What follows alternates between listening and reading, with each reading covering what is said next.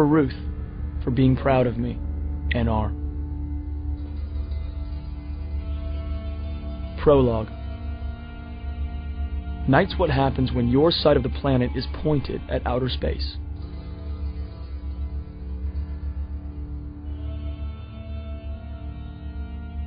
One.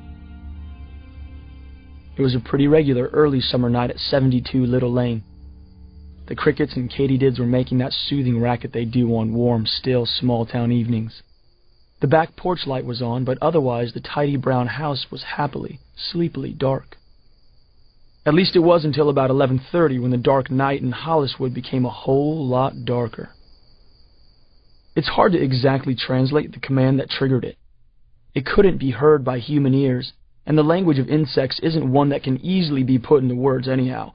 But every six-legged creature in the area instantly hid under the rocks, wedged into tree bark, or dug down into the dirt and became very, very quiet. And then, inside the small brown house, it became very, very loud. Every speaker, on the computers, on the cell phones, on the iPods, on the radios, on the telephones, on the brand new Sony flat screen with THX surround sound and every other TV set in the house, even on the intelligent microwave, began to blast a dance song from a popular old movie. A song that just happened to be the favorite of a very powerful alien.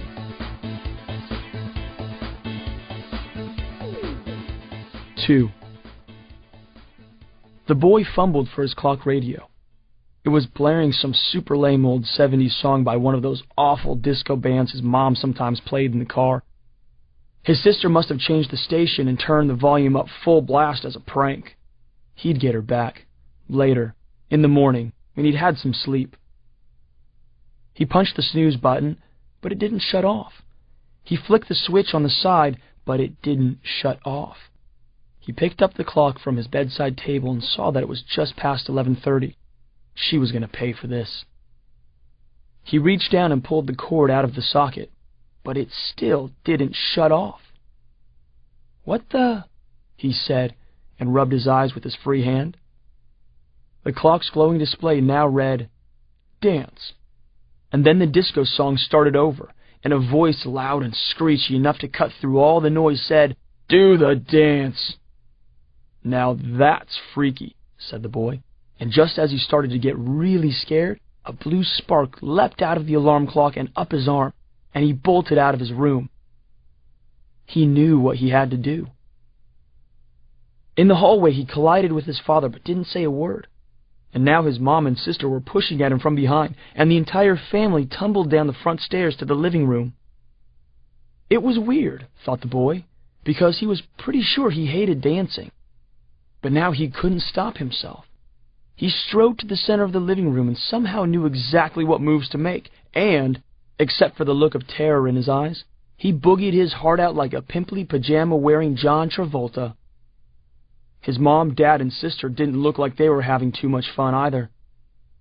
In fact, the only fun in the house was being had by the 5 grotesque alien beings filming the family from behind the eerie lights, high-tech microphones, and multi-lens video cameras set up in the adjoining dining room. They were laughing their slimy heads off. Not literally, but if one of these horrific creatures had actually knocked its own block off, picked it up from the floor, and eaten it, the boy wouldn't have been surprised. "By Antares, they're good," one of the monsters said, slapping one of its 6 scaly knees. "It's just like Saturday Night Fever." And then the fat one in charge, cradling the bullhorn in his left tentacle, nearly crushing the cheap folding canvas chair with his weight, replied with a sigh, "Yes, it's almost a shame we have to terminate them." 3. The 5 aliens were still hungry even after their fresh kill. They scuttled and hovered out of the news van they'd swiped from the local TV station and pressed their ugly, wet noses against the windows of the Holliswood diner. A young waitress with wavy black hair was reading a Sherman Alexie paperback at the counter. "Business is about to pick up a lot," said the boss alien, who had a 1,000-pound intergalactic champion sumo wrestler's body and the head of a catfish. No ears, no neck, no legs, and no manners. He reached out to his personal assistant, a big-nosed space ape, grabbed its cell phone, and punched in a number. The 3 other hench beasts twitched with anticipation. This was looking to turn into a pretty exciting Saturday night. When the girl leaned across the counter to pick up the diner's phone, a little spark leaped out of the receiver, arcing straight into her ear. Her eyes turned glassy as she put down the phone and went to open the door for them. "What did the Zen Buddhist say to the hot dog vendor?" asked the lead alien as the waitress showed them to their booths, already chuckling to himself at the coming punchline. "Make me one with everything," said the girl robotically. The creatures burst into laughter. "Actually, on second thought, sweetie," he added, "why don't you go and make us everything with everything? Chop, chop." "Good one, boss," said his assistant, stealthily snatching his cell phone back from where his employer had rested it on the table. He carefully wiped it down with a napkin before putting it back in his purple fanny pack. The waitress, in the meantime, had flown into motion as if somebody hit the ×2 button on a remote control. She prepared and delivered to the aliens heaping stacks of eggs, bacon, sausage, waffles, coffee, cokes, bagels, burgers, turkey platters, meatloaf, mashed potatoes, onion rings, cheese steaks, cheesecakes, clam chowder, gravy fries, banana cream pies, root beer floats, and chicken fried steaks, and several mugs of fryer oil. "Careful or you'll burn her out, boss," advised one of the hench beasts. "Like I care," said the boss. "We got about 6 billion of them to get rid of. And come to think of it," he said with a laugh that sounded like somebody blowing bubbles in turkey gravy, "there are plenty more where you came from, too." And with that, he grabbed the hench beast and pummeled it against the linoleum floor. The sound that filled the diner was like a roach getting crushed by a hard-soled shoe, only much louder. 4. "There's your dessert." The lead alien, who happened to be number 5 on the list of alien outlaws on terra firma, gestured at the hench beast's remains. The other aliens shared an uncomfortable silence as they slowly converged on the carcass. Number 5 rolled his gooey eyes and continued shoveling fried food into his extra-wide mouth. "Looks like we got company," said the personal assistant, nodding at the flashing red and blue lights in the parking lot. A moment later, the front door to the diner flew open, and a sheriff and deputy burst in with their guns drawn. "Hands up!" the sheriff started to shout, but number 5 fired a wide-angle ray gun that instantly turned both officers into puddles of something resembling swamp mud. "Clean that up! I'm eating here," said number 5. The 2 hench beasts eagerly turned away from the carcass of their fallen comrade and with long, rubbery tongues devoured the human sludge. "Speaking of annoying law enforcement types," said number 5, smacking his lips and sipping a scalding mug of fryer oil, "my spider senses tell me somebody even more pesky is on his way over here." "Not him?" asked his assistant. "The same," said number 5. A collective, defensive growl rose up from the alien crew. "That pipsqueak is almost enough to turn me off my Caesar salad," the personal assistant complained, downing an entire bowl of lettuce. "Let's just remember what's most important here," said number 5. "First, keep to the schedule. This is our biggest production yet, and we can't miss a beat. And second, ugly as he is, little Danny could very well be our lead man. So let's not kill him right away." Part 1. Actually, aliens should fear the Reaper. Chapter 1. You know the second coolest of all my superpowers? It's the one that lets me hear any song I've ever heard as loud as I want, as often as I want, and any time I want. It's like I have an iPod implanted in my head, only it holds, like, terabytes more songs, and the sound quality's better, and it never needs to be docked or recharged. The song I was playing over and over again right then, as I motorcycled down I-80, was Don't Fear the Reaper by Blue Oyster Cult. I know it kind of puts the K in classic rock, but it's a good one. and it was going along real well with my thoughts and plans, wherein I am the Grim Reaper of very, very bad aliens. I leave the good ones alone, of course, but honestly, not to bum you out, I've only bumped into a couple other good aliens here on your big blue marble. So what's the coolest of my superpowers, you ask? The way I can smell alien sweat from 10 miles away even while speeding along a highway with my helmet on? The way I've recently learned to make high-performance, hybrid-engine racing bikes that can travel 3,000 miles at 75 miles per hour on a tank of gas? The way I can pop a wheelie on my front tire? Well, that's almost untoppable, but no. The coolest of my superpowers is the one with which I can create my best friends, Willie, Joe, Emma, and Dana, out of my imagination. It takes some concentration, and I have to be rested and not taking any allergy medicine, but really, being able to shoot fireballs or outrace locomotives is nothing next to being able to make friends out of thin air. And they're not bottom-of-the-barrel specimens either. Joe is great with video games and computers, and otherwise is basically a life support device for the world's fastest-moving mouth. He's either chewing his way through some mountain of food that weighs twice as much as his skinny butt, or he's talking to Blue in totally hilarious streak. Emma is our moral compass. The part that gets her worked up about alien outlaws is that they're on terra firma and doing harm not just to people, but to nature. Mother Earth has no better advocate than her Birkenstock-wearing self. Emma's older brother is Willie. He's the ultimate wingman, built like a brick and slightly harder to scare than one too. He's our go-to guy when it comes to weapons and engines and stuff like that. Plus, he's more loyal than, like, Batman's butler, Alfred, Sam in Lord of the Rings, Wesley in The Princess Bride, and King Arthur's horse combined. Finally, Dana is, well, I guess you could say she's my dream girl. She manages to be both the most attractive and the most grounded person I've ever encountered in the universe.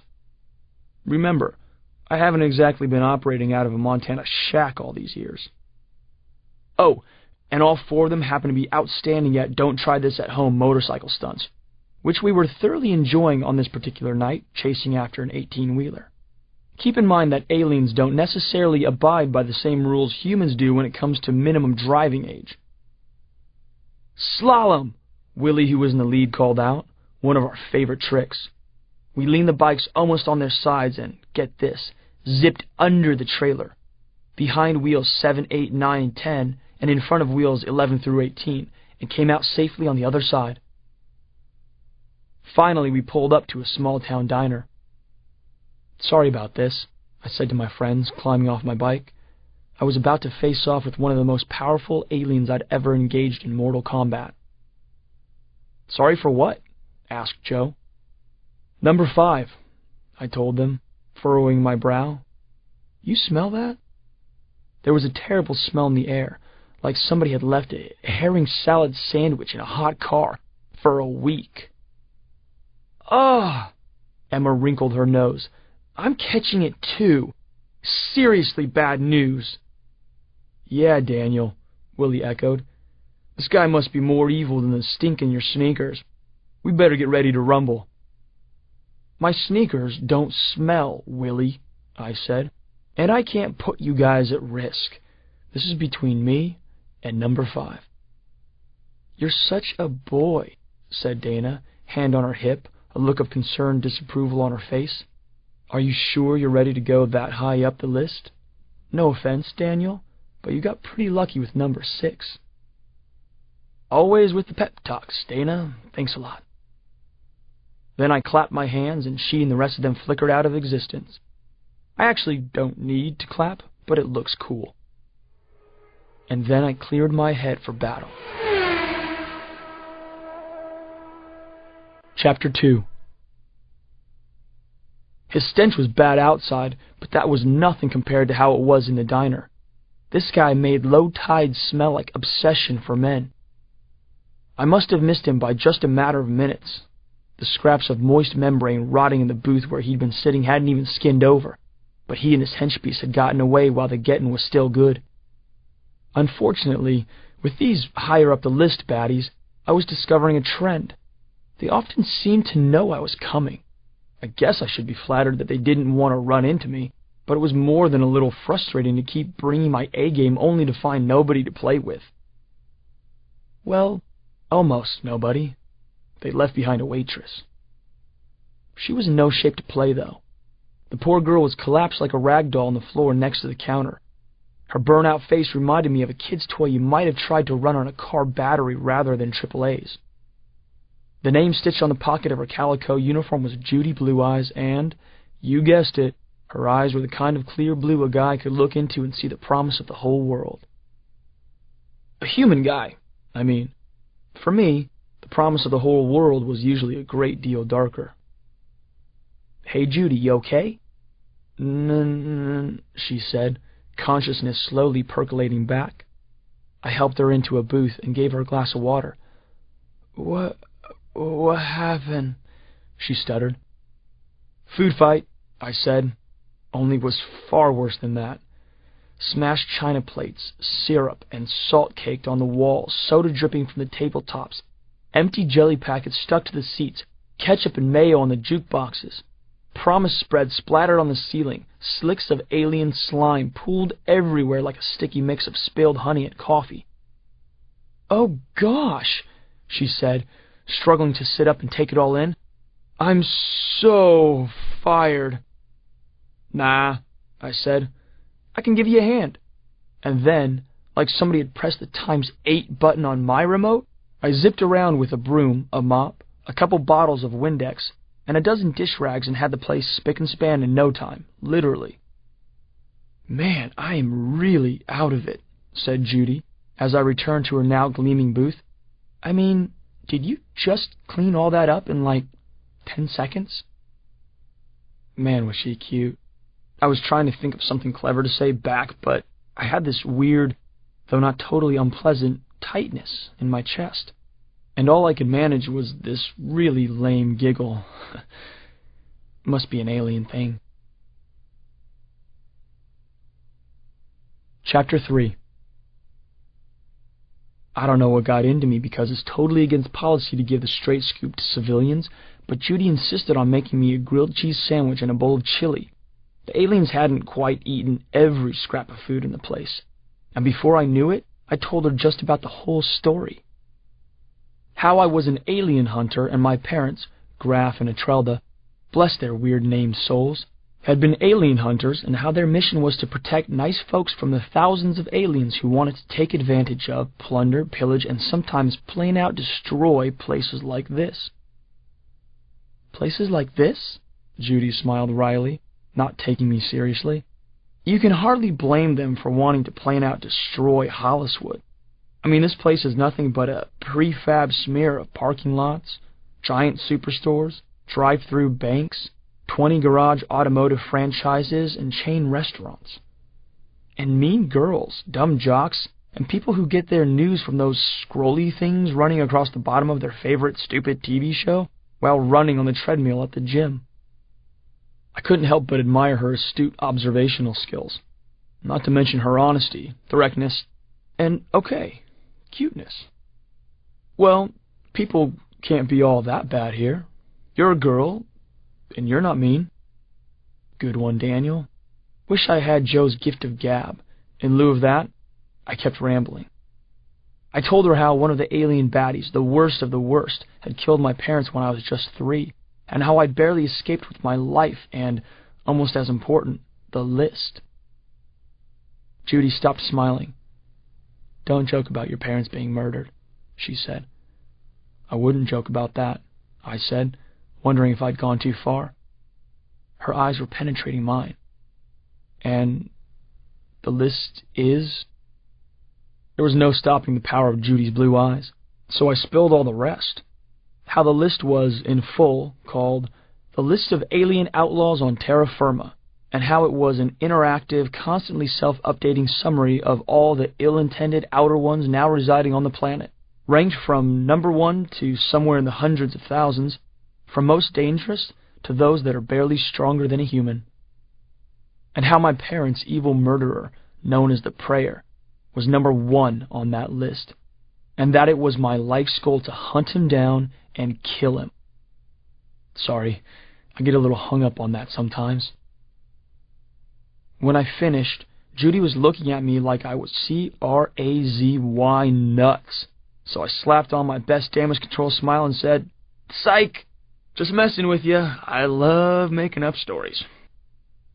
"Oh, sure," she said, blinking her gorgeous peepers and looking more than a little confused and creeped out. Sometimes I'm more extra stupid than extraterrestrial. "Okay, gotta go," I said, flashing damage control smile variation number 2. "Sure," Judy said. "Come back and see us real soon. What did you say your name was again?" "Daniel," I said, and flew out the door before she asked me my last name. That part of getting to know someone is always a little awkward when you don't have a last name. Chapter 4. You know how dogs go wild over mailmen? Well, you haven't seen a dog go postal till you've seen one detect the scent of the bad sort of alien. It's hilarious. Right now, I was the one about to go postal because I couldn't detect anything at all. My alien tracking nose could rival a bloodhound's, but unfortunately, I wasn't getting any directional indications on number 5. I sensed he was still in town someplace, but he must have started taking some new kind of precautions against me. I was upset, but not so much that I couldn't recognize it was a beautiful night, and since I needed some rest anyhow, I decided to make camp. I took a minute or 2 to gaze at the twinkling stars and run through the names of all that were visible. Even on the clearest of Earth nights, you can only see about 2,000 stars from the planet's surface, but get me up past the murky atmosphere, and I'll name you a couple million that would be distinguishable even to your human eyes. Then I turned on my laptop. Not just any laptop. This one. It's one some creatures would literally kill for, because it alone contains the complete and perpetually updated list of alien outlaws on terra firma. I can shape the list as anything from an interactive scroll to a heads-up display visor, but I usually access it as a laptop, since I like to practice not standing out. Plus, that way, when I'm not researching, I can download movies from Netflix. So I logged in and did a little research on the stinking outlaw I'd just missed at the diner. Number 5 hailed from a remote swamp planet with an unpronounceable name that makes the Siberian tundra seem cosmopolitan. But since leaving his provincial home and finding his way to the bright lights and big megalopolises of the central star clusters, he'd been working his way through the ranks, and now he was an up-and-coming entertainment mogul. Kind of an alien version of Aaron Spelling, if Aaron Spelling were a few degrees more bloodthirsty than Attila the Hun. His MO was to find technologically evolving but still largely defenseless cultures, such as Earth's, where he could easily move in, steal some of their better entertainment ideas, enslave their unwary populations, and then walk away with a treasure trove of exploitive, derivative programs that he'd then proceed to syndicate to networks across the cosmos. So what made this swamp creature worthy of the number 5 spot on the list? His signature cinematic flourish. To kill his cast as the last act of their skits. In fact, because they always died at the end, he was considered the founder of a new style of alien program that they called, in typically lame alien fashion, entertainment. Nobody's ever accused the outer ones of having overdeveloped senses of humor, that's for sure. Chapter 5. Not surprisingly, after refreshing my knowledge about number 5, I had some trouble sleeping. Kidnap, brainwashing, wanton murder, callous exploitation of sentient creatures on at least 3 dozen underdeveloped worlds. I was going to enjoy removing him from Earth permanently. As soon as the sun was up, I headed back to town, guided by a sort of 8th sense. I have 7 legitimate senses, at least that I've so far discovered, that told me there was something funky going on in the immediate vicinity. I pulled into the S-Mart 24-hour superstore and found a parking space next to a minivan that was being loaded by a pregnant woman. She was lifting a flat of motor oil and sweating like crazy, You need a hand, ma'am? I offered. She gave me a blank stare and made a weird bubbling sound with her mouth. Okay, sorry to bother you, I said, noticing one of her grocery bags seemed to have at least 20 cans of fish food in it. That struck me as a little weird, but maybe she ran a pet store or something. I turned to go into the store, but as I stepped out from behind the minivan, I almost got decked by a green plastic S-Mart grocery cart, pushed by another pregnant woman. I did a double take, to make sure I hadn't accidentally wandered towards a Mommy's R Us or something, and nearly got flattened by another pregnant woman, who was seemingly in a race with 3 other pregnant women, all making a beeline for the store's entrance. Weird, I said, and headed inside where things got weirder still. Chapter 6. I walked into the store and heard this strange, gurgling voice on the piped-in infotainment shopper channel, and I'm like, huh, that sure is a strange person to pick as your announcer. I was relieved to be approached by a very normal-looking, young, fresh-faced store clerk as I walked in.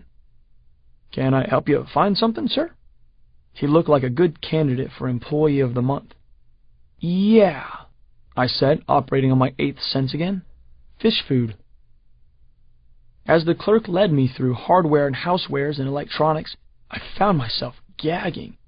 And when I spotted a video display, I understood why. Scowling on screen was none other than the unfortunate fish head of number 5. And even more unfortunate, he saw me. Number 5 scowled, and his image disappeared, leaving a pre-recorded Rosie O'Donnell to talk about some titanium-plated sandwich maker. Maybe he'd spotted me from one of the overhead security cameras. Did that mean he was in the store someplace? Sir, are you all right? The clerk called back to me. Couldn't be better, I told him with a weak smile. Are we there yet? Almost, he replied, as we passed an empty motor oil section. And then his voice transformed into a hideously twisted gurgle, just like the infotainment announcer's voice. We're going to number 5. I stopped dead in my tracks, until I realized that smiley Mr. Employee of the Month was heading toward a sign for aisle 5, pet food. And he was soon surrounded by an enormous throng of pregnant women who stood slack-mouthed, staring at some empty shelves where all the fish food had been. I was just about to tell everyone to take their fish food orders to a certain minivan in the parking lot when World War III broke out in aisle 4. Chapter 7. Guided by the sound of explosions, falling shells, and screams, I made a mad dash to the source of the chaos, leaping over people, dodging carts, somersaulting over cardboard display stands. The cause of the commotion was a makeshift film set manned by 10 henchbeasts that were melting terrorized shoppers with their weapons. And heading the group was an alien that made my jaw hit the floor, a big-nosed ape that was none other than number 21 on the list. In hindsight, I probably shouldn't have taken even a nanosecond to think about it, because as soon as he saw me, and clearly he'd been waiting in ambush, he fired this rifle kind of thing with a round dish on its front end, at me. I've got some pretty good reflexes, if I do say so myself, and I managed to leap up into the air before he got the shot off, like high enough so that I could grab one of the exposed I-beams in the 30-foot ceiling. But I wasn't fast enough. A massive shockwave slammed into me, compressing all the air in the warehouse-sized store and smacking me down like I was a fly and it was a rolled-up newspaper. I crunched onto the floor, my ears ringing, my vision blurry. The room was spinning. This is gold, number 21 cackled. It would have been a great time to conjure up my friends or some weapons to help me kick some alien butt, but right now I can barely remember the word for ouch. I was on my own. We found a lot of talented extras here in S-Mart, number 21 said darkly, but you're our best talent of the day, Daniel. My legs were like rubber as I staggered to my feet and forced myself into a jiu-jitsu stance, instinctively realizing that since I couldn't think clearly enough to create a pea shooter, I was going to have to resort to old-fashioned hand-to-hand combat. Unfortunately, I was still so unsteady. I think I ended up looking more like a drunk clown than a highly trained martial artist. Number 21 was busting a gut. He mopped his sweaty brow and slung his shockwave cannon over his shoulder. "Are you guys getting this?" he asked the hench beasts that were filming the shopping nightmare. One of the crew asked, "Should we mouth him too?" "Nah," Number 21 replied. "This was just his screen test. Boss says he's still got some real important parts to play." And then everything went black as I fell back against a tower of mac and cheese boxes. Chapter 8. As I came to, I could feel the hench beast's high-tech restraint device squeezing me from my chest down, holding me to the floor. "Can we make a deal?" I pleaded to the two shadowy figures standing over me. And then, I became about as embarrassed as I've ever been in my 15 adventure-filled Earth years. What was holding me to the floor was not some alien tech carbon fiber straitjacket, but a whole mountain of Kraft macaroni and cheese boxes that I'd knocked on top of myself when I passed out. And the two figures standing above me weren't alien hench beasts, but two 12-year-old skate kids. "You mean you want us to join your crew?" asked the shorter, chubby one. "Dude, that's so stoner," said the taller, skinny one. "Yeah, when you jumped up, and the monkey dude with the big space gun blasted you, and you fell, womp, dude. Stomped like a narc. And those guys in the weird bug suits with the cameras? Totally awesome effects." "You," I said, looking down the aisle at the brown stains on the floor that had been some of their fellow humans not long ago, "are insane. And you, dude, are a magnet. When's the show going to be on? Are you guys on YouTube?" "You guys own both Jackass movies, don't you?" "Dude, and T-shirts," he said, lifting up his buddy's sweatshirt to show an I Heart Jackass decal. I like humans, I truly do, but sometimes it amazes me their civilization ever got off the ground. Chapter 9. My fried head and body were starting to feel better as I crossed the parking lot back to my motorcycle. Pregnant women were still streaming into the store to look at the empty fish food and motor oil displays, but at the moment I was too bummed about losing my first battle against Number 5's crew to continue my investigation alone. So I decided to summon Mom and Dad. I was so aching for my family right then, I even whipped up Brenda, a.k.a. Porkchop, my annoying little sister, out of thin air. Daniel, I don't think we're all gonna fit," said Porkchop, nodding at my bike. "You are not still riding motorcycles," said Mom. "You know how I feel about them, Daniel. Not safe." Dad smiled at me knowingly. It wasn't an argument worth having with Mom, although, for the record, he and I knew that unless I had an accident on my bike that involved falling into the sun, or possibly a direct hit from an Opus 2424, chances were I would escape permanent injury. And so, presto changeo, I willed some additional matter into existence and transformed my motorcycle into an awesome late 80s vintage, wood panel, retrofitted Dodge minivan. "Airbags?" asked Mom. "Side impact airbags and ABS," I assured her and gave her the keys. "Well, let's get going," said Dad. "Time's a-wasting, and we need to convene a strategy session for dealing with Number 5 and Number 21. The man never took a breath without having a 6-point plan for it. "And then, dear, sweet, wonderful, multi-talented brother, we can all go out in the yard and polish the giant golden statue we've made of you because we love and adore you and, basically, worship your fantastic self." "Or not," said my sister, making the L is for loser sign against her forehead. I was too tired to retaliate, so I just rolled my eyes. "So where's home, anyway?" I asked. "Why, right here," said Mom.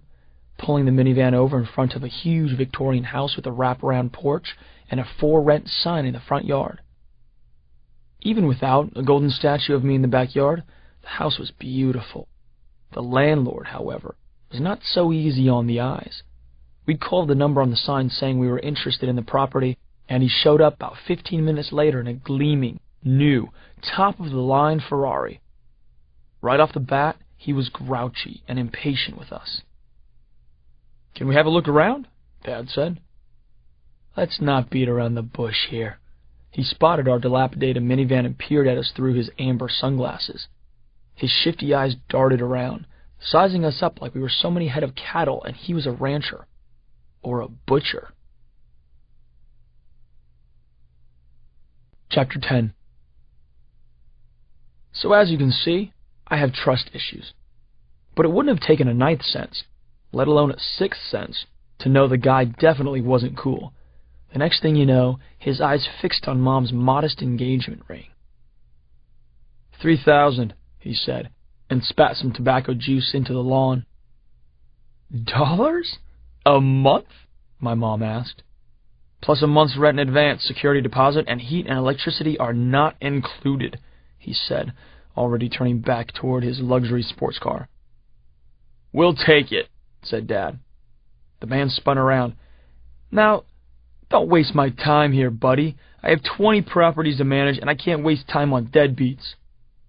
"Are you calling us deadbeats?" asked Mom. Porkchop blew a bubble and stared at him menacingly. "All right, then. A cashier's check, $6,000 made payable to Ernesto Gout, and I need it today. I have a lot of other people looking at this place." The guy tensed up a little as Dad stepped toward him, but Dad was all smiles. "It's a deal, sir," he said, putting out his hand.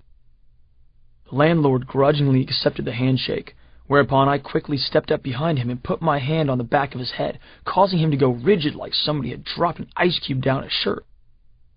Cool Alien Hunter Power number 141. Telepathic Attitude Adjustments. "So, would cash be okay?" I asked. Yes, of course. Cash would be fine," he said, quickly coming around. "And how about if you bring it to us by, say, noon?" For a moment it looked like he was going to lose his lunch, but he nodded. "And we'll need you to call the electric and gas companies and arrange to pay that yourself, okay?" Yeah, sure. "And here, why don't we trade cars? You take the minivan, so you can have more room for stuff when you run our errands, and we'll keep the Ferrari." "Great idea." "All right, then. If you can just give me the keys to the house and your car, I'll let you go to the bank and get us our money." "Yes, sir," he said. It all goes to show that you can't always believe first impressions. Or, if you don't like your first impression, then change it. I mean, if you're an alien hunter. Chapter 11. After Mr. Gout returned with the money, we sent him off to get some lumber and other things to help alien-proof the house. His attitude was much improved. He actually seemed happy about it. "Your abilities are getting sharper," remarked Dad, "but you're going to need a bit more than that for number 5. In fact, I've managed to update his profile, and I created a brief dossier I want you to digest before dinner." "And you aren't going out until you've taken a shower and done your laundry," added Mom. "You look like a ragamuffin, and tomorrow you're getting a haircut." I guess it's a little weird that I let myself get bossed around by people that are essentially products of my imagination. What kind of parents would they be otherwise? "Sure, Mom," I humored her. Meantime, I went to check out some updates and relevant list computer information that Dad had helped me locate on number 5 and number 21. You don't make it into the list top 10 without a pretty terrifying resume to back it up, but the more I found about number 5, the more it was clear this was going to be my biggest test yet. Like the electric eels on Earth, his species had evolved in murky swamp waters where electrical powers gave a creature a distinct advantage. Only, of course, his species had evolved a little more than any eel. Not only were number 5 and his kin able to sense and stun with electricity, but they could also manipulate the electrical impulses in their prey's brains and actually hypnotize them into doing whatever they wanted. According to recent reports, it wasn't uncommon to find number 5 species living with a handful of attending servants who would do everything from cleaning to cooking themselves for dinner. In the field of electromagnetics, number 5 was described as something of an artist. You know, like in the way Genghis Khan was an artist with battlefield tactics and ruthless leadership. Oh, sorry, maybe you missed that part of world history class. Also, he was a dynamo of energy.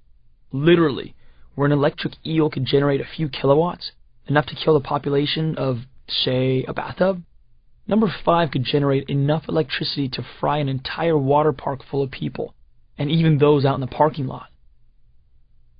As to number 21, the space ape that had gotten the jump on me in S-Mart, I discovered his showbiz name was Dougie Starshine and that he'd been credited as the production assistant and casting director on number 5's last dozen shows, and that he was no weakling either.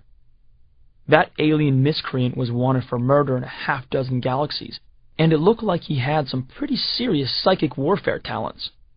I mean, maybe a 21 ranking doesn't quite compare to a top 10 baddie, but if you're the type of listener who likes a little perspective, consider that Joe and I had figured out that if Superman were evil and real, in fact he is loosely based on a real alien from the Crab Nebula, he'd come in at about number 37. Real aliens seldom have weaknesses as obvious as kryptonite. Chapter 12. Dad and I went out back and did some jiu-jitsu training, and Savate, Taekwondo, Taekwon, Aikido, Judo, and Glima for good measure, and held a brief tactical planning session afterward. He'd decided that when you boiled it right down, all that number 21 had done to me was seize the advantage by using the element of surprise. If there is a kryptonite for me, then there you have it.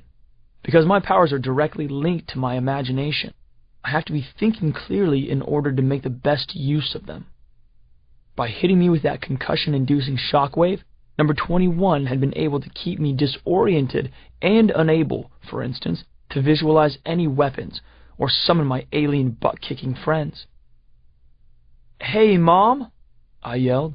She was sitting on the back porch reading a book, The Elephant Keeper's Secret Kite, that I picked up for her. Have I mentioned that I love elephants, and that it's a little-known fact that they originated from my home planet? "What's for dinner?" I asked. "I have no idea," she replied. "All we have here is a tin of caviar I found in the mailbox along with a lot of other old junk mail." "Caviar?" I asked. "As in fish eggs?" "A lot of people consider it a delicacy, Daniel," she reminded me, holding out the package. It was still in its clear plastic mailer addressed to Female Resident. I tore open the bag and read the note that came with the can. "A gift to the women of Holliswood from the KHAW news team in gratitude for your kindness to visiting film producers. Bon appetit." Caviar from a local news station? Well, go ahead and chalk up mystery number 112 for me to solve already. And while you're at the board, why don't you put me down for what is really only my second bad pun ever? Although in this case, I think you'll agree it's completely unavoidable, because there was something very fishy going on in this town. Chapter 13. Since I really did not want caviar for dinner, or ever, I sent Mr. Gout out for some KFC original recipe. I knew my friends, especially Joe, would never forgive me if I didn't summon them for the Colonel Sanders Gorge Fest. Joe nearly cried with happiness when he saw Mr. Gout come in the door with the big red and white buckets. Then Dana, Willie, Joe, and Emma and I said goodnight to my parents and hopped into the Ferrari. The only problem was the 5 of us couldn't fit in a 2-seater sports car. "Leave Dana here," said Joe. "No way," said Dana. "You're the one who smells like Colonel Sanders' gym shorts."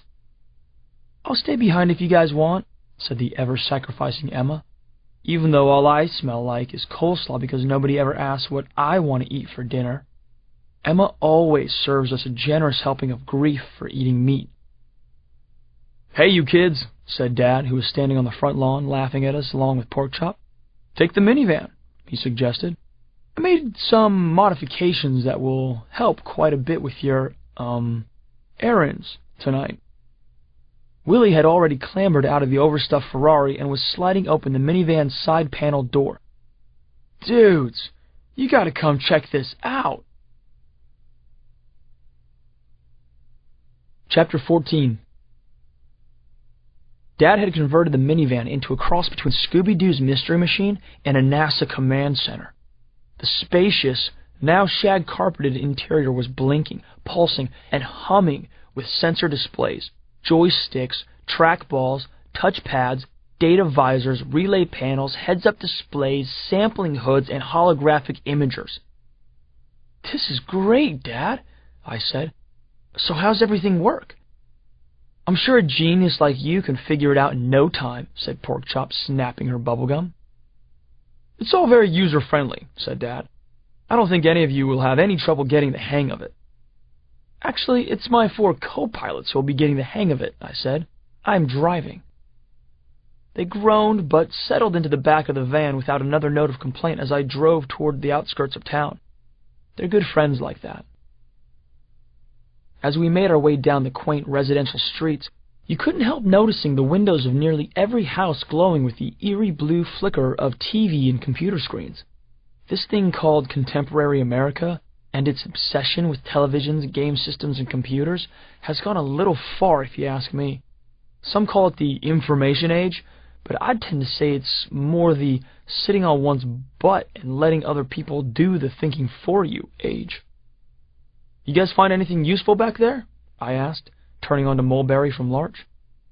"Yes, I think I have our first target," said Joe. "There's a whole mess of them in a building about half a mile from us. Hang a left here and then a right at the next stoplight." "How many are there?" asked Willie, practicing some jujitsu moves in the middle of the van. "Can't tell yet. Hang on, okay?" Joe remained intent on his data feed. I turned at the light onto a commercial street lined with stores and shopping plazas. "Okay, it's up there on the right," said Joe.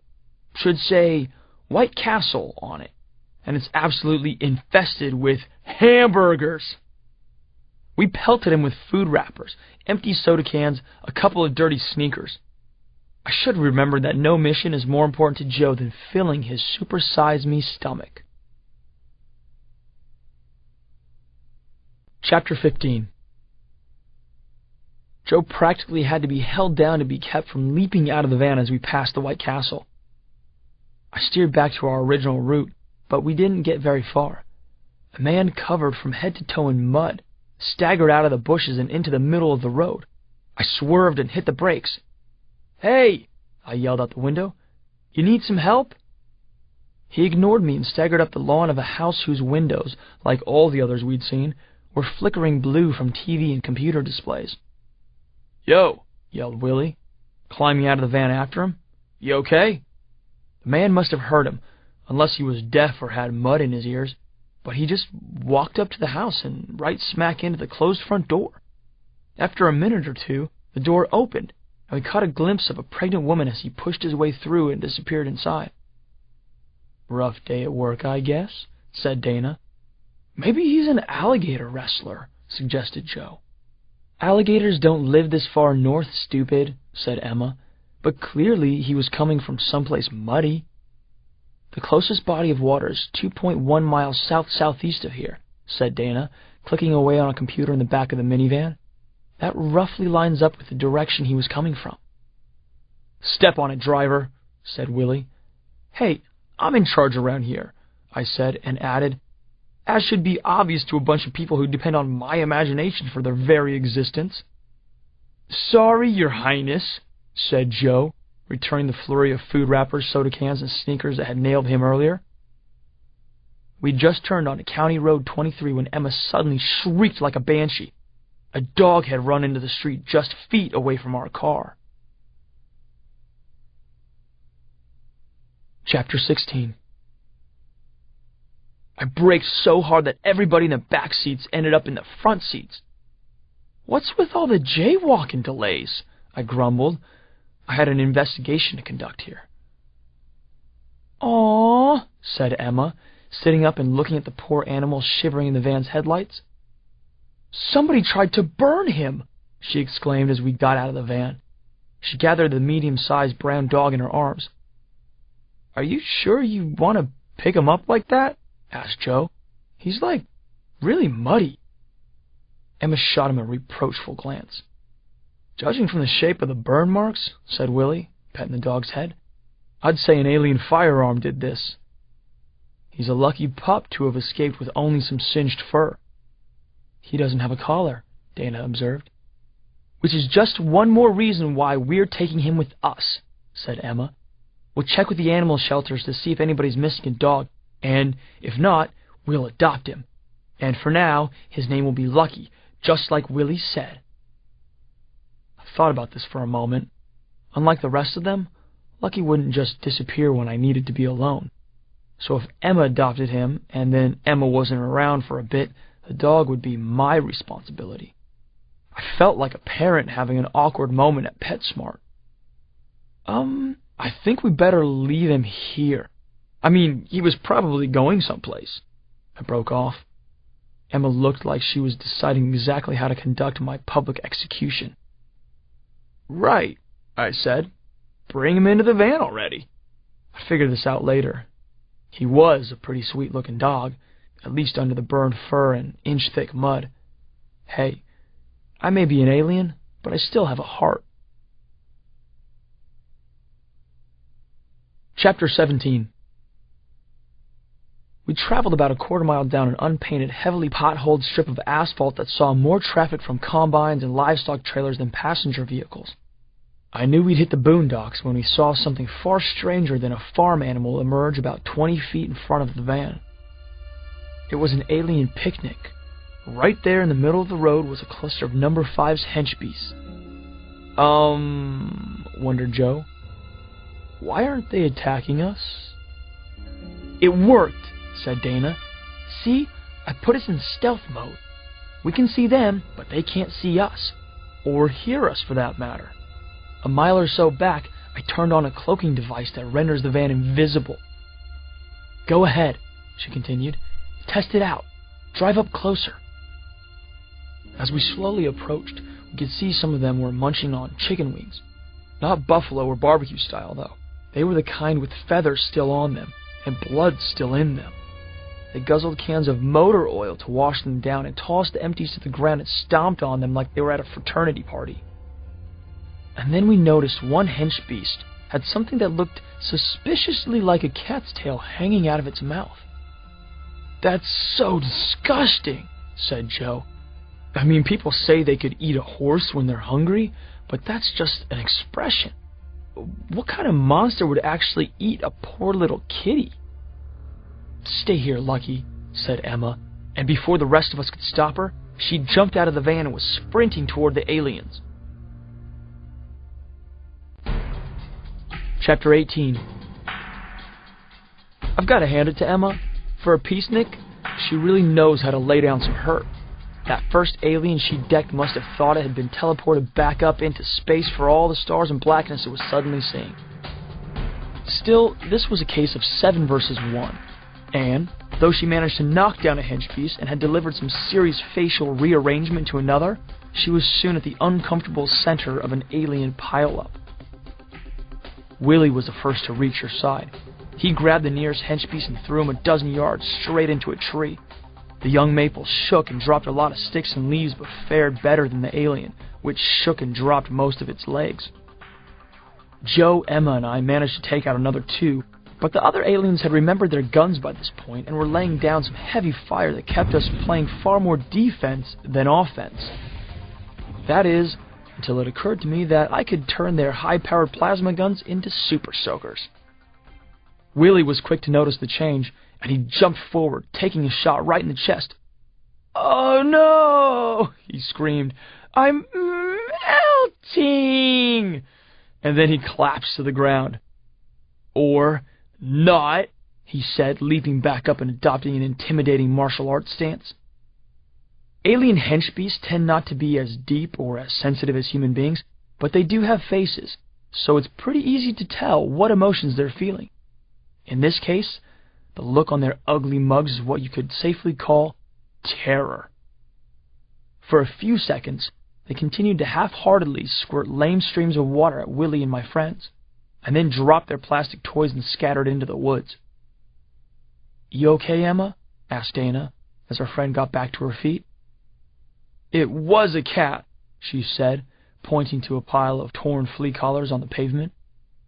We nodded sympathetically. I spotted a satchel one of the aliens had been carrying and began to rummage through it. "Promise me, Daniel," said Emma. "We're going to get every last one of these monsters." "That's job one," I reassured her, but I was preoccupied with something I had found in the satchel. Something very strange and distressing. Chapter 19. It was a small piece of jewelry from my home planet. My people are incredible and distinctive craftsmen, and I instantly identified the small silver pendant of an elephant as genuine Alperian handiwork, not some dime store knockoff. In fact, elephant pendants like this were commonly worn by adults who leave the planet, emblems of homeworld solidarity. My mother and father had both received them when they had graduated from the academy and accepted jobs in the protectorship. As far as I knew, they'd never taken them off. So what on Earth, or any other planet for that matter, were a bunch of number 5's henchbeasts doing walking around with an Alpar Nokian elephant necklace? It had to be one of my first memories. That little silver elephant hanging from my mother's neck. I'd play with it endlessly, watching it twirl and catch the light whenever she held me in her arms, though I hadn't thought about it in years. I wiped away some moisture from my eye before it technically became a tear. One more mystery for me to solve, I thought with a sigh, putting the pendant in my pocket. Just then I had this really weird sensation that I was being watched, and I spun around, but there was nothing, just cricket-infested woods. "Joe," I yelled into the van, "are you picking up any alien life forms on the scanners?" "Nothing but regular wildlife. Those cat-eaters we scared off are miles away by now." Great, I thought. Now number 5's made me paranoid, on top of everything else. Chapter 20. After a mile or so, the county road crossed over the freeway, and we pulled into a small Exxon mini-mart at the end of the off-ramp to regroup about where the night's mission was headed. We got some waters and sodas, and Joe bought a couple dozen bags of chips, a fistful of jerky sticks, and at least a dozen Hostess bakery products. That was normal, but here's the weird part. Joe actually stopped eating in the back of the van before he'd finished inhaling his third bag of nacho cheese chips. Even weirder, he paused to place a crumb inside what looked like a miniature microwave oven. 53% Benton, Iowa, 32% Edison, New Jersey, 11% Las Piedras, Mexico, 3% Ankang, China, and trace quantities from, a planet that's about 25,000 light years away from Earth. "What are you talking about?" asked Dana. "That corn chip. This machine can pinpoint the origins of any sample you put inside it. In this case, a corn chip." "Your corn chip has extraterrestrial ingredients?" asked Dana, wrinkling her cute little nose. "Well, it's mostly from Iowa. Probably the corn part," said Joe. "It's no surprise, really," I said. "The list tells us there are how many thousand aliens living here on Earth?" "Probably one of them works at the snack factory and sneezed on the production line," said Dana. "Yeah," said Emma. "Or they're trying to poison the population or something." "It's possible," said Joe, sticking another handful of chips in his mouth. "And I can't say for sure, they taste pretty good." "Think you can fit some caviar in there?" I asked, handing Joe a can from my backpack. It was the tin that Mom had found in the mailbox. He put the whole can inside and slammed the door shut. The machine hummed while Joe swallowed the last of the chips. "Yeah, this one's not going to earn organic certification either. The paper looks like it might have come from Oregon trees, but the metal and stuff inside is definitely from a galaxy far, far away." "Let me guess," I said. "Number 5's home planet." On the button, said Joe. Guys, said Dana, hunkering over her console, I'm seeing signs of alien activity a few hundred yards from here, and there's some sort of freaky transmission coming from a TV relay station just up that hill over there. Against the starry sky, we could see a sinister red light blinking atop a steel-framed communications tower. Listen to this. The minivan's speaker system began to play a decidedly unearthly series of clicks, moans, and static. Lucky bared his teeth and made a low growl. "Attaboy," said Emma, stroking his neck reassuringly. "Let's go rid Earth of some aliens." Chapter 21. The relay station's access road was barricaded by a chain-link gate. "Want me to make it go away?" asked Willie, already aiming his plasma cannon at it. "It's easier to spy on aliens when they don't hear you coming," I said. So we left Lucky to guard the van, and as stealthily as an alien hunter and his 4 imagined friends can manage, we jumped the fence. It was 15 feet high, but we can do tall buildings in a single bound, so it really wasn't an issue. We snuck up the hardscrabble road on foot. At the top of the hill, and inside another fence, this one topped with concertina wire, we found a pretty typical broadcast substation. A small forest of towers, satellite dishes, antennas, and transformers. The small control shack also looked to have been built by human hands. Everything in fact seemed pretty normal, except that the door to the shack had been blown off its hinges, and there was an eerie blue glow emanating from within. And, of course, the air was filled with the disgusting stink of aliens. We broke out some night vision binoculars and long-range microphones and crept closer. There was a half-dozen henchbeasts inside the shack, guzzling motor oil and laughing their ugly butts off as one of them edited video footage. The transmissions were surreal scenes of townspeople doing dances, singing a cappella, and always at the end getting vaporized. That especially sent the aliens into hysterics. Next they uploaded a scene of pregnant women converging on a country farmhouse. "That number 5's a stallion," said one of them, guffawing conspiratorially. "Yeah, especially for a fish," replied another, causing the rest to roll on the floor with laughter. Just then the picture on the monitors changed to the glowing image of their boss, and they quickly stood at nervous attention. "Are you no-talent alien clowns having a good time?" asked number 5. Yes, sir. No, sir. We mean, spare me the stupidity," said number 5, "and see if you can't spare yourselves and me yet another production delay. Our friend the alien hunter is 45 meters away and he's armed to the teeth." "Well, so much for the element of surprise," said Joe. Willie cracked his knuckles and then, in his best Bruce Willis impersonation, said, "Lock and load." We didn't like using guns ourselves, but I had to agree with the sentiment. Chapter 22. Note to self. When fighting hand-to-hand with rubber skeleton aliens, which some of these evidently were, remember that thing Sir Isaac Newton said about every action being met with an equal and opposite reaction. Because no sooner had I landed a devastating roundhouse kick to the head of one of the henchbeasts than I was sailing through the night like I'd just jumped off a 10-story building onto a trampoline. I somehow managed to land on my feet on the far side of the control shack, and I was ready to spring back into action, but my friends had already figured out how to deal with these overly flexible aliens. You simply tie one of their limbs to a fixed object, such as the steel girders of the broadcast tower, and then you run with their bodies in the opposite direction. Then, when you can't run any farther, you let go and bang! The creatures snap back into themselves with such force that they explode like dropped water balloons. Only they're filled with some sort of sticky greenish syrup rather than water. Gross, but effective. The other type of henchbeast we encountered wasn't quite so stretchy, but had its own surprise. Some sort of gland on the abdomen that could spray a jet of foul black acid more than 30 feet. We found they weren't very good at aiming up, however. The secret was to jump into the air and then crush them from above, splat, just like a foot squashing a bug.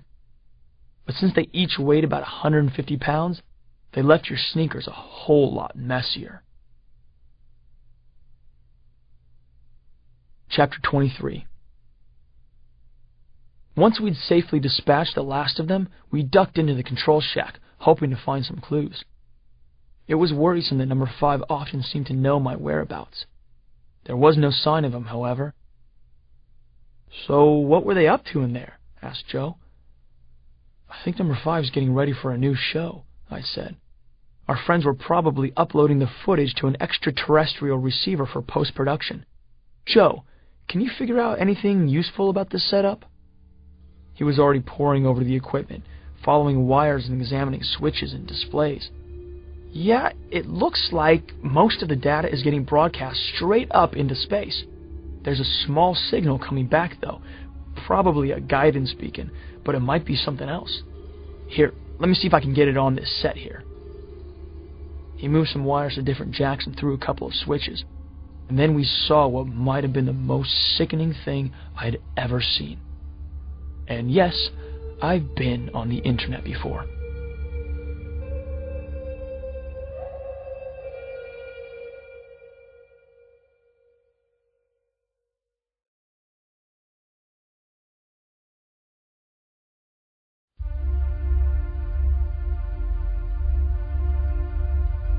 Chapter 24. Imagine the theater for American Idol during the season finale. Now make it bigger, like Madison Square Garden in New York or the Staples Center in Los Angeles. And now quadruple its seating capacity. And now replace the mostly polite, family-oriented audience of American Idol with the loud, obnoxious fans of, say, Jerry Springer or Howard Stern. And have them not be human. Have some be three-headed. Have some be lobster-clawed. Have some wearing space suits. Have some glowing with orange radiation. Have some be nothing more than dense clouds of blue vapor. Have some with hammerheads, some with needle noses, some with feathers, some with frog legs, some with turtle backs, and some that look like Chinese dumplings with sea urchin spines and metal helmets. Well, that at least starts to paint the scene. But that wasn't the sickening part. What made us gasp in horror was the stage, where the scenes we'd watched on the monitor were now being played for the alien horde's viewing pleasure. A father and his daughter getting terrified by a microphone-wielding Number 5, and then liquefied by blaster rays. A family, and even their dog, dancing to 70s disco hits, and then melted by blaster rays. A TV news anchor breakdancing on her desk, and then, in a flash of light, getting transformed into a steaming pool of swampy liquid. And then me, getting knocked senseless by Number 21 in S-Mart. The audience loved every second of it. Even through all of the bits of static and fuzz, you could see the jeers, the sneers, the laughter, the pumping fists, claws, and tentacles of those assembled interplanetary creeps. Then I heard Number 5's voice boom through the arena. "And that, my fellow producers, is just a trailer for the hottest new entertainment phenomenon we're calling entertainment. Watch the skies for more episodes, and a sizzling premiere that'll leave you dying for more." Without saying a word, 5 of us started smashing everything in the shack. Sparks flew, and the air filled with the scent of shorted fuses and ozone as we hurtled mixing boards, editing decks, hollow-form display units, and a bunch of other things we didn't bother to identify before we trashed them. And then, as I reached to pull one of the monitors off its wall-mounted bracket, Number 5's image flickered to life on the screen. "I thought you were the alien hunter, not the alien vandal," he laughed. I was speechless. How did he do that TV trick? It looked like a regular old set. "You'll be happy to know the broadcast was completed before you destroyed any of this equipment." "I don't care," I managed to say. "Don't you?" he said. "I'm not sure I believe you. Not that I suppose it matters. The only thing that would be a help is if you stuck around town till we're ready for the final episode. You have a starring role in it, you know. You're not even going to make it to episode 2, you fishy freak. He laughed at me. Very good, young alien hunter. That's just the kind of bravado the audience loves to see. And it will make it all the funnier when I kill you in a live broadcast. Chapter 25. Dude, said Joe as I hurled the monitor through the window, he's totally toying with you. Let him keep thinking that, I said, although truth be told I was getting pretty freaked at this point. How can he possibly keep seeing me through TV screens like that, Joe? Maybe he's got them reverse wired somehow, has them working as cameras. Is that possible? Almost anything is possible if you have alien technology on your side. Can you take a look and find out for us? Sure, said Joe. Of course, it would have been easier if you hadn't thrown it out the window and smashed it into 1,000 pieces, but I'll see what I can do. He stepped out of the shack to gather up the remains. Okay, I said to the rest of them. You guys have any big ideas here? Personally, I'm starting to wonder if going after number 5 wasn't a big mistake. But he'll keep killing animals if you don't stop him, said Emma. And humans, said Willie. And probably you, said Dana. You guys are a great help, I said. Chapter 26. Joe didn't find anything strange in the wrecked TV. No nano cameras, no light-sensitive data films, no reverse broadcast micro-transceivers, which left me one conclusion. Number 5's electromagnetic powers were greater than I'd even begun to imagine. I mean, the only thing I could figure was that he was actually able to inhabit electronic devices. And in a world as wired as this one was becoming, well, there wasn't much to keep this soulless creep from turning the entire human race into an unpaid variety show and then committing the worst extinction event the planet had ever seen. Just to be safe, I had the gang run a complete analysis on the van's equipment, and when we made it back to the house, we shut off the main circuit breaker in the basement and cut the phone lines. Clearly, if I was going to find a way to surprise number 5, and I'd been miserably failing at it so far, I couldn't have him watching me through the electrical sockets. I turned to my family and friends. If you were number 5, what would be the last thing you'd expect of a young alien hunter bent on wiping your foul-smelling stain off the face of the planet? Acting normal for once in your life, offered Porkchop. I was about to give her the L is for loser sign, but that's when it hit me. Tomorrow morning, I was going to do exactly what any normal kid my age would do. I'd get up, get dressed, drink some orange juice, eat a frosted strawberry Pop-Tart, and go to high school. Number 5 wouldn't expect that in a million years.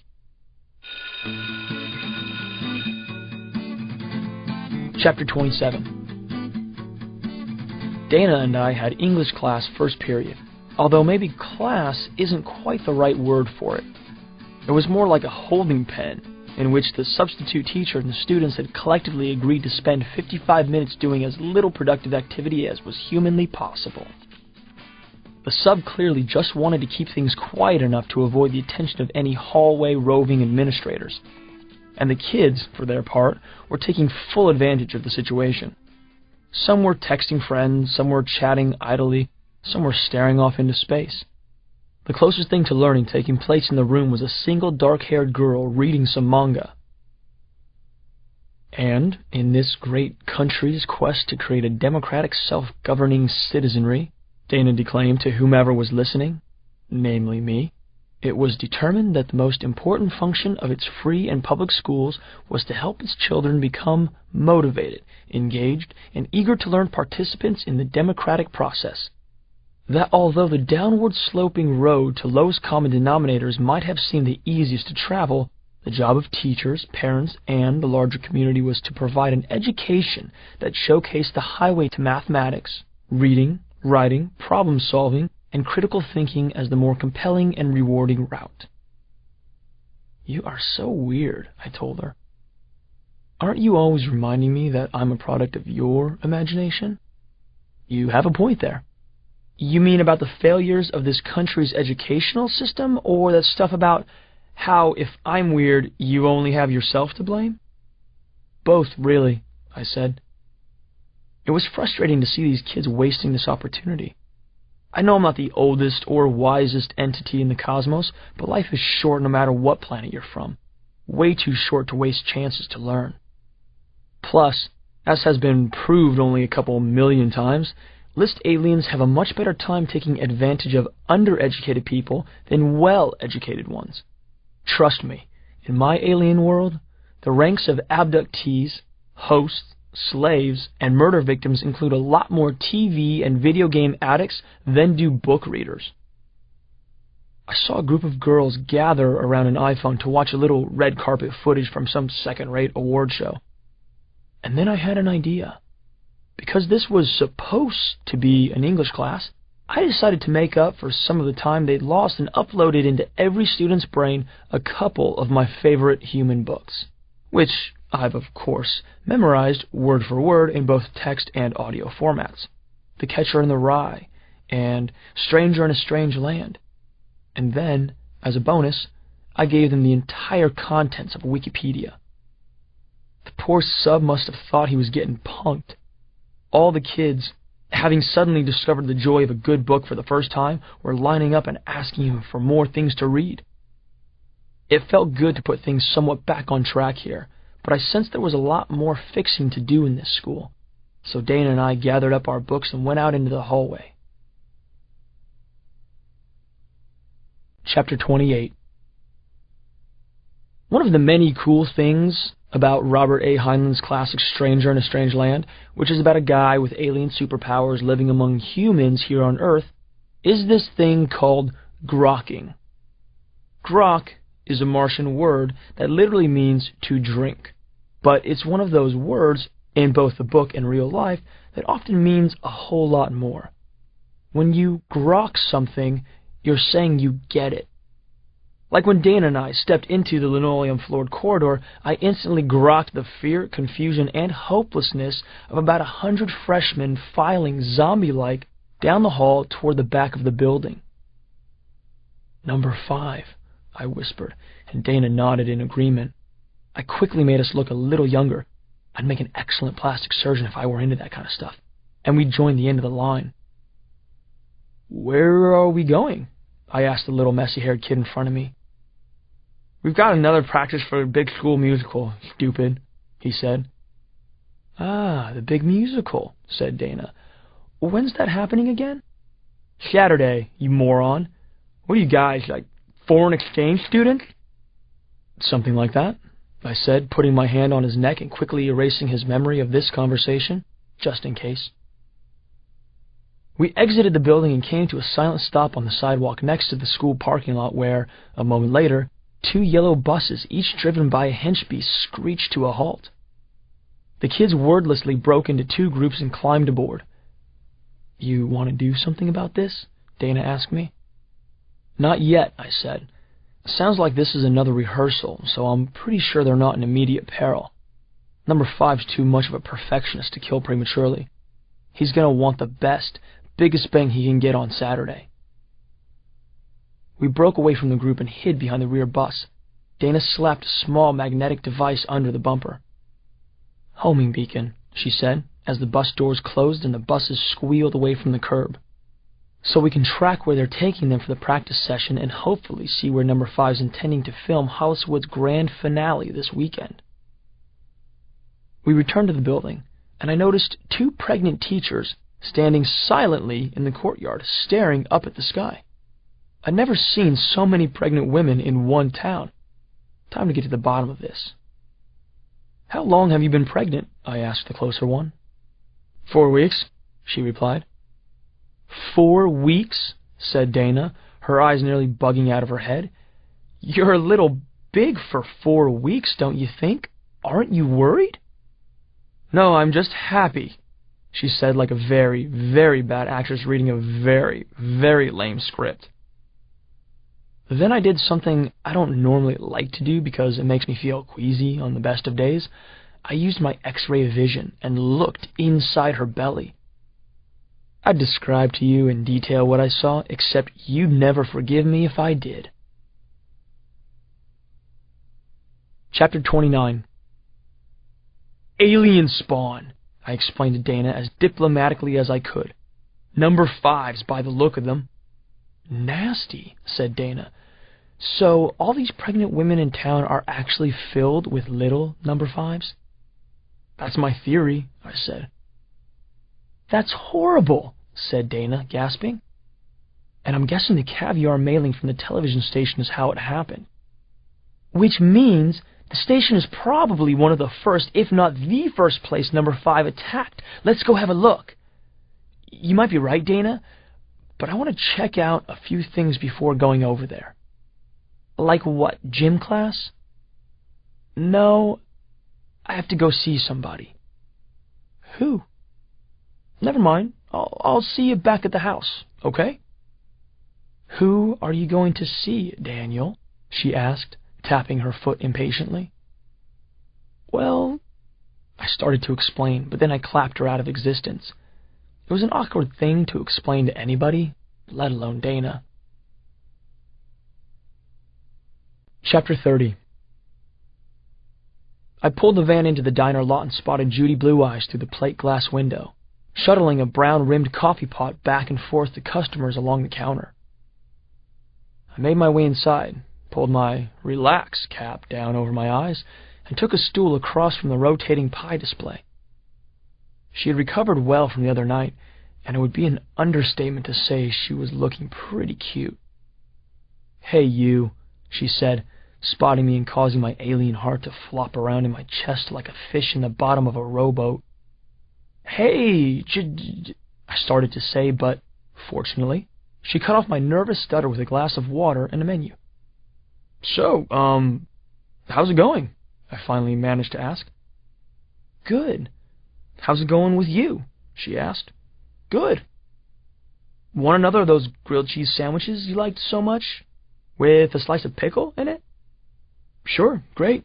Thanks. I was doing well with the one-word sentences.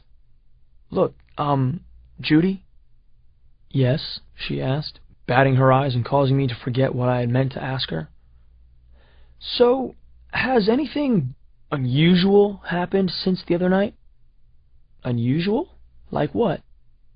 Like, anything weird. Where? Here at the diner? Yeah, or in your neighborhood, or at school. My school is always weird. My parents have been homeschooling me since 8th grade. It totally stinks. I'm sure they're doing what's best for you. Yeah, completely destroying my social life is just what the doctor ordered. Seriously? You never go to school? Pretty much just for standardized tests, like twice a year. So when do you get out to see your friends? Friends? I'm lucky to get out for piano lessons. I took this job pretty much just so I could talk to other human beings. How ironic that she had found herself talking to a non-human instead, I thought. Only problem is, it's usually old truckers, municipal employees, and police. My parents figure it's good experience for me and a chance for me to earn some money for college. I'm impressed. Yeah, they seem to think I'll get into a better school this way. And who knows? Maybe they're right. Maybe Mulberry Avenue Academy is better than Holliswood High. What's Mulberry Avenue Academy? Mulberry Avenue is the street my house is on. I was trying to make a joke, Stu. Stu? My name's Daniel. Stu's not just short for Stuart, stupid. I was unprepared for that, but I was pretty sure she was flirting. So you feel like it's a good idea to tease me, even with a name like you've got? I said, pointing at her name tag. I mean, it seems to me if you want to go that way. My real name's McGillicuddy. My boss couldn't spell it over the phone to the uniform supplier, so he put the order through as Judy Blue Eyes. McGillicuddy, huh? I was tempted to tell her name sounded just like a substance, McGillicuddy, that's excreted by a 300-pound centipede-like creature from Frisia 9 and is one of the 3 worst-smelling compounds ever discovered. But then I thought better of it. So, remind me, did you say you wanted that sandwich, Stu? We were staring pretty hard into each other's eyes at this point, and I was feeling a little giddy. Sure, a sandwich would be great. Chapter 31. 1 minute Judy was herself, smiling, bouncing down the length of the counter to pass my order through the kitchen window, and the next minute, the diner was almost as surreal as an alien picnic. All at once, the volume on the TV set above the cash register went from mute to ear-busting. A number from that High School Musical show started to crescendo, and suddenly Judy was juggling coleslaw cups and then twirling the 2-foot-long peppermill like she was a majorette. Then the volume went back down, and without missing a beat, she was back leaning across the counter looking at me. "That's funny," she said, putting down the mill. "You asked for pepper, right?" Yeah, sure. Listen," I said, getting out my wallet. "I just remembered I have to walk the dog." Even weirder than Judy's juggling routine was the fact that Zac Efron from High School Musical was starting to look a little like number 5 to me. Sure sign it was time to split. "Oh, okay," she said, looking a little surprised. "Just promise me you'll keep your eyes open for anything strange, okay?" "You betcha, cutie." Did I mention Alien Hunter Super Ability number 415? Yeah, I can blush so hard that Santa could probably give Rudolph the season off and have me guide his sleigh at night. So my big giant red head and I stuttered, "Thanks," and left a nice tip on the counter. I scanned the room for danger on my way out and noticed a few shady dudes in one of the corner booths.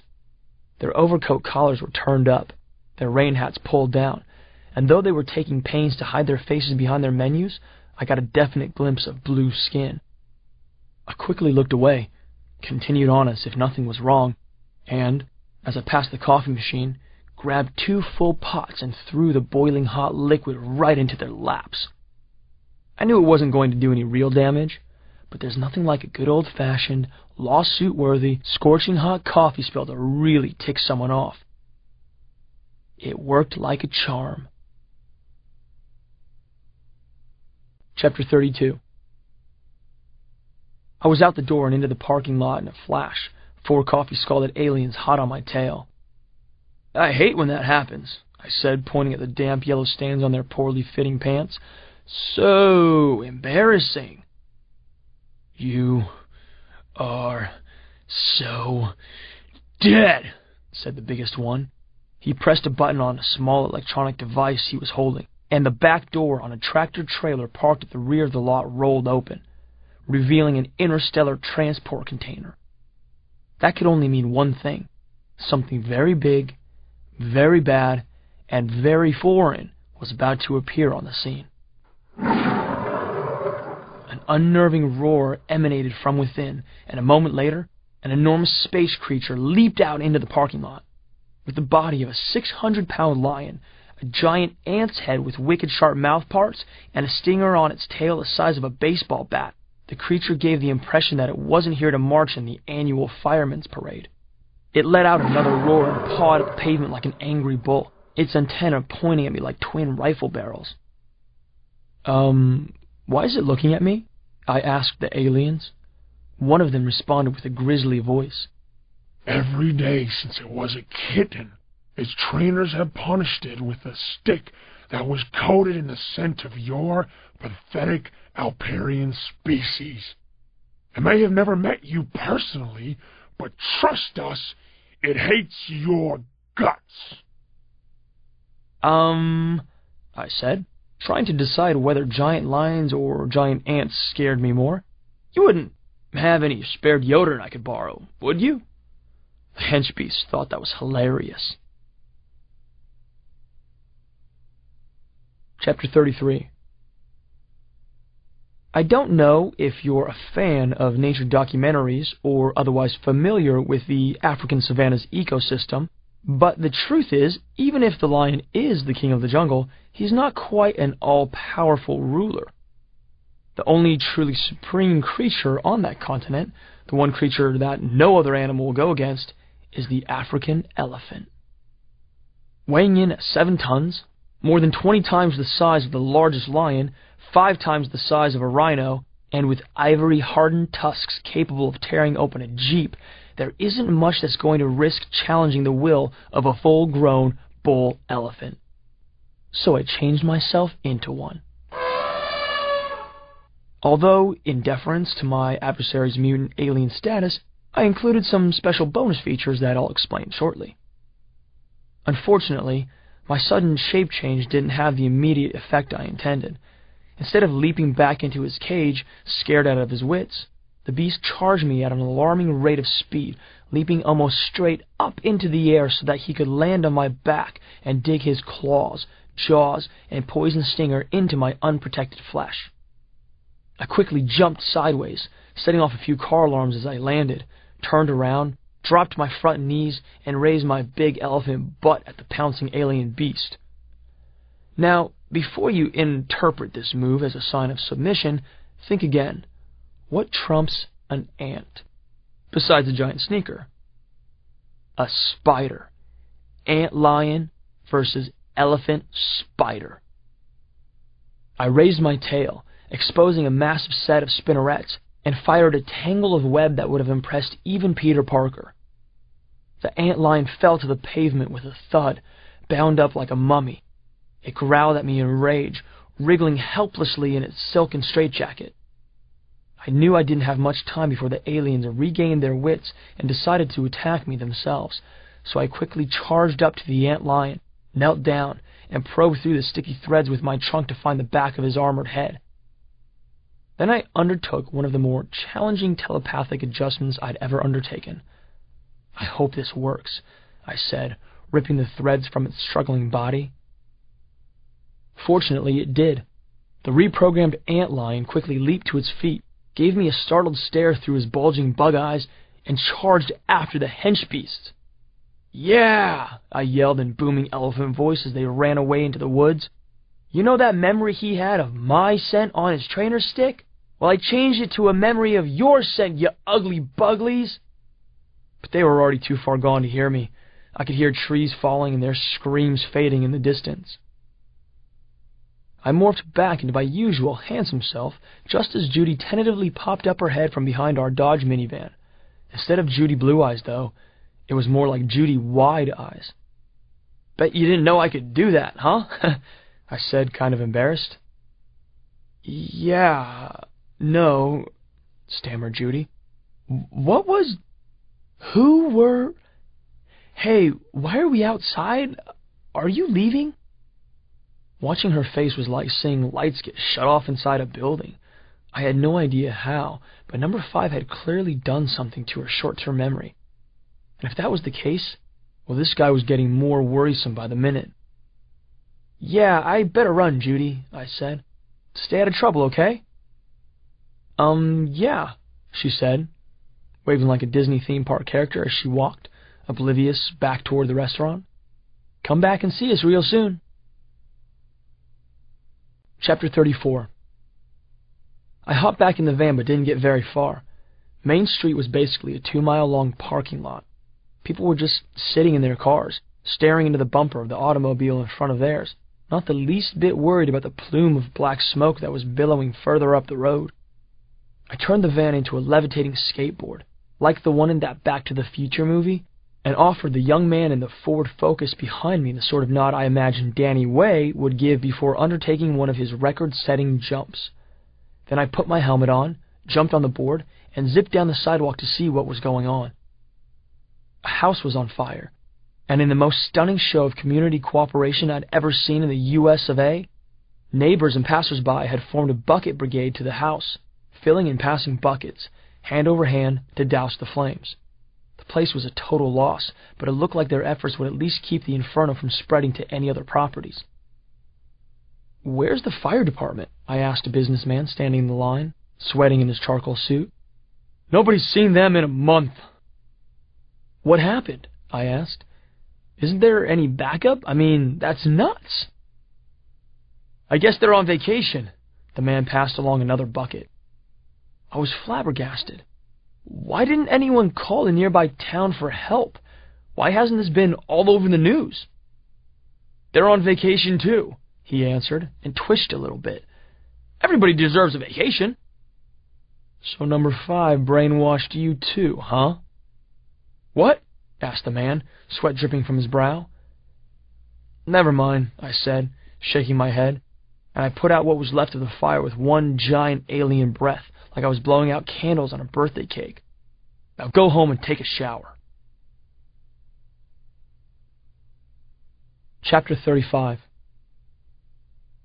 I'd left Lucky at the house with Mr. Gout, but one of the bigger problems with the telepathically adjusted is that, while they'll do what you tell them to do, they generally won't do what you've forgotten to tell them to do, like taking the dog for a walk. By the time I got home, poor Lucky was practically putting on a number 5 style disco dance.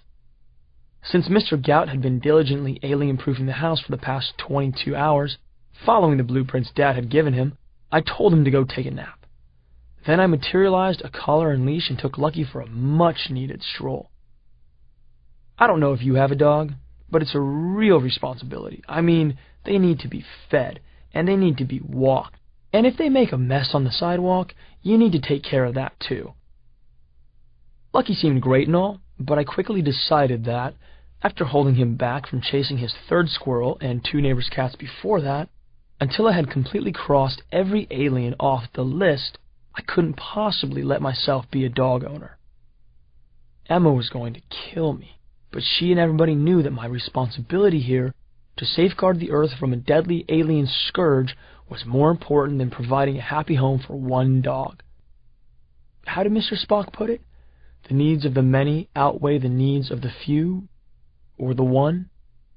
Especially when the one is a squirrel-chasing, cat-hating, car-barking, sidewalk-dookying dynamo of energy incapable of walking in a straight line, and nearly incapable of being coaxed into a 2-seater Ferrari, which is what I had to do, to make the 4-mile drive to the local SPCA. Chapter 36. I parked Mr. Gout's Ferrari in front of a stenciled, rust-streaked office sign on the side of the first building we came to at the SPCA, not more than a mile from the TV transmission station we'd visited last night. Lucky cowered on the passenger side floor as I got out of the car and went around to open his door. "Come on," I said, patting my legs in encouragement. "Come on, boy." He was having none of it. I conjured a tennis ball, then a doggy biscuit, then, finally, a piece of freshly cooked bacon, which did the trick. Lucky bounded out of the car just as a long-boned, white-haired woman in work boots, dark green pants, and a khaki shirt emerged from behind one of the sheds. "Can I help you?" she asked.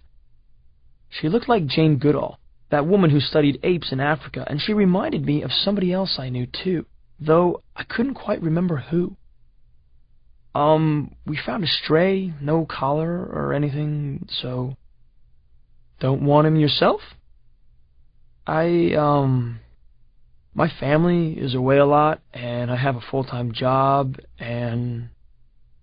"Must be some job," she said, glancing disapprovingly at the Ferrari. "Bring him inside, and you can fill in some paperwork."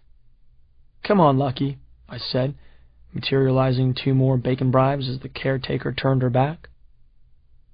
"You'll just need to fill in where you found him and anything you've noticed about his health. I take it his hair was already singed before he made your acquaintance?" "You're thinking I mean, there's no way A half-dozen pups have come in these past few weeks with burns worse than that. I've called the police, but they say they haven't been able to find anything. I'll tell you, there's something very strange going on in this town. The way the dogs here bay all night, always in the direction of Old Man Wigger's farm." "Old Man Wigger's farm?" "Right over that ridge," she said, pointing back into the woods. "I thought the crazy old coot had retired from farming, but, given the amount of noise he's been making, I guess he's reconsidered. Been driving the dogs and me crazy. Bulldozers, loudspeakers. I'd swear he's even been blasting with dynamite back there," she said, rubbing her eyes. I glanced down at Lucky, who had finished his treat and was looking back up at me, tail wagging like crazy. So, I can just leave him here with you? This is the pound, and he's a stray, right? Her penetrating blue-eyed stare was making me really nervous, like she was grokking my thoughts. You want to know what our euthanasia policy is, don't you? I nearly swallowed my Adam's apple. I was going to have enough trouble explaining this scenario to Emma and the gang without having to confront the fact that Lucky might get put down. The only thing we do to animals here is vaccinate, spay, or neuter. We hope they get adopted, because any dog will have a happier life with a loving forever home all its own. But we don't kill here. You ship them off someplace for that? I said, tears welling.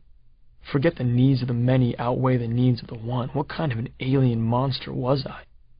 Any animal that comes here gets food, shelter, and veterinary care for the course of its natural life. I nearly leaped across the counter and kissed her. I suddenly realized who she reminded me of. My alien grandmother, Blaylene. Another great lover of animals, although Blaylene was more into elephants than dogs. This woman had also just reminded me that you humans can be about the best, most compassionate beings that have ever inhabited this particular dimension. Chapter 37. Of course, the first thing Emma asked when I returned to the house was where Lucky was. I said. Where is he? She repeated. Now my family and the rest of the gang were giving me sub-zero stares too. Well, I said, materializing a piece of bacon on top of Emma's left shoulder and telekinetically pushing open the kitchen door behind them. Next thing we knew, Emma was pinned to the floor, giggling underneath a tail-wagging tornado of singed fur. Lucky, stop! She laughed as I mentally placed some bacon in her pockets. You're tickling me! In the end, of course, I hadn't been able to go through with it. I mean, I'm sure Lucky would have had a good enough life there at the SPCA, but I also knew what my grandmother would have thought of it, to say nothing of my friends and family.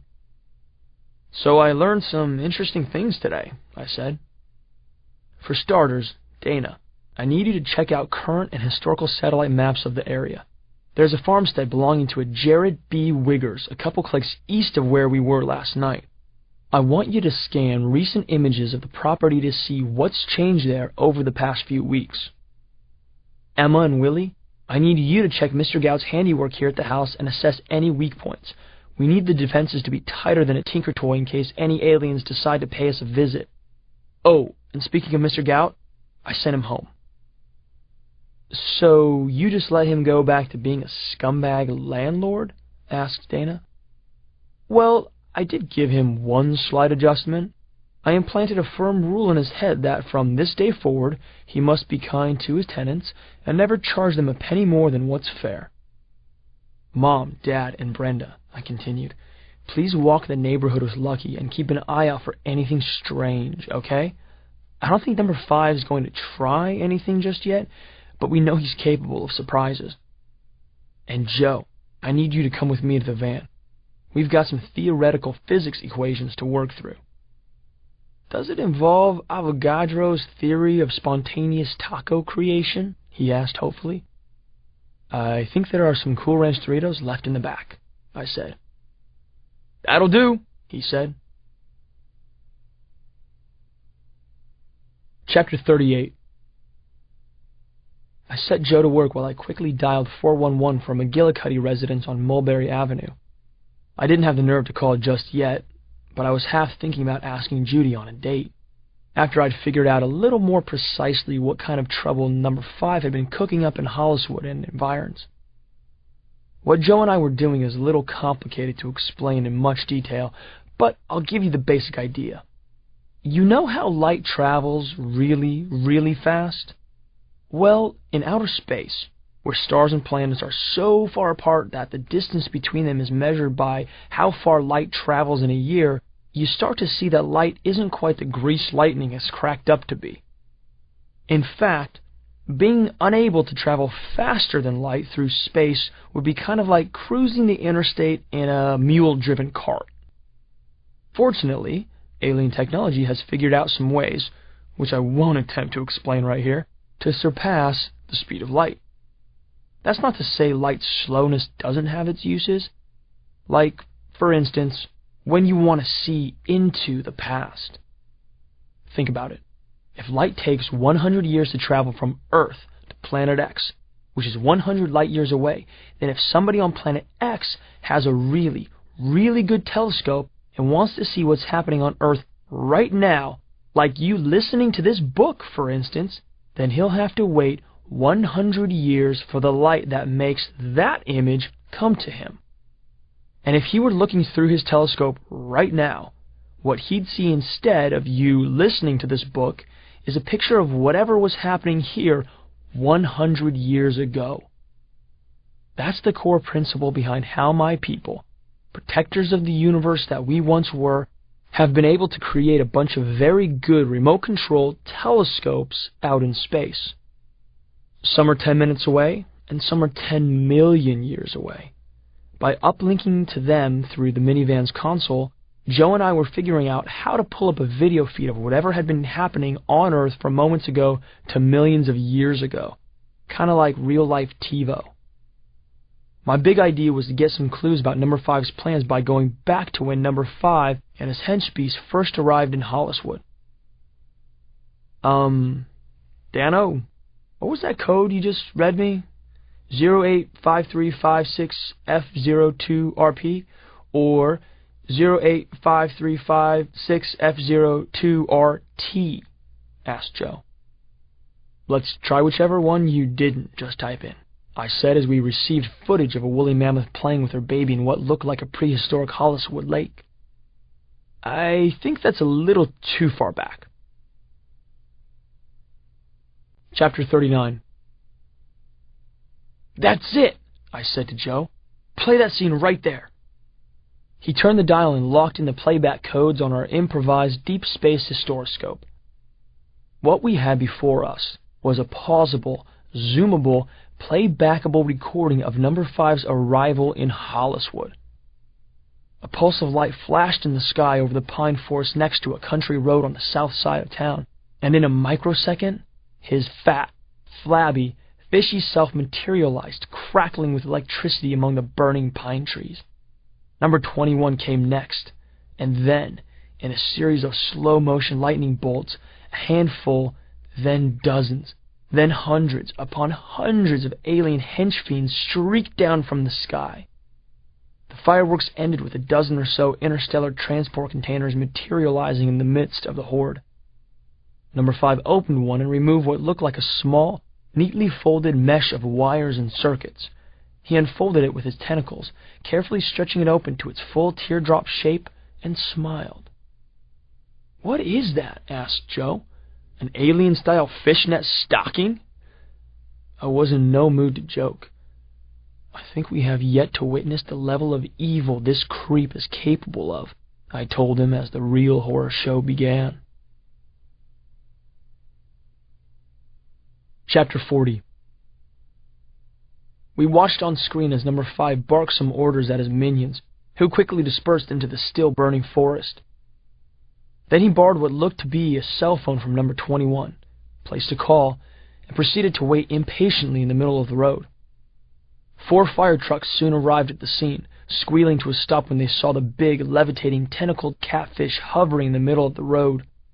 Number 5 took advantage of the firefighters' astonishment and calmly glided up on the roof of the ladder truck. He twined a tentacle around the flexible communications antenna on top of the cab, and blue sparks coursed down its length. A moment later, all the firefighters poured out of their trucks in their black and yellow suits and formed a Macarena line as a camera crew of a dozen aliens came forward to film the dance. The rest of the aliens returned, cheering and jeering from the edge of the burning forest as the mind-controlled firefighters slapped hands to the backs of their heads, then to their hips, and gyrated. The scene quickly shifted from absurd to abhorrent as a team of aliens advanced with unholstered blasters and began obliterating the dancing firefighters, one by one, melting them into slicks of black sludge as their film crew colleagues zoomed in for close-ups. The unabashed show of depravity made my insides burn, but number 5 was clearly elated by the entire performance. He pumped his tentacle like he was Tiger Woods after making a tournament-winning putt. When the last firefighter had been liquefied, number 5 waved a "let's roll" gesture, and the aliens activated the hover drives on the containers, hitching them to the backs of the fire trucks. Then, lights flashing, they drove off down the country road toward the edge of town. Chapter 41. Joe zoomed out the view, and we watched as all but one of the alien-driven fire trucks pulled up to a nearby farm, no doubt the Wiggers' place. Number 5's ladder truck had broken off from the others and was now headed into downtown Holliswood. It finally stopped off the main drag in front of a squat building with a big red neon sign on top. KHAW, Holliswood County's premier news team.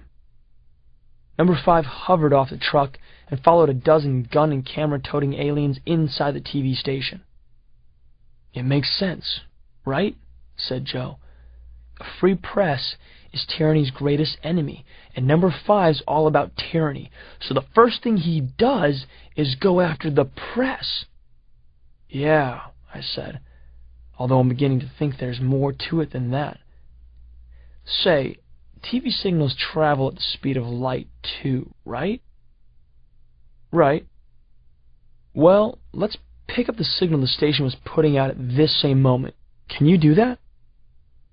Joe made some adjustments, and in seconds we had a split screen, with what we could see of the TV station from the outside, plus what was on air at the time.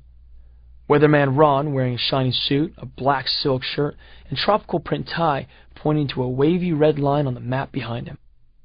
"And if you thought it was hot enough for you already, well, this massive low pressure coming in from the west is going to change what you think hot is. But first, it's going to bring us a whole mess of T-storms. Yowza!" He froze as a blue spark arced out of the remote control he used to toggle through his weather maps. And then, Elien's Steal My Sunshine began to play, and he started to dance a spastic, Blues Brothers sort of dance, distorted laughter gurgling in the background. He kept it up for 30 seconds or so. Then, Weatherman Ron disappeared in a bright blue flash of light. The off-camera laughter got louder. "Did they just vaporize Weatherman Ron on live TV?" asked Joe. I nodded sadly. "I mean, he was annoying and all, but nobody deserves that." Chapter 42. There was something very wrong with Gina Jensen, the news anchor. It looked like her hair had been nested in by squirrels, her makeup had been applied by chimpanzees, and her eyes had been replaced with giant marbles. "Hello, Holliswood," she spoke loudly and robotically. "We at KHAW have some breaking news to report. Some very, very wonderful breaking news. Some months ago, Holliswood was chosen by some important film producers to be the location of a very special movie. No other town in the county, in the state, in the country, in the world was selected. We should be very proud and do everything we can to make the filmmakers comfortable and happy.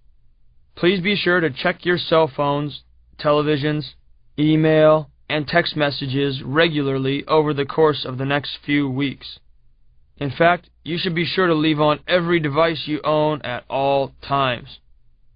She twitched suddenly, and the camera pan left to the anchor person sitting next to her. Only it wasn't an anchor person. There, in all his lard-butted alien repulsiveness, was number 5. Chapter 43. What was it with this guy? In my experience, outer ones tended to keep low profiles as they hatched their evil schemes, but here number 5 was going out on the airwaves, totally flaunting his presence. He was either being stupidly overconfident or scarily calculating. and all the evidence I was finding was pointing toward option 2. Joe, this broadcast was 33 days ago, right? I asked. Right. So how did he manage to do this and not set off alarms all over town and even around the world? I mean, how does a big fat alien appear on TV in a modern American town and not have anybody even notice? You mean besides the fact that nothing's too weird for TV these days? And people probably think it's an ad for car insurance or something? Right. Well, I've been running some scans and comparing broadcasts from nearby towns, and it looks like that by this point he had totally cut off Holliswood from the rest of the world. All the phone lines to the outside seem to be cut. The satellite dishes have been jammed. Even the power grid seems to have been interrupted. But how do the people on the outside not notice that the town's fallen off the map? Number 5's a smart guy. Maybe he hacked into some nationwide communications network and figured out a way to jam the wider world's alarm bells or something. I don't know. Maybe he'll explain it in this speech he's about to give. Chapter 44. Joe and I turned up the volume and watched as our increasingly unpredictable foe addressed the town on live television. As the most important and powerful entity ever to set foot on your pathetic soil, I accept your town's obvious and unavoidable compliance with my delegation's mission. We could call it unconditional surrender, but, of course, you didn't put up enough of a fight for there to be a surrender. The point is that you will do whatever I say. I say jump, you start jumping, and wait for me to say how high in case I care to specify. I say sing, you sing. I say check your mail, you check your mail. Actually, ladies, you'll find a special gift in your mailboxes tomorrow that I want you to open right away. And if I say dance, and let's try to do a little better job of it than Weatherman Ron. Wasn't he just atrocious? Here, let's practice. Gina, would you care to lead the town in our first ever municipality-wide showcase? How about a little Justin Timberlake to get our toes tapping? The camera pulled back, and he began to clap his tentacles as Rock Your Body began to blast through the studio speakers. And then Gina and her producers climbed onto the horseshoe-shaped anchor desk and began a synchronized routine straight out of a Super Bowl halftime show. I could faintly hear number 5 laughing through the dance music. Joe, can you isolate number 5's voice in the audio track and filter out the music? Sounds like he doesn't realize he's getting picked up by the microphones. Easy peasy, said Joe, patching in some algorithms. Sounds like Fishy's conducting a separate broadcast back there. True that the average human isn't worthy of being a slave on our home planets, but oh, how they can make us laugh. Welcome, viewers from Alpha Centauri to Nebulon Nexi. You are at this moment witnessing the very first minutes of the very first episode of the funniest live entertainment show in cosmic history. Just then the image of our monitor flickered and went blank. What's going on, Joe? Did we lose the signal? I don't think so. It seems to be some kind of interference, or... My heart nearly leaped into my mouth. The monitor winked back on, and there was number 5, doing his old trick of looking right at me through a television screen. You do think I have a good chance at winning a Pulsar's Choice Award, don't you, young alien hunter? How did he do it? How was he always a step ahead of me? How many other unguessed powers of his was I going to stumble upon? How many times was I going to have the feeling that not only was he toying with me, he was having me act from a script? I fought an urge to put my frustrated fist through the monitor. I didn't want to completely lose my cool just yet. It was time to throw some attitude back his way. The only award you're going to win is when I drag your stinky, blubbery carcass down to the tackle shop and earn a trophy for the largest mutant catfish ever caught in North America. Are you calling me stinky boy?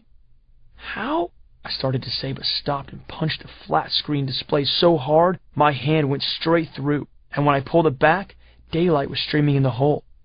I put my fist right through the side of the van. How did he know my childhood nickname? The nickname I'd had on my home planet. How did he always seem to have everything figured out? I grabbed the computer console and heaved it the length of the van at the back doors, where it exploded into a jillion fragments and set the van rocking like we'd run into a tree. So much for not losing my cool. Chapter 45.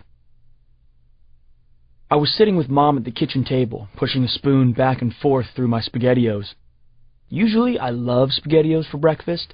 They were almost the only thing I'd eat as a kid, back before I grokked the concept of gourmet cooking, but I didn't have much of an appetite right then. So it sounds like Number 5's exploiting the population of this town for cheap entertainment, said Mom. How many times did she have to go over the facts? I half considered dematerializing her, and I 3/4 considered saying something sarcastic about her keen powers of observation, but some instinct told me to bite my tongue and show some respect. She was just trying to help, after all. Yeah, he's exploiting, I muttered, and liquefying, and incubating. Mom perked up. Liquefying I understand, but what do you mean by incubating, Daniel? He's gotten the women in the town to carry his eggs inside them. He what? Yeah, I said. As near as the gang and I figured out, it's not quite like they're pregnant, because his larvae are growing inside their stomachs. But it looks like he's determined that the expandability of the human female abdomen, combined with the human stomach's acidity, regular supply of food, and temperature, make for an ideal incubation chamber for his species' young. That's the most sickening thing I've ever heard, said Mom. Well, you remember that tin of caviar you found in the mailbox? We ran tests on it in the van. Total DNA match to Number 5. And hundreds of women around town are getting huge. And get this, they've been pregnant, they say, for just 4 weeks. Which 100% corresponds with when this caviar appeared all over town. So Number 5 brainwashed them to eat it, and voila! He's got a couple jillion eggs getting nourished by the kind women of Holliswood. Mom's jaw dropped, but she didn't even realize the full horror of it yet. Of course, we don't know what the end result's going to be, I continued. Whether it's going to kill the women or not. Chapter 46. Daniel! Mom recoiled. You've got to get to the bottom of this.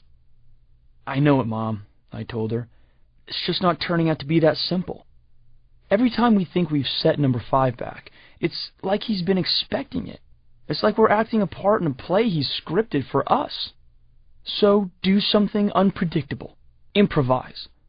We've tried that, I said, mushing a SpaghettiO flat with my spoon. We've tried everything. Don't lie to your mother, Daniel. You haven't tried everything. Well, I mean, everything I can think of. You haven't done that either. You could try listening to your mother for once. Eat your soup. Little known fact, SpaghettiOs aren't just comfort food, they're brain food. They are not. They are when I make them. And didn't I just tell you to start listening to your mother? I took a spoonful, and it was the weirdest thing. The fog instantly lifted from my brain. I began to see what clearly wasn't going to work, and where we might actually have a good chance against Number 5. Suddenly, where everything had been impossible, this entire mission seemed completely doable. Wow, Mom, I said, quickly polishing off the rest of the bowl. What did you do to this stuff?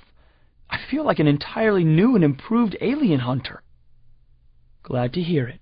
I've always said there's nothing like a good meal to get a body back on track. Now, if only I could figure out how to get some more time to prepare our plans. Well, why don't you skip school, for starters? I don't care what planet you're from. You've got to love a mom who tells you it's okay to play hooky now and then. Chapter 47. Mom had me materialize an iPhone and promptly use it to call the administrative office at school. "Hello," she said. "This is—" She put the phone on mute and asked me what surname I had used when I invented my school record. "This is Daniel Exley's mother calling. I'm keeping him home today." "What? You want to know why?" "Because I'm his mother, and I say so. That's why." "But that's ridiculous. Why would a parent not put their child's interests first and foremost? If I didn't have a darn good reason for keeping him home, I wouldn't be keeping him home." "Sick? No, he's not sick. We just have something we need to solve here." "Well, that's just plain silly. Honestly, I have never heard of anything so unreasonable. Let me ask you one more time. Why would I, his mother, want to keep him home if not because I thought it best for him?" "Against policy, my ashtray." "You know what? You sound like the sort of person who would do really well as a mid-level bureaucrat in a totalitarian regime. Then you could tell me straight out, 'Hey, lady, I don't make up the rules. I just blindly enforce them.'" "Personal? You accuse me of getting personal? And you're telling me how to raise my son? Fine. You want acceptable reasons why Daniel's not coming to school? Well, stick these in your fascist helmet. Number 10. Daniel is attending an intergalactic symposium on ichthyological embryology today. Number 9. Daniel described your school as being a holding pen for the criminally under-inspired. Number 8. Daniel has developed allergies to fluorescent lights, number 2 pencils, and linoleum. Number 7. Daniel is locked in mortal combat with an electromagnetically gifted, levitating catfish from a planet 11,400 light-years away. Number 6. Daniel wrote an essay for his social studies class yesterday that was so good his teacher fainted, and we don't want to put any other educators in harm's way. Number 5. We've looked over the terms of the No Child Left Behind Act and determined that if your school is doing the driving, we're okay with Daniel being left behind.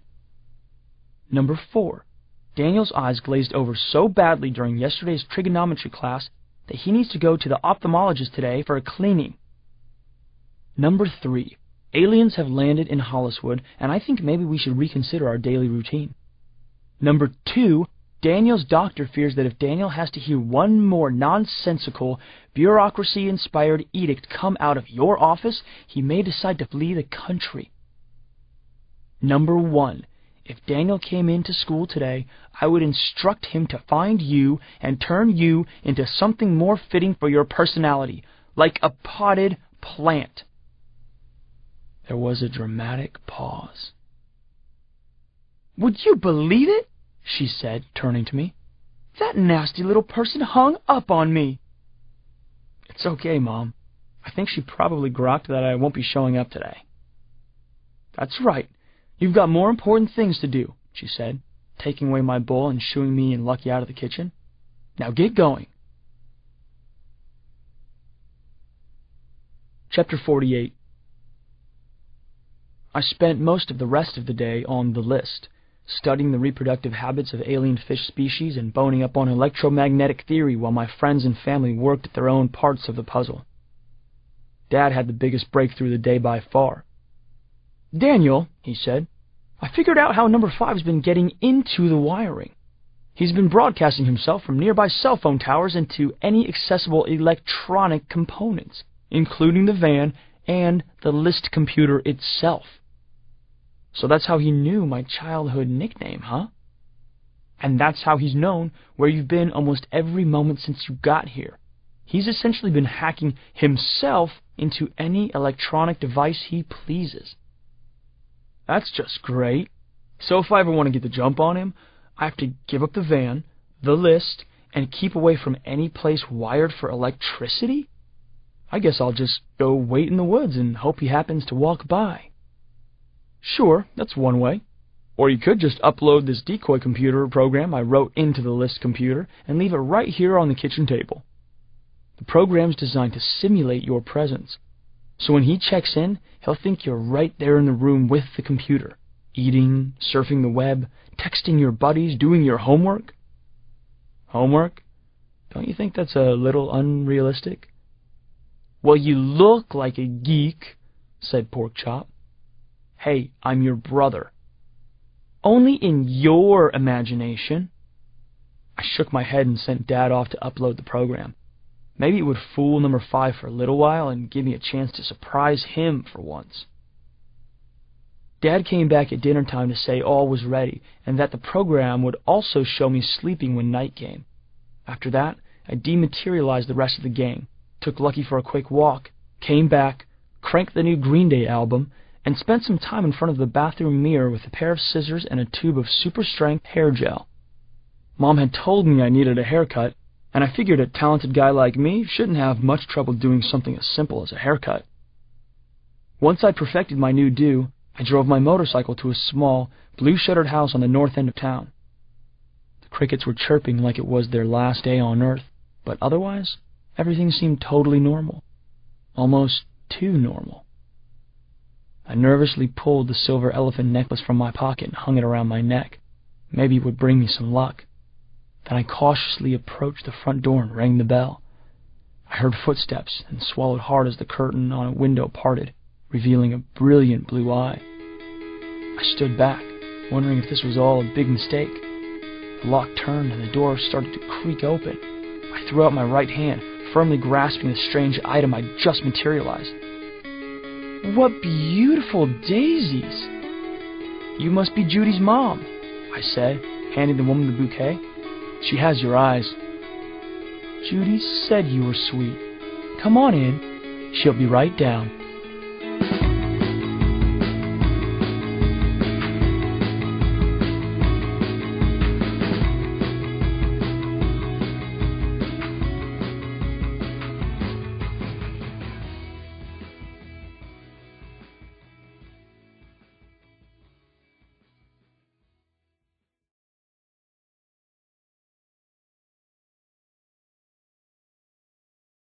Chapter 49.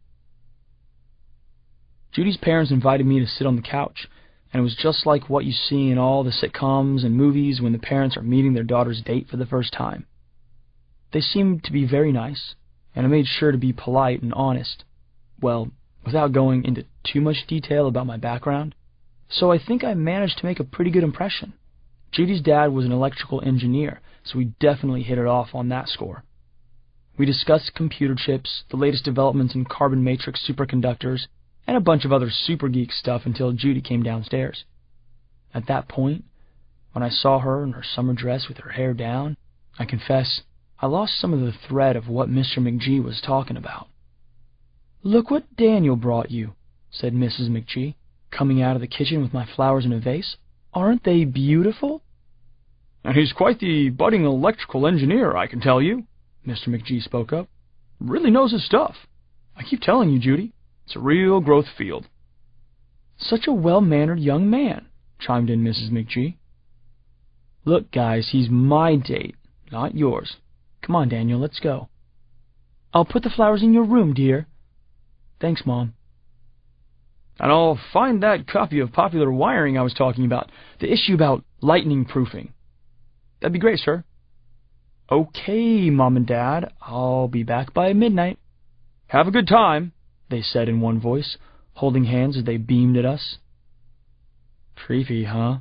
remarked Judy as we stepped out the door. "They seem nice and, healthy. Say, I'm going to go out on a limb and guess that you and your mom didn't get any caviar in the mail the other week." "Oh no, we got it all right. Can you believe it? Russian sturgeon are on the endangered species list, and our local news station decides it's a good idea to send the entire town tins filled with eggs that they ripped out of the bellies of pregnant fish. I totally emailed Al Gore about it." "Actually, they weren't Russian sturgeon." "Really? That's what it said on the label, didn't it?" "Yeah, but you can't believe everything you read." "Well, anyhow, I think fish eggs are a gross concept. I'm still glad I threw them away before Mom saw them. They can't be good for you anyhow." "That's a safe assumption," I said, taking her hand. Chapter 50. I materialized an extra helmet and helped Judy onto the back of my motorcycle. "Where's a good place to eat in this town?" I asked through the intercom as we sped down our street. "Besides the diner, I mean." "There's not a lot. There's one of those all-you-can-eat lobster hut places that my parents like, but I'm not really into seafood." "That's understandable," I said, quickly logging onto the internet. Another little perk of being an alien hunter is that I have wireless broadband connectivity in my head. There really wasn't much in the way of five-star restaurants in Hollywood. I took a few seconds to scroll through the customer comments on cityguide.aol.com and found that the At Least It's Not Monday franchise across from Office Max had the best reviews. It wasn't exactly the sort of place in which you'd expect to bump into a New York Times food critic, but the Help Wanted sign in the window gave me an idea, and I quickly summoned two characters from my imagination: Wolfgang, a chef trained at Le Cordon Bleu in Paris, and Jean-Luc, a head waiter with the skill set of an employee of Le Cirque in New York. They rushed in ahead of us, and the stunned manager hired them on the spot. Jean-Luc complimented a wide-eyed Judy on how much she resembled young Greta Garbo as he led us to a secluded table in the corner that was already set with starched white table linens and a floral arrangement that Judy said was the most beautiful she'd ever seen. "I knew Thursday was chicken finger night," she said, as our third course, canard à l'orange, arrived at the table. "So I guess tonight must be haute cuisine night. You should tell your friends." "Are you sure you didn't have anything to do with this, Daniel?" Hey, if I had the kind of money to make something like this happen, would I be in Hollywood? "I guess not," she said and laughed. "But I'm glad you are." Whereupon I once again blushed, as only an alien can. Chapter 51. We'd been looking forward to dessert, but had eaten so much we couldn't possibly squeeze in another bite, so I gave Jean-Luc a handsome tip, and I took Judy for a ride in the country. Judy wrapped her arms around my waist as we sped down back roads, losing ourselves in the confident drone of the engine and the buffeting summer-perfect air. We drove for miles and miles, eventually stopping to look at some constellations from a distant field. I helpfully illuminated the lines between the stars so Judy could see the shapes more easily, and then, at her suggestion, we looped our way back to the King Cone drive-thru near the high school. "It's weird," said Judy, as she dismounted and took off her helmet. "This place is usually mobbed with kids. It's like the hangout. Jocks, stoners, goths, skate kids, sometimes even the World of Warcraft shut-ins." "Maybe they heard homeschooled kids were starting to show up and decided it wasn't cool anymore," I said, earning myself a jab to the ribs I could have easily dodged but didn't. The ice cream stand itself was a tiny affair, more awning than building. It was basically just a counter area where the employees served the ice cream, a walk-in freezer, and the men's and women's rooms which were accessible from outside. We ordered a couple of soft-serve cups from the bored-looking counterboy and claimed a picnic table in the back, as far from the noisy road as we could get. "Oh, darn," said Judy as we sat down. We'd failed to notice some chocolate sauce on the side of the table, and her dress brushed against it. "I'm going to get some soap and water on it so the stain doesn't set. Don't eat my ice cream while I'm gone." I was pretty close to being done with my own already and shrugged. She wagged her finger at me and headed inside, leaving me to find a cleaner table where I could contemplate my empty dish, and why her ice cream looked so much better than mine had. I was just lifting a tiny spoonful to my mouth, pretty sure she'd never notice, when a blue flash lit up the ice cream stand, and I heard the telltale blast of an alien firearm. So I never did find out if her ice cream was any better than mine. Chapter 52. I ran so fast I could hear napkins, empty styrofoam cups, plastic spoons, and other litter getting sucked along in a vortex behind me. I flattened myself against the outside wall of the ice cream stand and took a quick peek inside the employees-only door. Two aliens were filming a couple of their friends lapping up some blaster sludge from the floor. The counterboy's paper hat smoldered off to one side. One of the aliens on the ground looked up at the cameras, human sludge dripping from his chin, and quipped, I just love King Cone soft serve. The others laughed appreciatively. I slid back and, with my hand cupped over my eyes, stepped into the ladies' room. "Judy," I whispered, putting my finger to my lips to quiet her. "Daniel!" she screamed. "I was kind of hoping you wouldn't do that," I said, and threw her over my shoulder. "What are you doing?" she howled as we burst out into the night. I sprinted around the corner of the ice cream stand and leaped the white plastic fence that separated the shop from the gas station next door. I rounded the building and carefully lowered Judy to the ground. I forced myself to turn away as she smoothed down her dress, which had hiked up dangerously high on her legs as I carried her. "What the heck was that all about?" she demanded. I peered around the corner of the cinder block wall and saw the aliens ransacking the ladies' room at the ice cream stand, searching high and low for whomever had just screamed.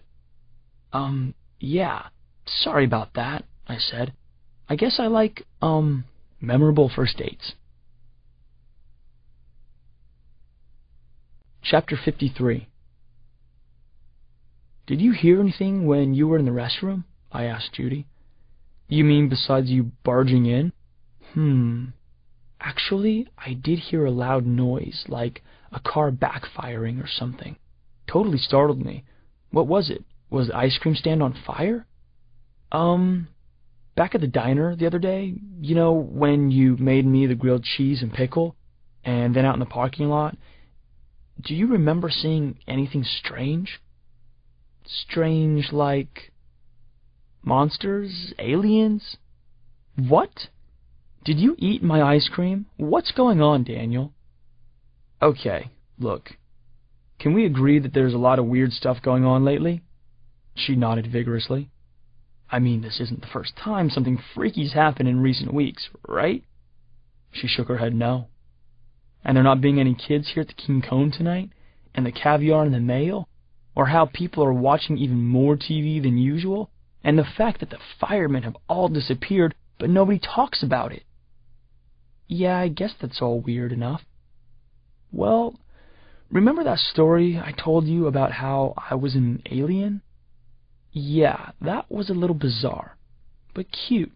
I feel like an alien in this town myself. Well, what if I told you it's true? I began, and then I couldn't stop. And that the stuff I was telling you about there being other aliens around here is on the level too? And that I figured out the evil alien that I'm tracking right now has learned how to get into everybody's heads and keep them from realizing, or at least remembering, that anything's wrong, even when they've seen it with their own eyes? I took a deep breath, half expecting Judy to turn and run away from me as fast as she could, but she still had her incredible eyes fixed right on me. I guess I'd say you could probably tone it down with the stories. I mean, you did get me out on a date. I'm a homeschooled kid, remember? So I'm just a little desperate. So you really don't need to try so hard. Say, cool elephant necklace. Is that Indian? She put her hand on my shoulder and leaned in close as if to look at it, but she seemed to be aiming her gaze more at my lips than at my neck. My heart jumped up in my chest. Was she about to? I mean, were we about to? I never found out because, right then, there were a bunch more bright blue flashes and a huge explosion.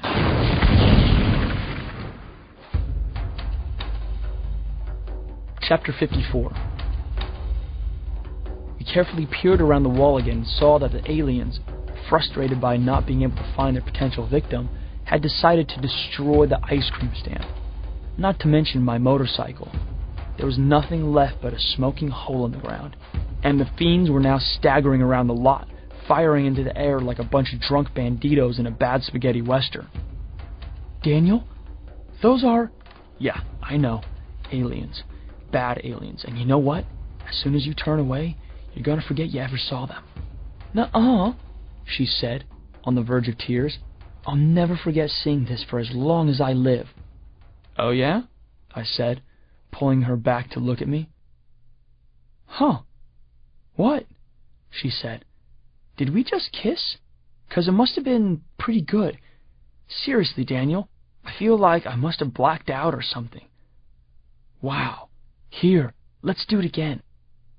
She leaned toward me, but instead of kissing her, I put my hand up to her face and did a little scan on her brain. Sure enough, right there in the middle was this weird little electrical imbalance, a sort of hovering charge within the nerves of the short-term memory area. So that's how number 5 had done it. He'd implanted some sort of semi-intelligent electrical impulse, like a computer program, in her head that apparently kept her from retaining any memories that involved experiences with aliens. "Hey," she said, "that feels nice, but do you want to kiss me or not?" Yeah, I said, and we kissed. And though it took all my strength to stay focused, I managed to blast a carefully formed countercharge directly into her mind. "Ow!" she yelled, pulling back from me and putting her hand to her lips. "I'll say," I said. "Sweater shock, I guess." "Yeah, but you're wearing a t-shirt, and we're not standing on a rug, and it's June." I shrugged. "Daniel, this is all so weird." "You want weird?" I said. "Look around the corner at what's going on over at King Cone." "What?"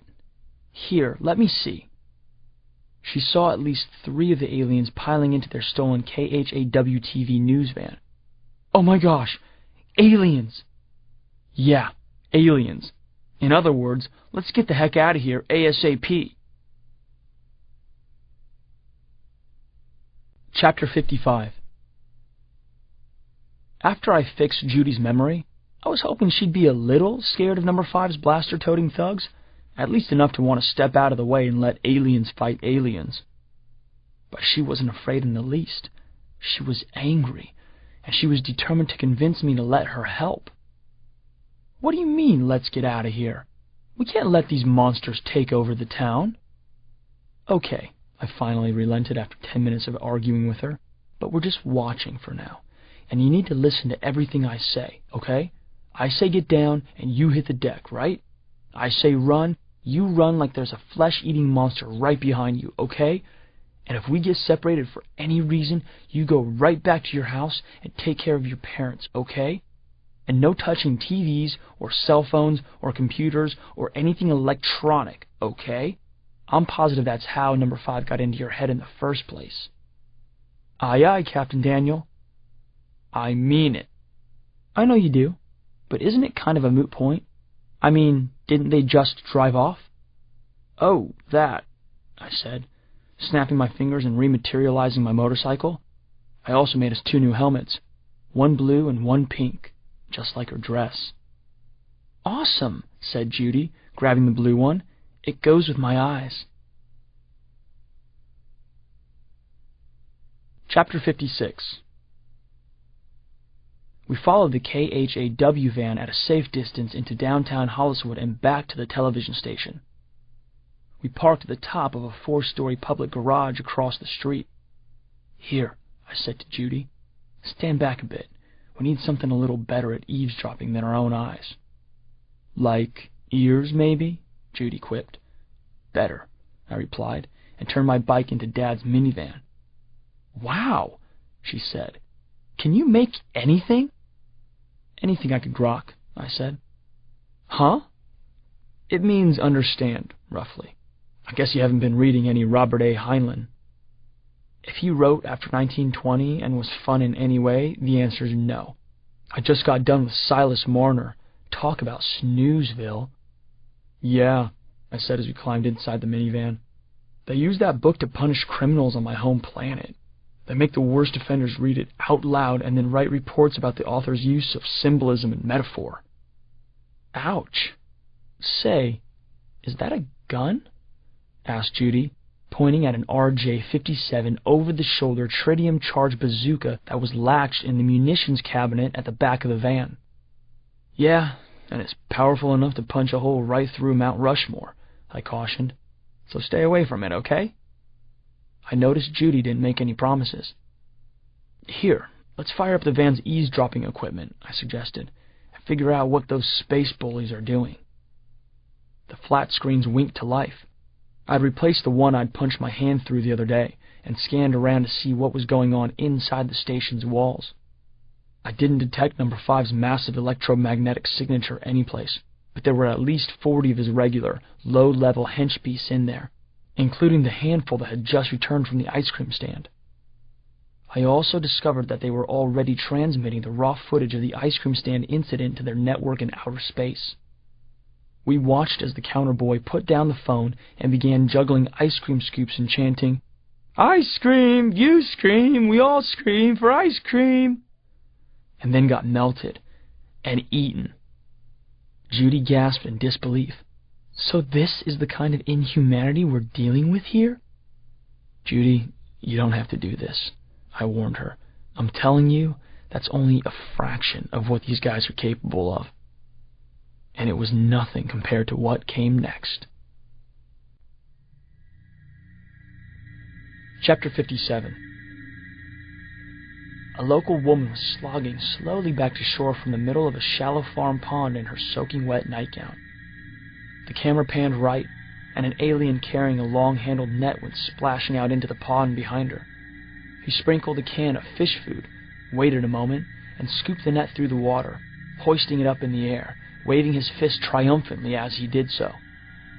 The camera zoomed in on the wriggling net, revealing a mass of 2-inch-long, fat-bellied baby fish that promptly emitted a series of bright blue sparks, which caused the alien to jerk and jolt and fall back, quite dead, into the water. Now the camera zoomed back and panned left, bringing into focus the pond's shoreline, which was crammed with spectator aliens. In the center, number 21 and number 5 were standing on some sort of viewing platform. The former was passing the latter a cigar and then offering to light it as the aliens around cheered and stomped their feet. "What were those things in the net?" asked Judy. "Electric eels?" "More like electric alien catfish," I said, "and the direct descendants, if not clones, of the 5th most powerful alien on Earth." We watched as the woman crawled out of the pond and onto the shore. One of the aliens gave her a new tin of caviar and a can opener. A half-dozen others slapped her back in mock congratulation. The camera zoomed in on her face, and I realized I'd seen her zombie-like mug before. She was the pregnant woman who'd refused my help at S-Mart. She vacantly nodded at the aliens and trudged up the hill toward town, eating the contents of the can as she walked. Judy gasped in horror. Truth be told, I did too. Chapter 58. I shook my head. "How many women do you figure there are in Hollywood, Judy? A couple thousand?" "Easy," said Judy. "And how many eggs do you figure there are in the tin of caviar? 1,000 or so?" "Sounds right. So 1,000 times 2,000 is, a couple million. And if they do this every month or so, you can't possibly mean..." I nodded sadly. "That's so disgusting, so sick, so wrong." "So evil," I added. "Yeah, the world may just be on the verge of the biggest alien invasion in history, and it's going to be homegrown." Just then the equipment picked up a new audio signal. It was coming from the station's control room and an operator someplace up in space. "Boy, did you see the jolt that thing gave that poor goon?" said the voice from the control room. "They really look like they're going to be chips off the old block." I aimed the wall-penetrating camera at the control room and, just as I'd suspected, confirmed that it was number 21 in all his sweaty, white-haired monkeysity. "So tell me, are you guys bulking up enough on crew?" asked the voice from space. "It'll be one thing to have a few thousand number 5s around, but who's going to do the heavy lifting?" "No worries," said number 21. "We've had the troops on a strict breeding diet since we arrived. Here, just watch the rest of this feed, and you'll stop worrying about that end of things." Judy and I watched too, at least as much as we could without getting sick. A hunch-shouldered henchbeast sitting in a stiff-backed chair was sipping at a can of motor oil. An off-camera voice told it to remove his shirt. The camera moved around behind it so that we could see a bulge containing no fewer than 24 baby henchbeasts, They were growing right out of the creature's back. And right then and there, several of the offspring took advantage of the lifted shirt to separate from their parents' flesh and leap to the floor. The next scene was from a chicken coop filled with hundreds upon hundreds of the hench beast's offspring, leaping and clinging to the arms and legs of an overburdened alien parent who was attempting to refill a trough with motor oil. "If they can breed that quickly," Judy started to say. "Yeah," I continued, "this planet's toast." Chapter 59. So that was Number 5's plan, and a darn good one, too. I mean, if your objective is to generate close to 2 billion hours of exploitive entertainment and destroy an entire species in the process. Well, at least I could cross 4 more items off the mystery board. 1. Why had Number 5 picked relatively weak, unintelligent hench beasts as his primary helpers? Because this particular species happened to replicate and grow to adulthood faster than any other in the cosmos, meaning Number 5 would be able to breed a big enough goon squad in time to get his show on the air for the next intergalactic network season. 2. What was the deal with all the motor oil I'd seen the aliens stealing and guzzling?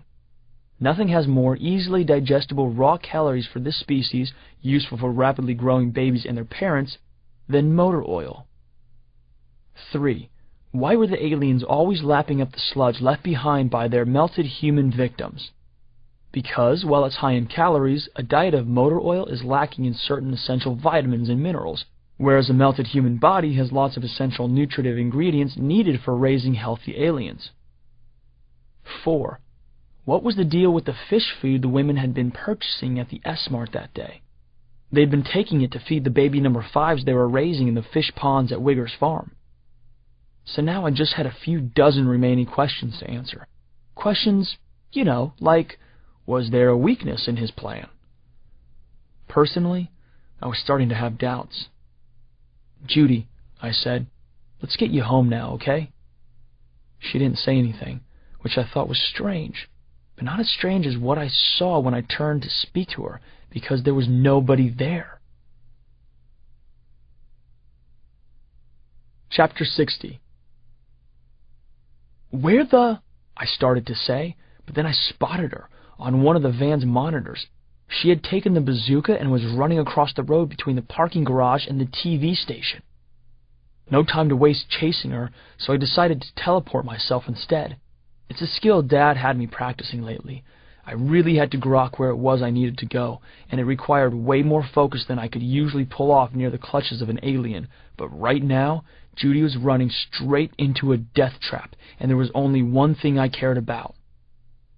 I materialized on the sidewalk in front of her and, as gently as possible, of course, tackled her and shoved her into the hedges in front of the station. "Are you crazy? Let go of me, Daniel! You think you could just run over here with a gun and take on the 21st most powerful alien on the planet? And who knows how many of his goons, just like that? You said yourself it was a pretty powerful gun." "Yeah, well, if you can get them to agree to stand in a straight line and not move while you squeeze the trigger, sure, you might have a chance, but there's a bigger chance they'd turn that thing against you." "But you were just sitting there watching and listening, and every single passing minute these monsters are getting a little closer to taking over not just Holliswood, but the whole planet. You said so yourself." She was like a tiger trying to wrench herself out of my grasp to keep running. Then, all at once, she went limp under my weight and looked at me sadly. "I know you don't have any family left to save, but I have mine." I couldn't think of anything to say to that. "I mean, if you could go back in time and have another chance to save your parents, wouldn't you? Look, Judy, you can have all the powerful weapons in the world, but if you don't have a plan, and if you don't know what you're getting into, you won't have a snowball's chance in Atlanta. If there's one thing I've learned in fighting evil aliens, it's that it's very important to do some serious homework. You see, with tests like this, there are no makeup exams. You fail, and that's the end." "But with your powers—" "My powers are only as good as my imagination, and my imagination is only as good as what I've learned. That's why I have to study things really hard. If we bide our time, we'll have a better chance." "Prove it, Daniel," Judy demanded, but her steely blue eyes softened a little now. "Okay," I went on, secretly admiring her negotiating skills. "Since I have a sense that you aren't going to go home quietly unless I prove what I mean, let's at least leave the gun here and sneak inside so I can show you something that will change your mind, okay? And if you're not right, you give me back the bazooka, plus a platoon of Navy SEALs to help me bust in through the front door." She looked me in the eye, and we both started to smile. "But if you are right," she went on, "what do you get from me?" "Then I get to take you home and, you have to go about your life like normal till I give you the sign, okay?" "That's it?" she asked, leaning in close. "You can't think of anything else you might like?" And so we made out right there in the bushes in front of the alien-infested TV station. And while I'm not an alien hunter who's in the habit of kissing and telling, I made up my mind, next time I saw her in the diner uniform, to change her name tag from Judy Blue Eyes to Judy Mindblower. Chapter 61. We snuck into the station through the freight entrance at the back of the building. The first thing we noticed was that the place smelled like a zoo at which the cage cleaners had been on strike for a week. It's a well-documented fact that personal hygiene is a really low priority item for the outer ones, but it never fails to take my breath away when I go someplace they've been, especially if the windows haven't been left open.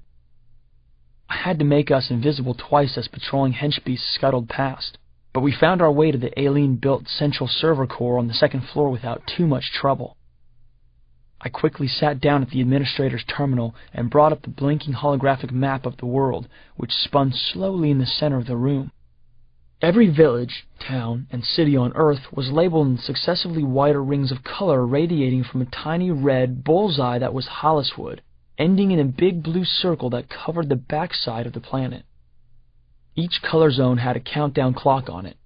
Holliswood was counting down below 73 hours now, while the next ring was counting down from 273 hours.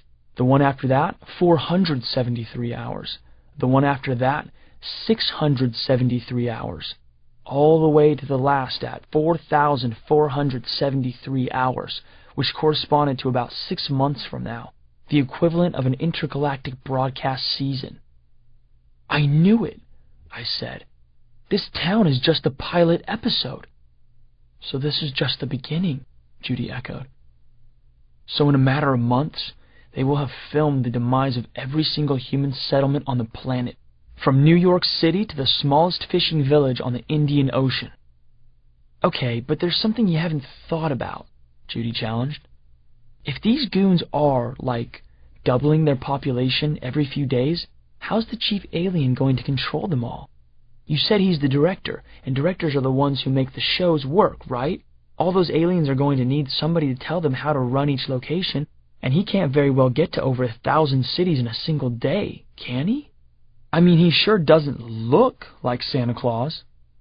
"Well, Sherlock, that's the reason he has the women of Holliswood coughing up his babies in that pond. So I guess his kids must grow pretty fast too. But can they become smart enough to run a filmed invasion that quickly? I don't know exactly how it's possible, but I bet he's figured out that too. I think I may have seen some training equipment that will let him manage that end of things." "Okay, Mr. Alien Smarty Pants. So is that what you wanted to show me?" Judy asked, sounding skeptical. "I mean, still, won't it be harder to put these guys out of business when there are millions of them, rather than just hundreds like right now? Shouldn't we go ahead and attack before they've bred?" "Well, there's one more thing," I said, typing in a code. The display in front of us briefly flashed "Emergency Abort Test 2," and then a crowd of shoppers dancing the electric slide in some grocery store checkout lines appeared on screen. After about 15 seconds, the music was interrupted by Number 5's voice. "Very nice! Now stop dancing," he said, and began to laugh. "And now, stop breathing." First one fell, then another, then dozens of victims collapsed to the floor. I fast-forwarded so we didn't have to watch the whole horrible thing, but stopped where a henchpiece walked out, kicked a couple of the bodies, and gave a thumbs up. Excellent! Right. Number 5 chortled. I stopped the playback. How could any intelligent being be so twisted? I mean, I guess I've seen evil before, but the fact that he was doing this just for laughs? So you mean? Asked Judy. Yeah, he can make people die at his command. Including my parents? She asked, drawing a deep breath and wiping her eyes. I nodded. Promise me you're going to stop him, Daniel. I promise we'll stop him, I said. Now let's get out of this place and get you home. Chapter 62. Looks like we made it with 3 minutes to spare, I said as we pulled up in front of her house. What, my curfew, you mean? Now there's a joke. Here, let's go for a walk, she said.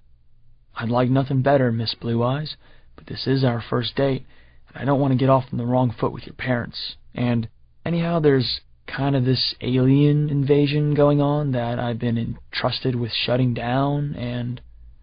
The front door opened, and Mr. and Mrs. McGillicuddy rushed out onto the porch. Did everything go okay?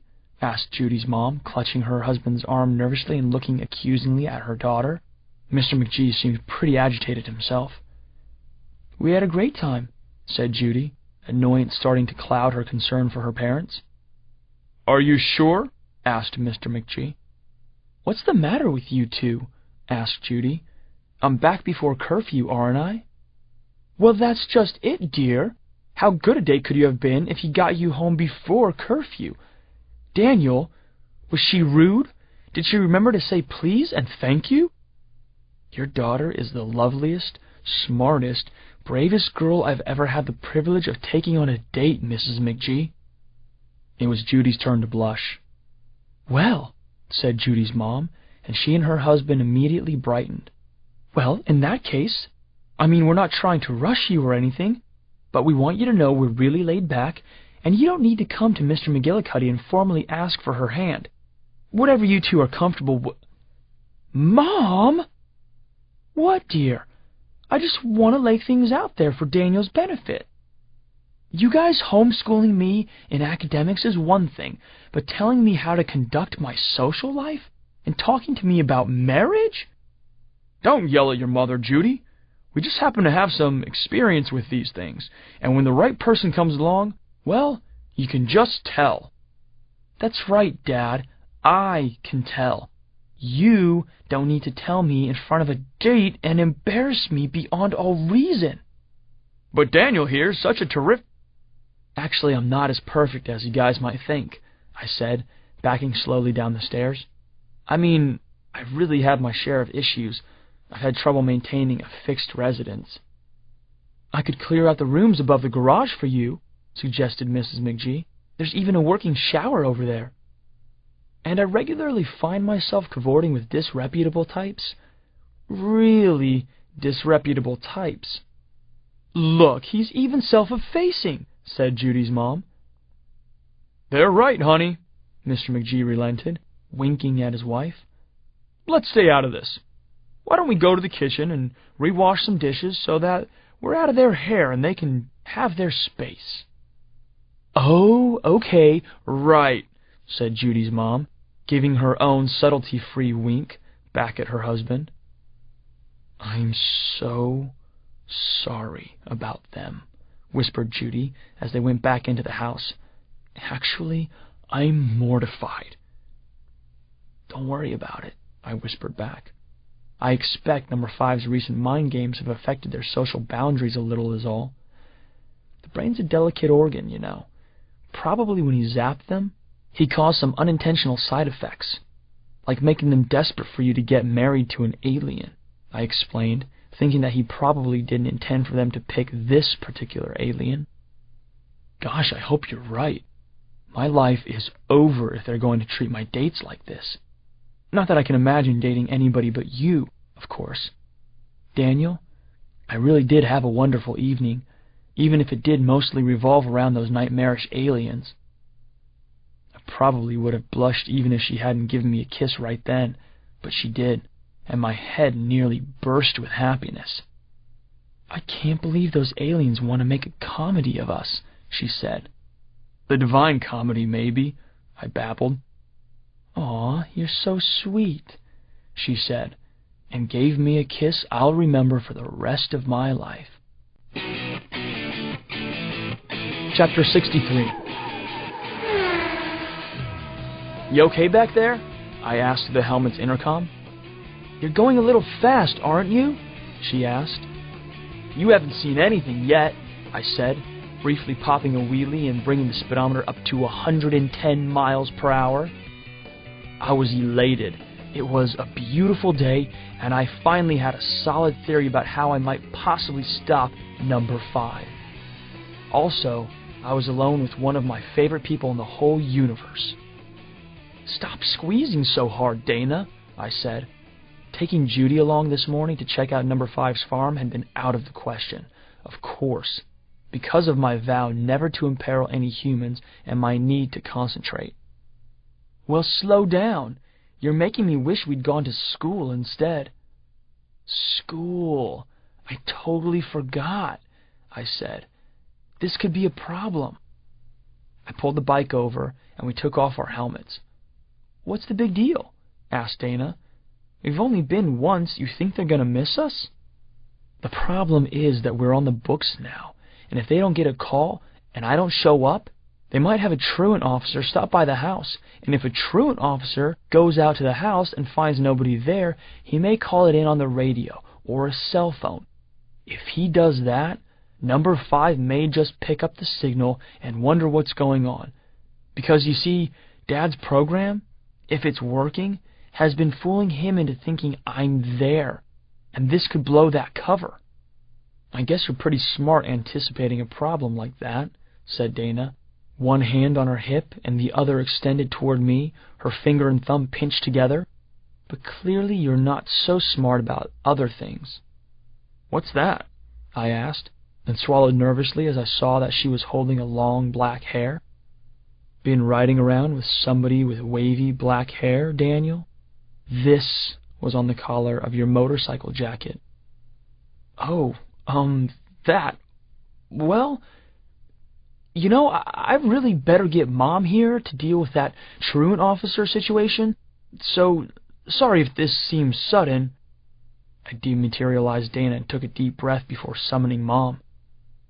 In some ways, this girl business was way more complicated than hunting aliens. Chapter 64. "Mom," I said, "here's your iPhone. Do you think you could call your friend at the principal's office and tell her I'm sick?" "Of course, honey," she said, and happily dialed the school's attendance line. "Yes, this is Mrs. Exley calling again. Daniel's mother?" "Fine. How are you today?" "That's wonderful. And your policies?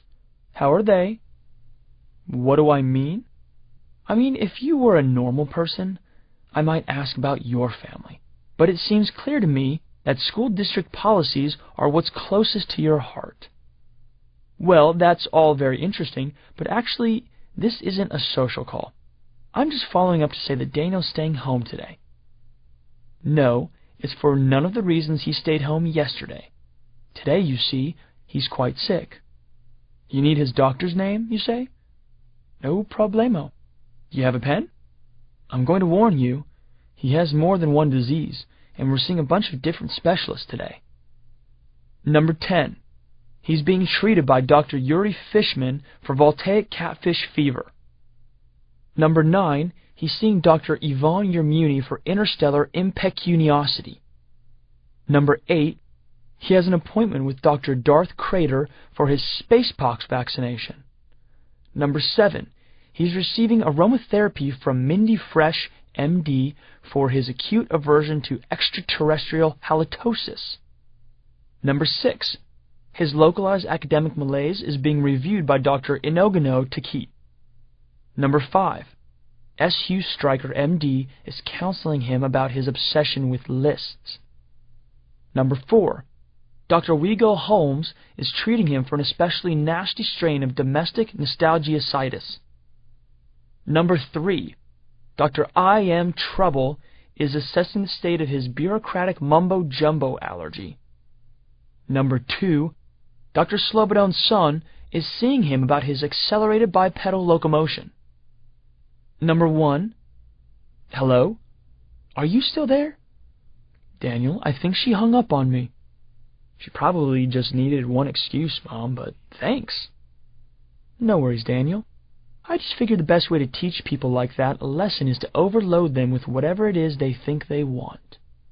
Interesting thought, Mom, I said, sending her home with a blink of my eye and summoning Dana. We pulled back onto the road and headed off to meet number 5. Chapter 65. I began by doing what any highly disciplined military commander would do on the eve of battle. I ate a 4-course meal. Dana and I had climbed a hill above a cornfield opposite the Wiggers' property. I'd made us a picnic including wasabi-crusted salmon fritters, chanterelle and pork medallion panini, watercress salad, vichyssoise, and a carafe of Gatorade. So what were you doing last night, Daniel? Off on your own like that? I was just confirming some theories I've been working on. Some light reconnaissance, you know. Stuff like that. By yourself? Pretty much, yeah. Pretty much? She asked. And that black hair I found earlier probably just happened to land on your collar? Just had been blowing around in the wind. I guess dematerializing her hadn't made her forget. Hair? I said incredulously. What hair? The one that looked just like this other one I found in your blue motorcycle helmet, and which isn't mine or Emma's. Wow, I said, turning the hair into a butterfly that flew from her grasp. Is that a tiger swallowtail? You aren't going to distract me so easily. Whose hair was that? Just a kid I met at the diner, I said, thinking quickly. Number 5's goons had given her a rough time, so I just checked in on her. Sure you did. And she gave me some good information, too. Turns out Number 5's programmed everybody in this town with some sort of standing electronic charge that lives inside their heads. Makes them conveniently forget things they've seen. Makes them responsive to his orders. Stuff like that. And she told you this? Well, no, but I did figure out how to remove the charge from her head so that now, provided she stays away from TVs, computers, and cell phones, she's once again in control of her own mind. Sounds like it must have been a pretty intimate procedure. Sure, I mean, I had to basically go inside her brain and... Wait, I know what you're thinking. But you know I'd never get emotionally involved with any humans. I mean, it's just not fair. So you were just using that poor girl. She was nothing but an experiment? I shook my head. This clearly was not something to get into with Dana. Let's just eat lunch and relax, okay, Dana? It's a gorgeous day, and we've got a big afternoon ahead of us. She bit into her sandwich with a little more force than was necessary. I sighed and looked around at the rolling hills, the brilliant blue sky, the butterflies and birds flitting around the field below. This really is a beautiful planet, isn't it? I said. So much diversity. So much that's lovely and good. You know, that's what really gets me about the Outer Ones. I mean, if I had to come up with a definition of evil, I'd say it's not just not appreciating beauty, but wanting to mess with it, control it, own it. I mean, this whole show Number 5's aiming to make, it's all about taking this fantastic human species and bending it to his will for nothing more than cheap entertainment. A true artist would document them, would present humans and their planet in all its glory. The plays they've written, the beautiful art they've made, the cities, the fields. Put a sock in it, Daniel. A, I'm not forgetting that you went on a date last night, and B, you have a crumb on your lip and it's driving me crazy. Here, let me take it off. Oh, okay, sure, I said, leaning forward so she could remove it. I just didn't expect she was going to do it with her lips. Chapter 66. A guy's got to give his imagination some credit when a girl he's dreamed up manages to make him dizzy with a kiss.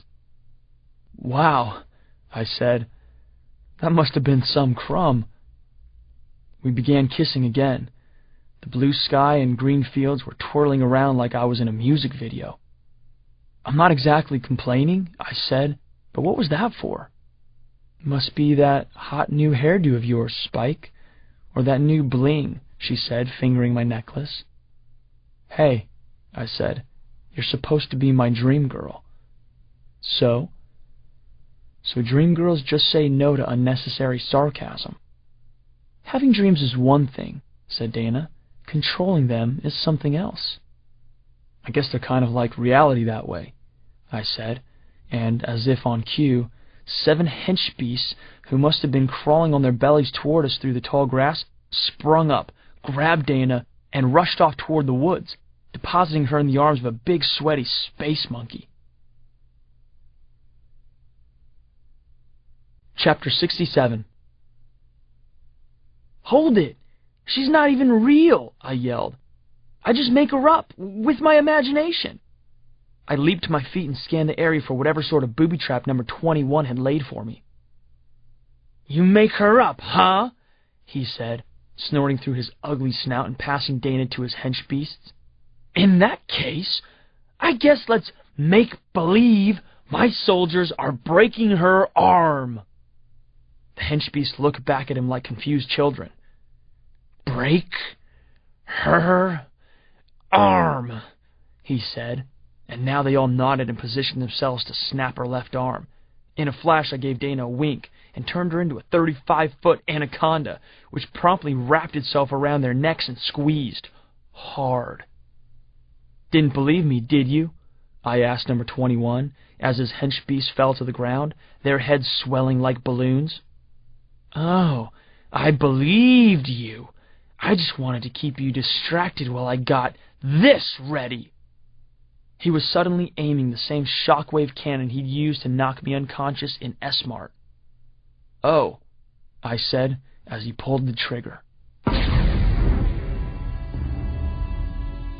Chapter 68.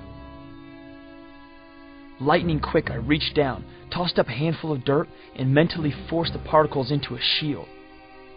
Number 21 started to laugh, but the blast completely deflected around me. I took some pleasure watching that obnoxious ape lower his gun and scratch his head. What else you got? I yelled across the field at him. He dropped his weapon, and one of his cronies passed him a gun so large I was kind of surprised he was able to hold it. I wasn't familiar with the type, but it was so big it looked like it could have blown apart a modest-sized asteroid. And what do you have, my little stinky boy? He asked, his voice dripping with condescension. Better a stinky boy than a stinky space ape, I said, reaching dramatically to my side and unholstering my weapon of choice. My hand, with my index and middle finger extended, my thumb cocked like a pistol's hammer. Nanny, nanny, boo-boo. He laughed like a hyena. They said you were a character, but it's truly a shame that your curtain call is coming so soon. You're too kind, I said. Shall we draw on the count of 3? It's your funeral.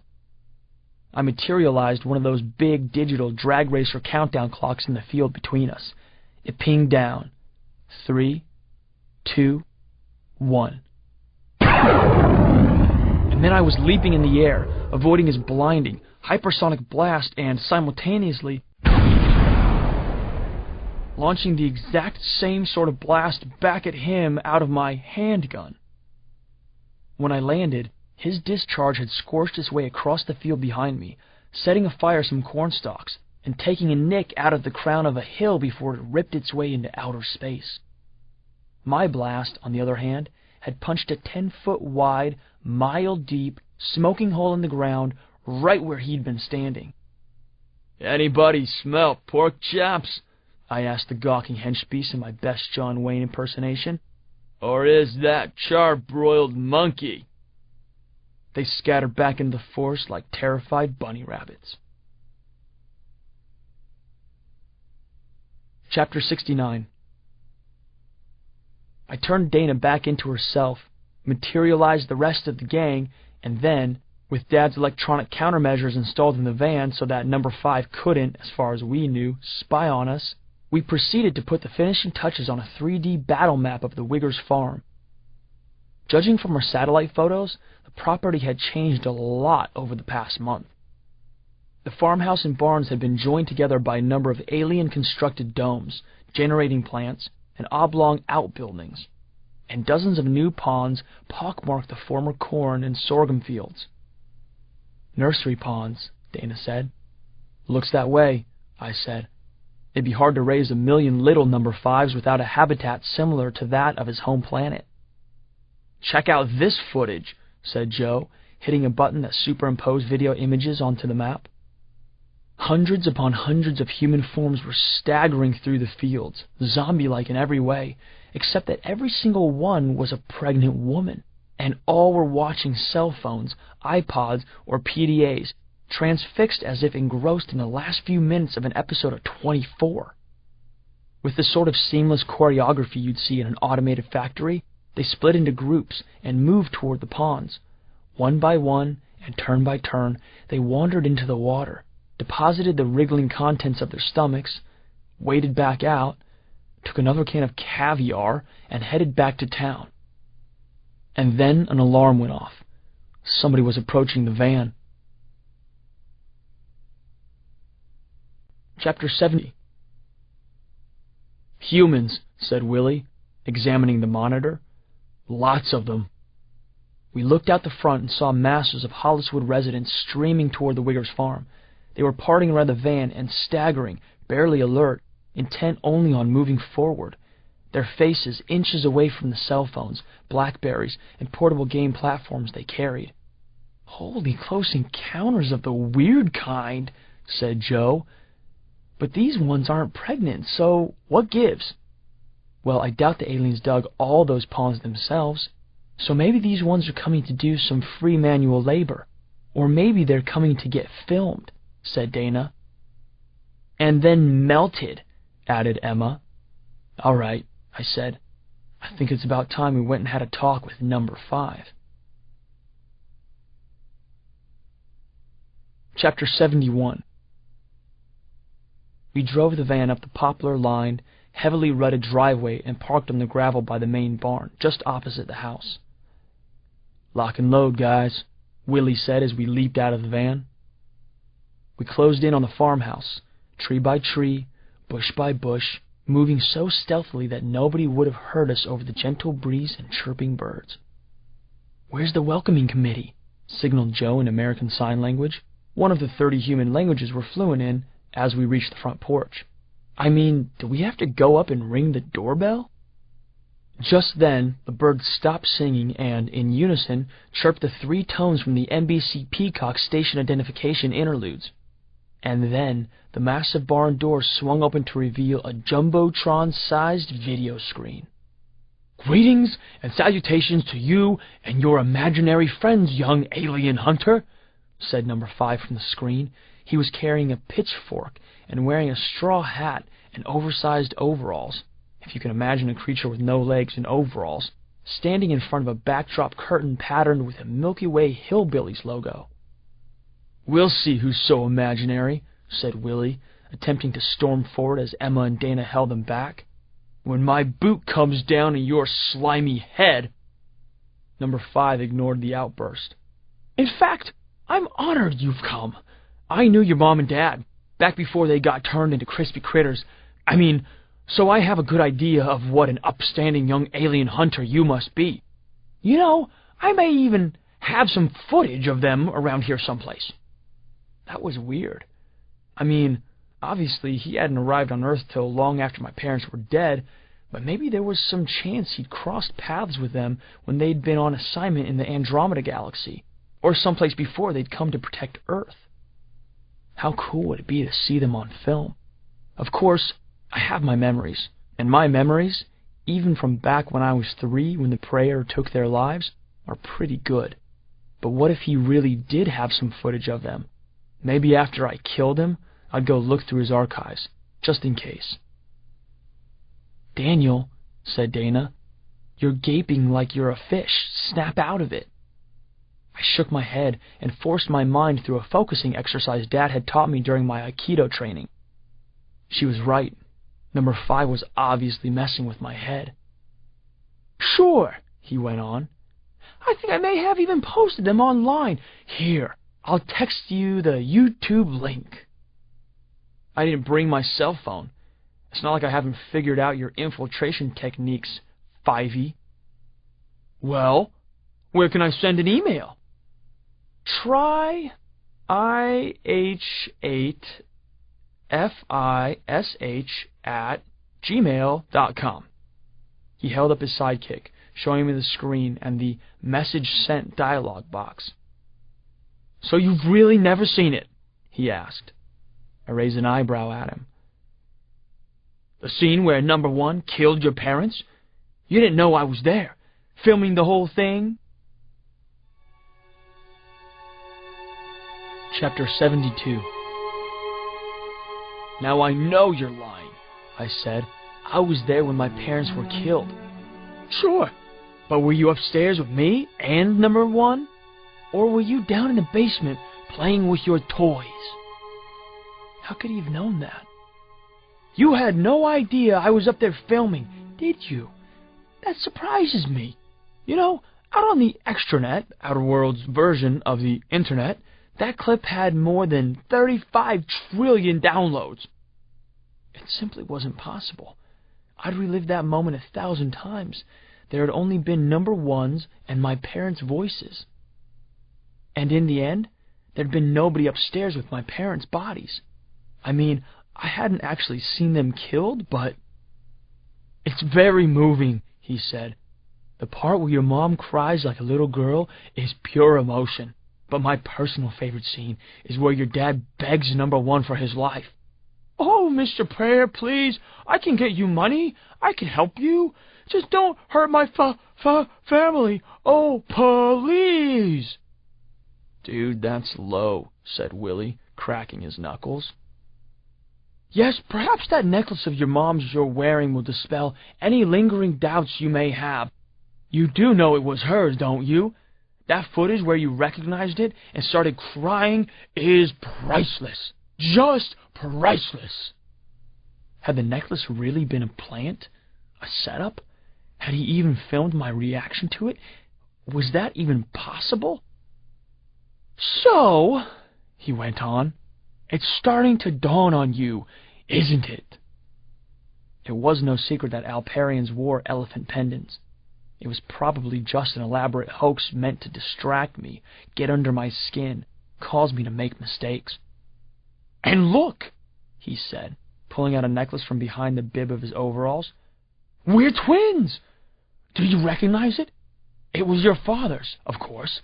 Number 1 usually collects them for his trophy case, but this time he knew they'd make great props and let me borrow them. Once he was done spitting on their corpses, that is." My mind was reeling, and I winced as I resisted throwing everything I had at the flat-screen display. But I knew that was exactly what number 5 wanted. He was just trying to keep me from thinking rationally. There was no way he'd been in that farmhouse 12 years ago. The necklaces had to have been manufactured, and any film he showed me of my parents would turn out to be a computer-generated fake. "Look, Daniel, may I call you Daniel? I'm first and foremost a business creature. So let's do ourselves a favor and adhere to the negotiating process here. Remember how it works? First, we state our goals, and then we start working toward a deal, a compromise. So you see, for my part, I want to create the most popular reality show of all time, which conflicts, wouldn't you say, with your stated purpose of wanting to exterminate me and my crew." "Actually," I said, somehow keeping my game face on, "you have it wrong. All I'm looking for is some information." He nodded his fat, slimy head and gestured for me to elaborate. "All I want to know is exactly what you want with all the people of Holliswood." "Well, Daniel, it's just that they're as entertaining as heck." He laughed. "Of course, it doesn't hurt that they're good little workers. dumb, loyal, coachable. Did you know they created nearly 30 acres of new ponds here at the farm in just under a month? Unfortunately, there were a couple of accidents along the way. They aren't the most resilient species in the world. If I had a nickel for every bulldozer-related fatality this week... He chuckled to himself. Anyhow, it's a shame we had to lose any, but I assure you we were able to recycle their remains, just as we will with the rest of them after each episode. It turns out that on top of everything else, they make wonderful fertilizer. And did I mention the women are perfect incubators? Dana didn't let that one go without a response. I just wish she'd tried using words first. Chapter 73. With an arm that would have turned Roger Clemens green with envy, Dana fired a rock straight between Number 5's eyes on the display. Sparks flew everywhere, and the screen quickly went dark. I think he just voided his Best Buy warranty, said Joe. There are too many televisions on this planet anyhow, said Emma, patting Dana on the shoulder. There was a laugh behind us that sounded like Jell-O being liquefied in a Cuisinart. We turned to Number 5 hovering at the end of the wraparound porch. Absolutely live and in the flesh for the first time. Woo-hoo-hoo! You're a hot-tempered little product of Daniel's imagination, aren't you? Can I interest you in some caviar? That got the rest of the gang charging at him, but to little effect. He'd thrown some sort of crackling field of electricity around himself, and he laughed as if he were getting tickled as they bumped into the invisible barrier and fell back flat on their butts. It shouldn't have come as any great surprise that Number 5 on the list of alien outlaws in terra firma was not going to be taken down in hand-to-hand combat. But my friends continued to take out their frustrations on his force field, leaping, charging, punching, kicking, and always ending up flat on their backs as they failed to find a gap in his electromagnetic defenses. Meanwhile, I watched my fish-faced foe as closely as I could, and I can watch things pretty closely. I monitored his sweat, the rhythm of his breathing, his pulse, the slime oozing from the pores on his belly, the contractions of the suckers on his tentacles, the shape of his slimy nostrils, and, other than almost getting sick at how truly disgusting he was, almost right away I noticed something significant. A tell, as a poker player might say of his opponent. His eyes never blinked. I zoomed in my vision to about 128 to 1 and quickly understood why.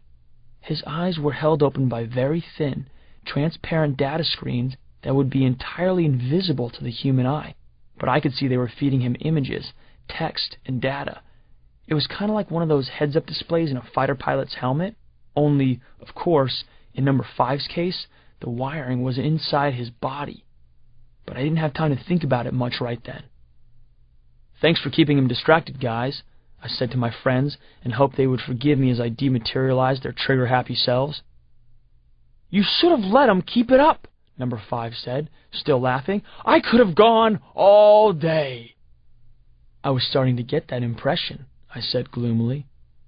Oh, don't take it so hard, he said.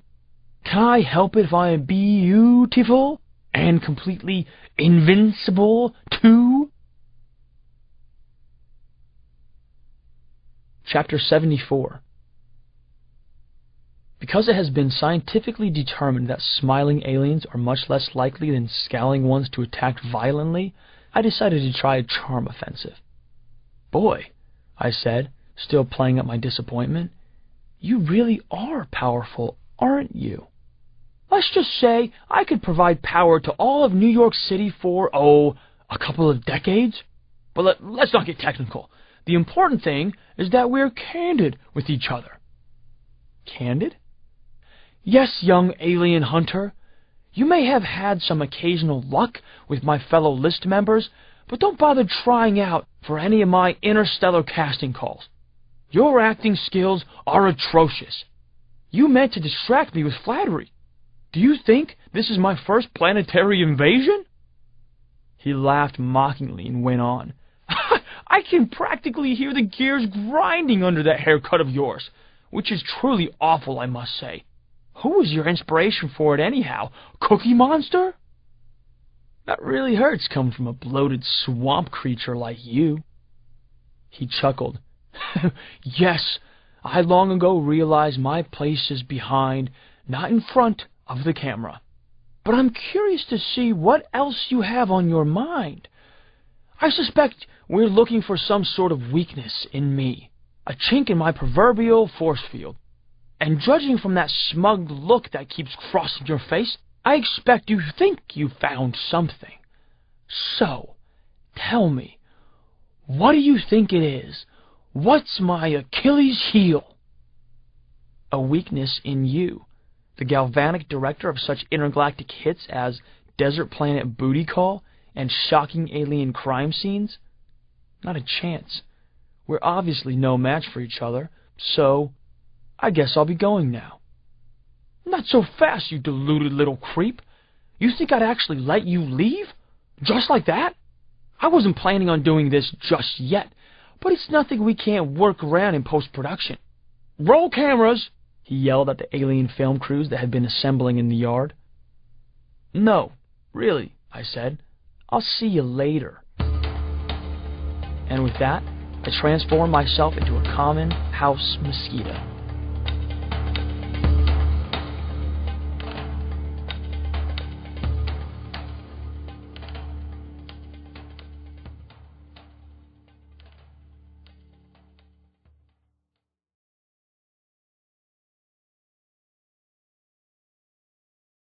Chapter 75. Number 5 blinked despite the hardware in his eyes. He must have thought I'd teleported myself away. How did he do that? He screamed in frustration at the film crew. He yanked the railing off the side of the porch and sent it sailing through the air at them, causing them to briefly scatter. Gah! Ugh! He said in frustration, and put his tentacles up over his head. And where's number 21? He was supposed to be back by now. Somebody find him! As number 5 spoke, I carefully flew up to his face, landed on his nose, and jabbed my itchy, needle-like snout into it. Gah! Bugs! He shouted, and as he swatted his tentacle down to crush me, I somehow overcame the nauseating taste of his putrid fish blood, grabbed onto his face with all my strength, and transformed myself into a hedgehog. Ah! He yelled as my spines penetrated his tender flesh. I turned myself back into human form and laughed in his face briefly as he got over his surprise. I know where number 21 is, by the way, I revealed. He's, excuse me. I turned to spit the taste of number 5 out of my mouth. The latest addition to crossed-out entries on the list. Number 5 gaped at me as only a fish can, and then his eyes got really dark, and he began to summon an electrical charge big enough to fry me and every life form within 100 yards. Focus, Daniel. Focus. The house. The house. The house. And all at once, I was gone. Dad would be proud of me. I'd teleported myself back to the safety of the house, 2.5 miles away. Chapter 76. The wooden laundry table was covered with holographic maps, spreadsheets, weather reports, weapon data, and, Gatorade and White Castle burgers. Mom, Dad, Porkchop, Emma, Joe, Willie, Dana, and I were going over our final plans down in the basement. Lucky was there too, but he was more interested in intercepting a hamburger than how we were going to confront number 5 and his minions.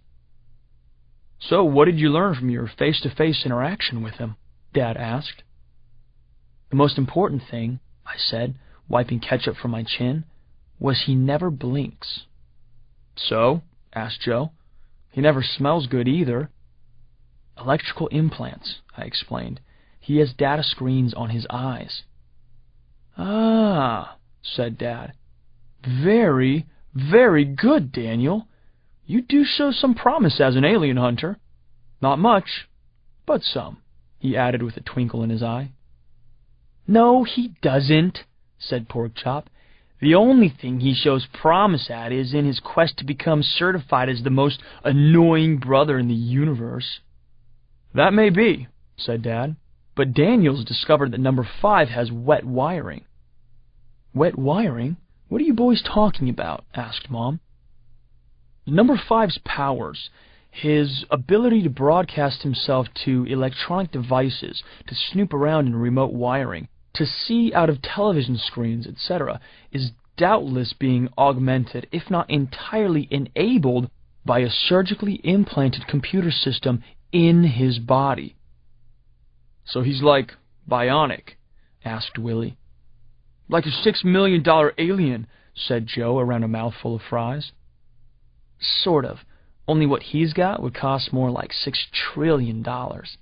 Not to mention that he's implanting this same kind of wiring in the hordes of alien progeny he's breeding on Earth," I commented, remembering the alien fishnet stocking Joe and I had observed earlier. "So now that you've figured all that out, what good does it do us?" asked Mom. "Well, Dad fumbled for the right way to say it. "Probably none at all," I finished for him, dropping my head. Just then we heard a roar and rumble overhead, and we ran upstairs to see what had happened. Through the driving rain, we could see that the streetlights were out, and that the neighborhood had gone completely dark. Chapter 77. Do you ever roll down the window and stick your head out when you're on the highway doing, like, 65 miles per hour in a downpour? You absolutely shouldn't. I mean, it's not safe, but that's what it felt like the second we stepped out of the house. We could barely see a dozen feet in front of us, even with the lightning going off every 15 seconds, and the thunder made it seem like we had wandered into the middle of a battlefield. The power was out all over Holliswood. "Why are you carrying that?" Dana yelled to me over the noise of the storm. I was clutching a 16-foot copper chain and waving it around in the air above me. "Science experiment!" And promptly got hit by a bolt of lightning so powerful it must have flipped me 30 feet into the air and dropped me on my back. At least that's what it felt like when I regained consciousness. My friends had dragged me into the van, and we were evidently driving on a highway. "Are you crazy?" asked Dana as my eyes fluttered open. Maybe," I said, sitting up. My mouth tasted like I'd been eating match heads. "Are we almost there?" I asked over the noise of the struggling windshield wipers and the hail pelting the metal roof of the van. "Almost, dear," said Mom. "Don't tell me you need a bathroom break already." "Maybe if there's a doctor in the bathroom, sure," I said. Boy, did I feel terrible. But I had to let myself get struck, just to make sure I could handle it. "Hey," I said, suddenly realizing somebody was missing. "Where's Emma?" "She just made us drop her off a little ways back. She wouldn't tell us why, but we figured she was going to check in on the animals at the SPCA. Anyhow, she said you'd understand." I didn't know exactly what she was up to, but I had a hunch. Chapter 78. The storm was weakening by the time we got to the farm, which was shrouded in darkness. "Maybe they're gone," said Dana, as we peered out the windshield at the farmhouse. "I don't think so," I said. "The power's out here just like it is in the rest of Holliswood, and that's precisely why I wanted to come here while the storm was still raging," I said. "With the electricity out, that should mean number 5 won't be able to tap into the cell phone towers and other circuits to figure out where we are. And that means maybe, just maybe, we'll be able to surprise him." Said Willie, staring at the abandoned-looking farmhouse. "I mean, it's great that he might not be able to find us, but exactly how are we going to find him? Joe's going to take care of that end of things. There's no way an alien that big and stinky can hide from the van's sensors. Any luck back there, Joe?" "There's no sign of him, or any of the aliens, anywhere. Maybe they did go off someplace." "It's not possible. I mean, they weren't ready to start the film yet, and their entire breeding operation's based here. They couldn't have picked up and just left like that. The equipment's not picking anything up is all I know, said Joe. Maybe it's busted, said Willie, looking over Joe's shoulder with the rest of us. Everything seemed to be working, but maybe he'd forgotten to do something. It certainly was surprising that we weren't detecting any aliens whatsoever. Daniel? Asked Dana. What, Dana? Why are we hovering? What? Why is the van hovering 50 feet in the air? What? I said, spinning around and spotting the wet upper branches of a maple tree through the windshield. Yeah, and why is there that blue glow all around us? Asked Joe. I slid open the side door and looked down, and there, his tentacles extended toward us, and pulsing blue with crackling electricity, was number 5. "Hello, young alien hunter," he said. He was no jolly Santa this time around. "Wanna come down?" I nodded wordlessly and instantly wish I hadn't. "Hang on tight, everybody!" I yelled as we plunged toward the earth. Chapter 79. The van smashed into the ground like a badly made toy, but, fortunately, one with state-of-the-art airbags and a couple of pretty tough alien fighters inside. Still, we were pretty dazed as we crawled from the wreckage. "Yeah, I think your sensors weren't working quite right, Joe," said Dana as she picked windshield glass from her hair and looked warily over toward number 5. He was floating toward us, surrounded by a buzzing sphere of blue electricity. Right," I said as the hairs on my head, wet as they were, stood up under the force of his static charge. "You killed him," he said, stopping about a dozen yards away. "Number 21, you mean?" I said. "Well, he was trying to kill me, you know." "We'd worked together for nearly 3 decades, number 5 told me, scowling at me like I was an unwanted bug. "He was my right hand, and you destroyed that." As if to echo the point, he raised his left tentacle straight in the air. A dozen stadium-style floodlights lit up the farm, and we could see that hundreds of aliens, each holding an alien weapon, had formed an enormous circle around us. Their ranks were tight and unbroken, except for a few rain-soaked muddy humans pushing through here and there, staggering zombie-like back in the general direction of town. I guessed that with number 5 off the air during the thunderstorm, they had been returning to their homes. "Oh, no, you don't!" yelled number 5 in their general direction. "Back to work!" Their cell phones and other handhelds began to ring and vibrate, and they predictably answered the devices and turned back to the fields from which they had come. "I'm not done with any of you yet," ranted number 5. "And when I am, you'll know it. I'm not the universe's premier producer of entertainment for letting my actors just fade away." Chapter 80. "Pretty impressive, number 5, I admitted, "but check this out." I proceeded to make a cell phone ringtone all my own, consisting of the first few bars of Blondie's Hanging on the Telephone. "Wow, I'm so impressed," scoffed number 5. "You have imaginary friends, and you're a mimic. I should take you to a party sometime." But then the human cell phones began ringing all over the farm with the same tone. And guess who was on the line? "People of Holliswood," I announced, "you have fallen victim to an alien invader who has been controlling your thoughts and actions through electronic devices. This is why some of you are at a farm digging ponds in the middle of a rainstorm. This is why the fire department is missing. This is why your children have been rehearsing a massive, alien-inspired version of High School Musical. And this is why you periodically find yourself doing very silly dances and musical routines for no apparent reason." I glanced over at number 5. He looked like he was about to explode with rage, which, I reminded myself, was just what I wanted. Chapter 81. I am now going to ask you all to return to your homes and your normal lives, I told the citizens of Holliswood authoritatively.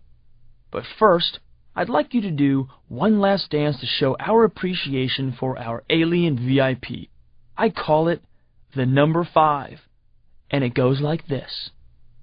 And then, to the jangly beats of Sissy Barr's Space Clown, everybody in broadcast range began puffing out their cheeks, wiggling their fingers at the sides of their mouths like catfish whiskers, and swishing their butts back and forth, just like number 5 did when he hovered around.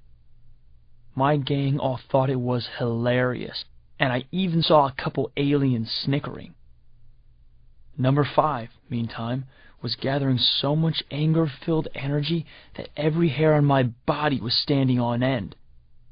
You see, I said to him in as confident a tone as I could muster, although I never had any doubt you'd come into this universe as an electronically gifted fish, I was totally stumped about how it was you were able to so easily broadcast yourself into electronic devices. I mean, I knew you'd taken over the television studio, and the broadcast substation, and the cell phone towers, but that didn't explain it.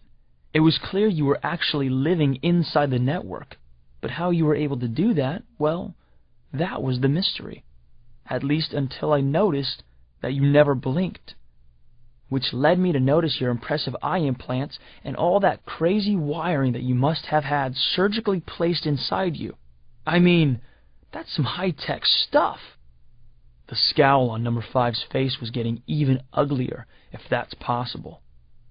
And then I remembered seeing all those junior-sized neural nets in your transport containers, and I already knew you were reproducing yourself at an alarming rate, with your caviar project and the pawns and all. And that must have been so you could run this program on a truly massive, planet-wide scale. I mean, you don't strike me as the kind of guy who'd be into fatherhood for the pure joy of parenting. Well, that's all very clever, he said, smiling suddenly. But you're still only seeing a small part of the puzzle. And the bigger piece contains the part that's about to fry your skinny little butt. Chapter 82. Time was drawing short, so I did another mini-broadcast to the townspeople to stop their number 5 dance. Thank you for that fine performance. Now, people of Holliswood, please return to your homes. A brand new episode of The Simpsons is on tonight. Shoot to kill any human attempting to leave the premises, yelled number 5 to his troops. The humans within earshot all turned and looked at me apprehensively as hundreds of alien rifles aimed at their heads and chests. And bring me the McGillicuddies, the Evo director commanded. Now! I couldn't help but gasp. How could he have known about Judy? I'd taken every precaution. The circle of aliens parted on one side, and Judy and her parents were ushered through as Soul Hooligan's Stoop Kid began playing on speakers all over the farm. Do the dance! He yelled at them, and sure enough, Judy and her parents began doing a Soul Train-style showcase. My stomach, heart, and every other organ in my body dropped like they'd just fallen off a bridge. Not only will they dance at a word from me, said number 5, laughing, but they will die too. So just give me a single reason, you little punk, and the next time you two want to go out for ice cream, this young woman will be numbered among your other imaginary friends. Chapter 83. It probably wasn't my brightest move ever, but what choice did I have? Let them go, number 5, I said, aiming my hand like a gun at number 5's flabby, slime-covered belly, just as I had with number 21. And I mean right now, or my friends and I will spend the next 10 minutes wiping you and your minions off the face of the earth. Oh, sure, he said, snorting even harder. Are you guys getting all of this? He asked the circling film crews rhetorically. I just knew you were going to rise to the occasion, alien hunter. You've got a lot of substandard qualities I'm not going to miss, but nobody can fault your comic timing.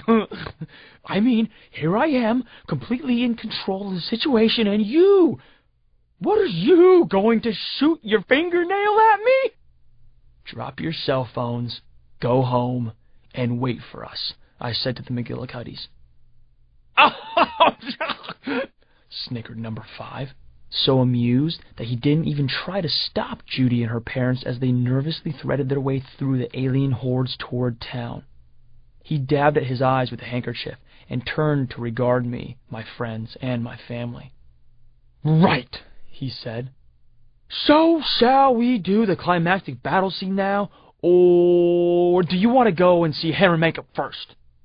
Very funny, I said, signaling to my friends to attack, and simultaneously unleashing a thunderous blast from my hand of the exact sort that killed number 21. Number 5 deflected the blast with a lightning bolt of his own, but at least I temporarily wiped the smile off his face. He even looked a little apprehensive as he glanced at my friends, who were now charging into his alien hordes like a bunch of berserk ninjas. Everybody but Emma, that is, who still hadn't returned. But I couldn't worry about her now. The battle was on. Chapter 84. At first we held our own. The others were laying down every martial arts trick in the book and pushing the alien scum back away from the crumpled van while I managed to keep number 5 on the defensive, forcing him to concentrate his attention on me. But the tide quickly began to turn. 3,000 to 7 aren't good odds, no matter how you look at it. Especially when one of the 3,000 is number 5 on the list of alien outlaws in terra firma, and you've quickly come to discover that you have once again underestimated his powers. Like not realizing he has the ability to adjust the electromagnetic properties of the zipper on your motorcycle jacket so that he can zip it up over your head and you can't see until you forcibly rip the thing off, just in time to see him shoot a couple 1,000 volts of electricity at you. Good thing I know how to duck. Fast. Had enough, alien hunter? He asked, smiling once again. Want to stretch out your last seconds on Earth? I'll tell you what. If you do a little dance for us, maybe I'll grant you a brief respite to put on some new shoes. I can't say I've ever sensed much rhythm in you, but I bet an alien audience would love to see you do some clog dancing. Just then a random blaster shot caught Joe in the shoulder and spun him around like a rag doll. Dana quickly dragged him to cover and got to work bandaging him up while Porkchop and Mom gave me looks of pleading desperation. I knew we couldn't last much longer. There were just too many of them, and I was having too much trouble with number 5 to be able to help the others. You win, I said, lowering my arm. Surrender? He said. We surrender, I said, lowering my head in shame and signaling to my friends and family to step back. Maybe I'll still figure something out, I thought, trying to console myself. He laughed and signaled to his troops to let up. Don't worry, he said, as the noise of the battle abated. Under the circumstances, you've made the best decision you possibly could have, and I promise that your final minutes will be appreciated by trillions and trillions of aliens around the universe. Really, he went on, when you think about it, what's a little humiliation and pain on your part when you'll be bringing laughter to at least half the known universe? Surely you know that old expression, the needs of the many outweigh the needs of the few? Or... His voice trailed off. Now that the melee had stopped, he and the rest of us could hear something very strange, a sort of howling, baying noise, like an enormous fox hunt, and then an unearthly roar. We both looked over, and there to our west, cresting the hill, was an enormous, barking, snarling pack of mutts, big ones, small ones, brown ones, black ones, white ones, gray ones, racing toward the farm. And that antlion that I'd re-brainwashed to hate aliens was at the head of the pack. I also spotted, bringing up the rear and running pretty hard to keep up, 2 human figures, Emma, and a slightly taller one with gray hair whom I quickly recognized as the woman from the pound, the one who reminded me of my grandmother. And then, like something out of a movie, there was a huge thunderclap and a rush of wind and rain. The storm was picking up again. Chapter 85. I quickly determined that I wasn't going to get a better chance than this, so I secretly signaled to my friends to be ready to rejoin the battle and cleared my throat. Number 5? I asked as he waved at his troops to go meet the intruders and then turned his mildly perplexed fish face back to me. "Before that dance you want me to do," I said, "can I just see that necklace of my dad's? It means a lot to me, and I just want to touch it."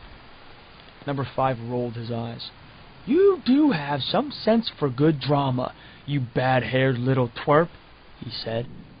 "Sure, that sounds cinematic enough. The orphan communes with his dead father's keepsake.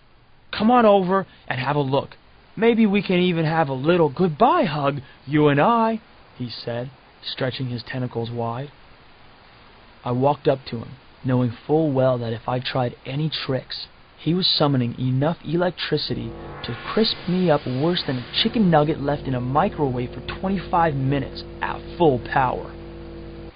He offered me the necklace, and I took off the one I was wearing, my mother's, he'd have us believe, and twined them together as the camera crew circled for close-up shots of the bittersweet symbolism. And then, as the tears started to course down my cheeks, I accepted Number 5's embrace. I realized it was entirely possible he was going to fry me right then and there, but I suspected his love of drama was going to give me at least a few more moments. There was a growing electrical charge in the clouds overhead, and when I sensed it had reached the critical level, I freed my arm from his smothering hug and hoisted the necklaces up into the air. Alien Hunter Science Geek Fact Number 45.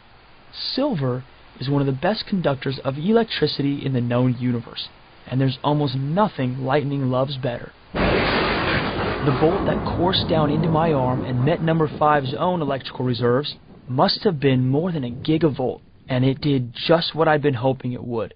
It overloaded and totally fried his circuits.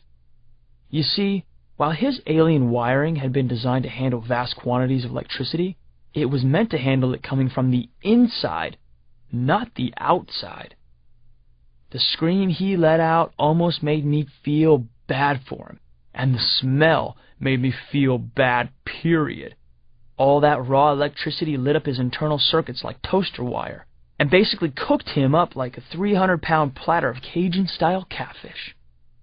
"Disgusting!" I could hear Dana saying in the distance. I stared at Number 5's remains, just a mess of overdone fish and melted wiring, and, dazed as I was, aimed a sheepish smile in her direction.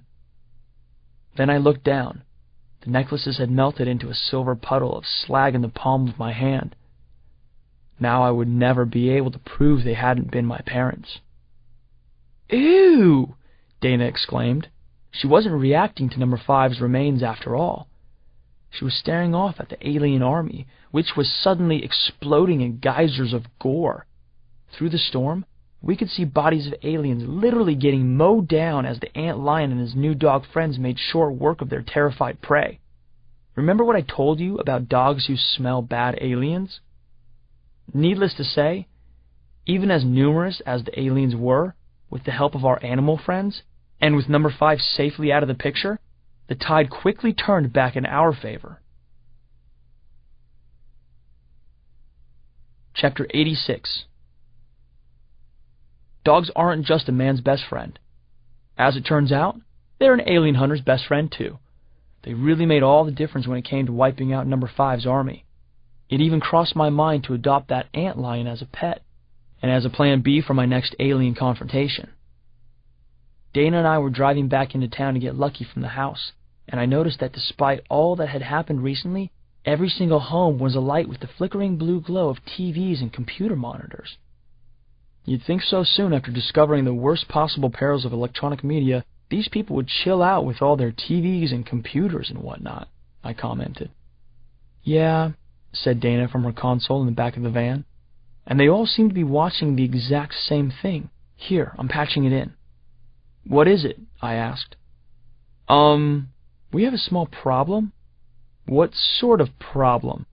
Well, you know how you killed number 5? Uh-huh. Well, you didn't quite get all of him. I slammed on the brakes. Are you kidding? You mean his charbroiled skeleton came back to life? No way was I ready for another fish fry. I was totally wiped. No, it's more like his virtual self came back to life. It's like he's turned himself into a bunch of little computer programs on every device he ever touched. Like they're all infected with a little piece of his, personality?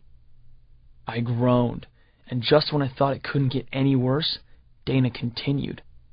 Right now, he's rejoining all these little pieces and making himself into one very big, powerful dude. And in fact, it looks like right now he's busy trying to hack his way through to a satellite uplink station. This was bad. This was very bad. Which means, I began as it dawned on me, he's either trying to reconnect with the wider world here on Earth so he can infect it too, or maybe he's going to broadcast into space to summon reinforcements.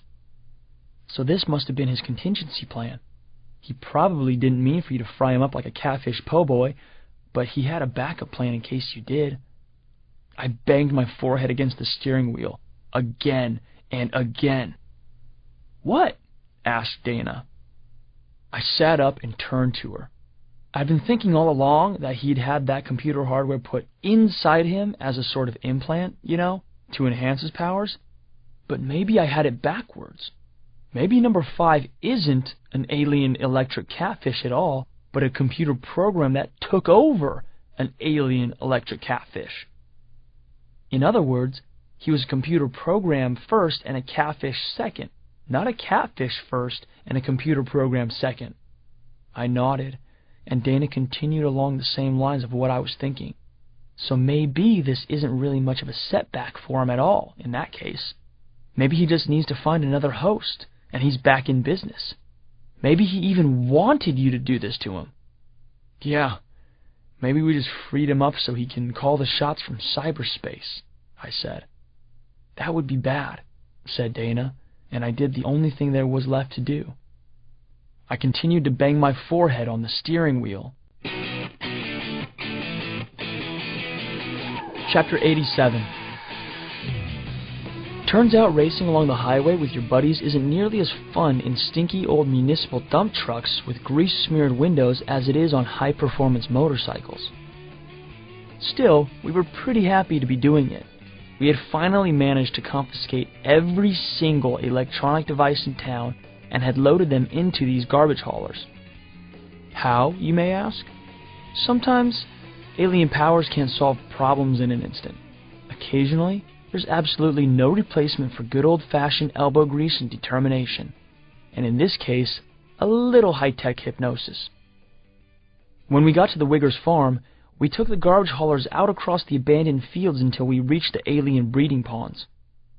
Then we turned and dumped every Macintosh, ThinkPad, Dell, Gateway, Toshiba, Sony, LG, Motorola, Samsung, NEC, JVC, Magnavox, Westinghouse, GE, RCA, Sylvania, Nextel, Nintendo, Microsoft, AT&T, IBM, Lenovo, and a dozen other branded electronic devices, from walkie-talkies to microwave ovens to TiVos to Wii's to network routers, into the water. It was pretty impressive. The sound of tons of twisting metal, breaking glass, and snapping plastic cascading down the hillside into a pond. But the best part was when number 5, who'd been silent till now, no doubt trying to figure out yet another escape plan, screamed like the Wicked Witch of the West when the stuff started splashing into the water. The moment the first of those batteries, silicon chips, and transformers began sizzling and fizzling and shorting out, everything with a screen or a speaker began broadcasting his shrill, urgent-sounding plea. "Stop! Please stop! I'll make you famous! You can have credit on my next show! I'll put your name right up there with mine! I'll even move the pilot episode to another planet if these stupid humans mean so much to you! Stop!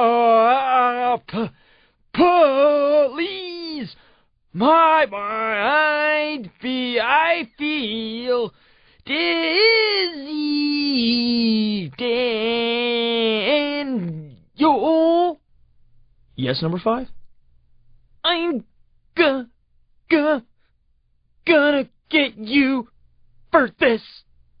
Oh, no, you're not, I said, and I opened up the list computer, on which I'd just run a very thorough virus scan, and deleted number 5's entry. The pond was soon bubbling and steaming with all the battery chemicals and electronic waste, and we watched as literally tons of stinky, finless, alien catfish began to float belly up, dead, to the surface of the pond. Then I turned to the video camera that Joe was using to record the proceedings and did my best Ryan Seacrest impersonation. We here at American Alien Hunter hope you've enjoyed Season 2. Please stay tuned for previews of our next adventure, right after this brief word from our sponsors. Chapter 88. They say everyone loves a parade, and I guess that's one more way I'm different. I guess I just think there's something unsettling about people putting on uniforms, walking together in a line, and having everybody come out to stare at them. Still, if only out of being gracious, I let the people of Holliswood put me atop their homecoming day float and rode along with the mayor through the middle of town and out to the civic auditorium where all of the children of Holliswood had assembled to stage their own version of High School Musical. It really wasn't my cup of tea, but I will say one thing for number 5's legacy. He left those kids with some darn good dance moves. And then, since the whole town, minus those who were melted by number 5 and his goons, was there, I used some of what I'd learned of number 5's mind-controlled broadcasting techniques and erased all memory of myself and the aliens from every single person, except Judy. Chapter 89. I drove Judy home on my motorcycle while everybody else was getting their bearings and wondering what the heck they were doing at the civic auditorium in the middle of the day. You study hard with your folks okay, Judy? We were standing on her porch exchanging goodbyes. It was a beautiful June day. The birds were chirping, the clouds were scudding, the flowers were doing their fragrance-emitting thing. I just can't believe you were leaving. Can't you take me with you? I'm losing my mind here with my parents and this homeschooling business. I know it seems like a drag, but they're good people. I can tell. And there will be a life after Holliswood, I promise. Easy for you to say, she said. Well, I have been around the block a few times. She interrupted me with a kiss, and as the world spun and I saw the brilliant promise of summer in her eyes, I erased her memory of me. Chapter 90. The gang and the family and I had our final council meeting at the KHAW transmission station that we had trashed in that early skirmish with number 5's goons. Checklist, I said. Emma began. Caviar. 100% confiscated and all female residents checked to ensure no alien inhabitation. Also, all dogs from the Holliswood Pound safely adopted. Good. Willie? All incubation ponds drained and all larval number 5s converted to crop fertilizer. All battery chemicals removed from groundwater and all electronics fully rehabilitated. Wigger's farm restored to its pre-number 5 condition. Dana? All aliens imported or bred by number 5 have been exterminated, except for the antlion, which is on an interstellar freighter on its way back to its home planet. Mom? All essential civic functions restored. Remainder of town police currently investigating multiple missing person claims, including loss of entire fire department. Porkchop? Holliswood area schools back in session. New curriculum featuring effective math and science courses. English classes now including such pillars of modern literature as Stranger in a Strange Land. Excellent. Dad? Dad threw a circuit breaker on the recently repaired broadcast shack's wall. Holliswood is now officially reconnected to the wider world. and the government authorities will doubtless be showing up to assist in putting the town back on its feet. Joe? Video scrapbook has just undergone post-production, screening ready to commence. I nodded, and he fired up the projector.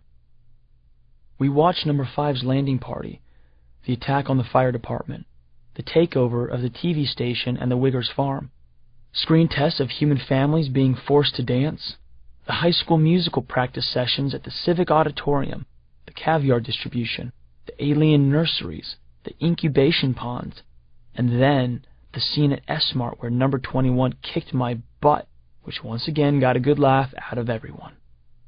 That's why we watch these things, I tried to explain. It's like a football team reviewing the highlight reels at practice. Yeah, but that scene's hilarious, said Willie. That's nothing, said Joe, and that's when the real laughter began, because somehow Joe had gotten the grainy black and white feed of me cutting my own hair in the bathroom. I was trying to look like Billy Joe Armstrong, I protested as they all rolled with laughter. You know, the lead singer of Green Day.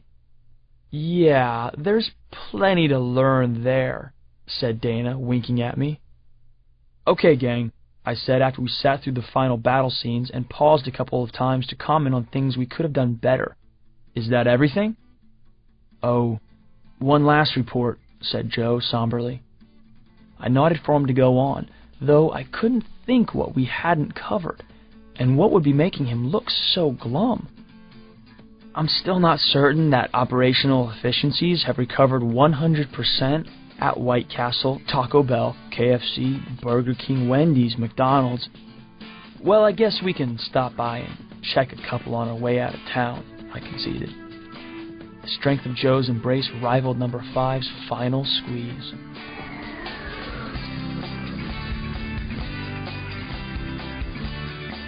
Epilogue. Grok this. Chapter 91. About 500 miles away, I finally stopped for lunch. The place kind of reminded me of the Holliswood Diner, although the waitstaff wasn't nearly so cute. I politely declined the waiter's suggestion, a farm-raised catfish special, and ordered a bacon cheeseburger and milkshake. Then I set about studying the list computer. Number 3 was a real strange sucker from what I could tell from the few low-quality images I had on file. You know that crazy science fact about how your body's 70% water? Well, his apparently is 70% fire. Suddenly, I detected a possible alien presence coming up behind me, and I got ready to spring into action. My first 14 years on Earth may have contained some harrowing moments, but until recently, they'd been pretty well spread out. I hadn't met the Prayer till I was 3, and I hadn't met another top 10 baddie till just this past year. But these days it seemed I was barely getting time for a nap between serious encounters. It was really starting to fray my nerves. I got ready to leap out in the aisle to deliver a roundhouse kick at whoever was approaching. "Don't even think about it, Daniel," said a familiar voice. It was Dad. "I didn't summon you," I said, regaining my breath. "How'd you just show up like that?" "I think part of your brain must have known you needed some parental advice," he said, sliding into the booth opposite me. "At any rate, let me do my fatherly duty and point out that there's no way you should even think about going after Number 3. Yeah, well, I'd go after the Prayer himself if I thought I could find him. Listen, son, you were lucky with Number 6, and you were beyond lucky with Number 5 just now. Believe me when I tell you that you won't catch any breaks next time. The law of averages doesn't allow for exceptions that big." "Whatever you say." "I mean it. He'll roast you like a kebab." And then a very bad thing happened. That grainy image of Number 3 on the list computer suddenly became crystal clear, as in 3D high-def clear. In fact, he looked so real, I moved my hands away from the keyboard out of some instinctive fear that he might reach out and burn my fingers. But he didn't reach out of the screen. Instead, he spoke with a British accented voice that reminded me of Anthony Hopkins from Silence of the Lambs.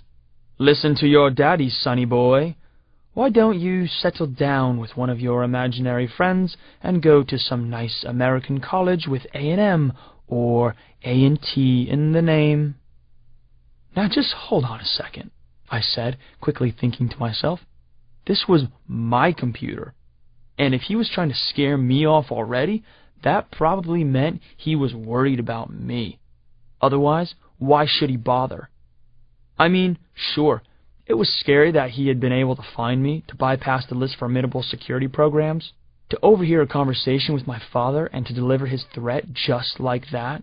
But I'd been through equally surprising circumstances just a couple times before, hadn't I? Tell me, I said, looking at his flickering face and acting as game as I could, an interesting statistic I came across while reading about you. Did you know that you have single-handedly contributed more to global warming than the entire industrial complex of Brazil? His flames visibly brightened in apparent self-satisfaction. Yes, I went on, only I'd always assumed that was a result of your flame-throwing, your hundreds of acts of arson, etc.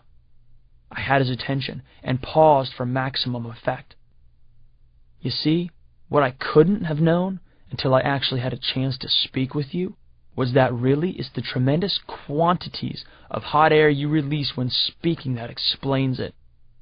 His glow became white hot, and I could see he was about to try something, so I quickly switched off the computer. You're really playing with fire now, Daniel. Nice one, Dad, I said, wondering what it was with him and his compulsion to make bad puns in all kinds of circumstances. So, any chance we'll be able to do a signal trace on him? I'm way ahead of you, he said, looking down at some weird cell phone-type device with long, wiggling antennas.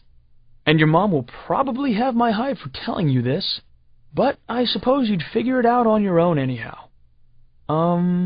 He said, slumping his shoulders, although I could tell he was secretly proud of me. It looks like the signal was originated from London, England. Good, I said. I'll go book a flight. I can probably be there by tomorrow. Or, said Dad, if you chose to really study the topographic data and teleport yourself, you could, in theory, be there in a few seconds. Nah, I better not push my luck, right? And anyhow, I continued as the waiter arrived and gestured for me to move my laptop out of the way, I should probably eat some dinner first. Good thinking, he said, eyeing my French fries. I summoned the rest of the family and my friends and waved for the waiter. We clearly were going to need some more food. Who are we going after next? Asked Willie, sliding into the booth opposite me. I better not be hearing any single-digit list numbers from you this evening, said Dana. How are the burgers here?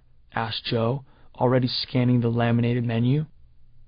Aren't we supposed to take the rest of the summer off like normal kids? Asked Porkchop. Maybe we can go to camp. Can we stop by the SPCA to thank that nice gray-haired lady again for adopting Lucky? Asked Emma. Next time I'm going to have to cut your hair myself, said Mom, shaking her head sadly. I must say, probably the best thing about being an alien hunter is never having to be alone. Stay tuned. Beware of demons and druids, and everyone else. Daniel.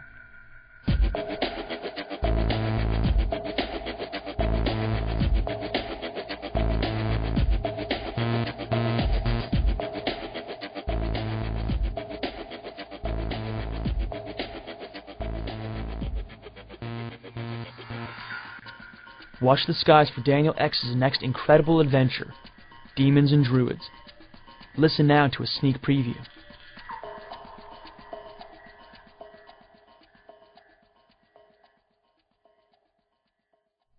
One.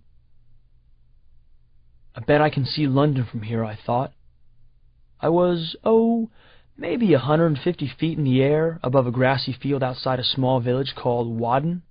I'd only been in England a couple of weeks, and I still had a little of that excitement that hits you when you go to a new place. Before I had time to take a good look around from this height, though, I started to fall. Fast. The first of the evening stars became a blur, and the ground seemed to rush up at me faster and faster. I could hear shouting voices, but it was impossible to tell what they were saying over the blistering wind surrounding me. Maybe I should have been worried, but I'll admit it. I was enjoying myself. That is, until Willie kicked me hard in the face. Willie, Joe, Dana, Emma, and I were playing soccer, our own version, where I'm the ball. That is correct. I had transformed myself into the soccer ball itself. Luckily, soccer balls don't have a lot of nerve endings, I thought as I flew forward into the air. And Willie controls the centered ball beautifully, shooting a pass to Joe. He takes it up the line, but no! Dana sweeps in with a well-executed slide tackle and steals it.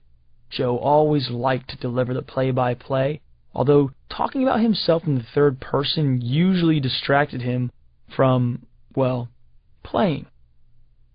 "Pay attention, Joe," said Willie, grimacing.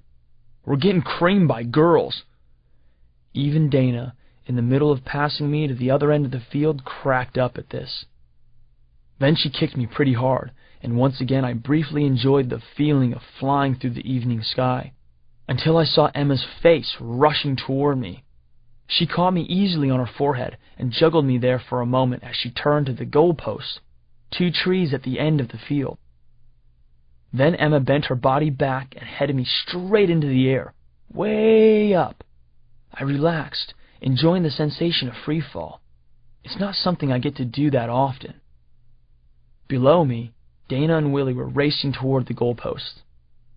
Dana got there first, and as I came down, she jumped into the air, fell backwards, spun, and sent a scorching scissor kick through the goal. "Goal!" screamed Joe from the other end of the field in his best international announcer voice. I'd known Dana's team would win. Her team always did. But her powerful kick took me by surprise. I had already overshot the goalpost by at least 100 feet. Suddenly, I realized I was headed straight for the tree-lined gorge that bordered the field. I concentrated for a second, and then I was back to being myself again, no longer a soccer ball. I grabbed an overhanging tree branch as I flew past. Dangling, one-handed over the gorge, I frowned at Dana, who was trotting over, and gave a dramatic sigh. "You did that on purpose, didn't you?" I called to her. "Tried to kick me into the briar patch." She laughed. "Daniel, you look like a depressed orangutan. Get down from that branch." Before I could come up with a snappy reply, Joe's voice rang across the field. "Okay, you two, now can we get going? London's not going to walk to us. We have monsters to catch." 2. I dropped down from the tree and dusted myself off. You think playing soccer is dirty? Try being the ball. A few minutes later, the 5 of us were walking along an English country road. Very picturesque, I must say. Our pickup soccer match had been a good distraction, but now it was almost 8, and night was starting to fall. "Well, let's hoof it, guys," I said. "In a couple of hours we can find somewhere safe to camp." We hadn't gone far when a light from behind made us turn around. A large vehicle was approaching. I stuck my thumb out while my friends moved back toward the shadows, ready to disappear if need be. Fortunately, they didn't have to. As it pulled up alongside me, I saw that the vehicle was a beat-up van, and probably large enough to hold 10 or 11. A tiny woman with short gray hair was behind the wheel, wearing a tweed suit that was 3 sizes too big for her. She rolled down her window and peered into the darkness behind me. "Are you lost, dearies?" Her face looked careworn, but she had smile lines around her mouth. I liked the way she looked, and I liked her spacious van even more. I put on my best harmless backpacking tourist face. "I'm afraid we're stranded, ma'am. We're trying to get to London, to catch some aliens. Number 3 to be exact." "Oh, Americans!" she smiled. "Well, I'm heading that way. Hop in." 3. It didn't take much to convince us. We gratefully piled in, Willie and Emma in back, Dana and me in the middle row, and Joe sprawled out in the passenger seat. We drove in silence for about 10 minutes. Joe had nodded off, and Willie and Emma were chatting in hushed, lazy voices behind me. I normally talk with the people who pick me up, but it had been a long day.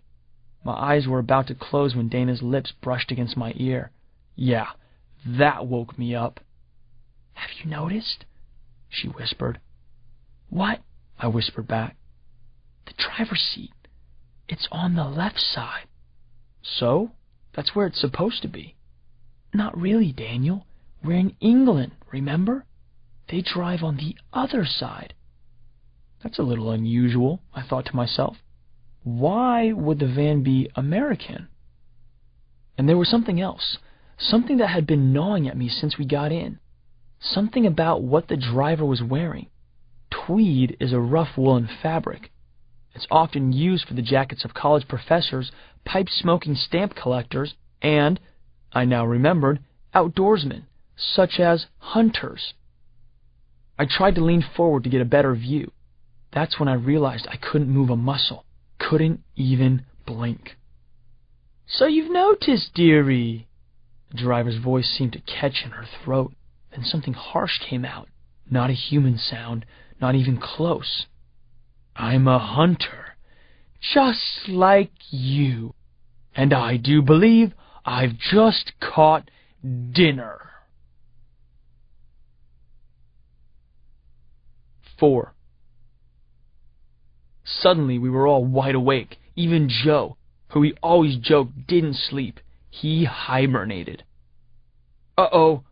I can't move, guys. Not even an eyelid. This could be bad."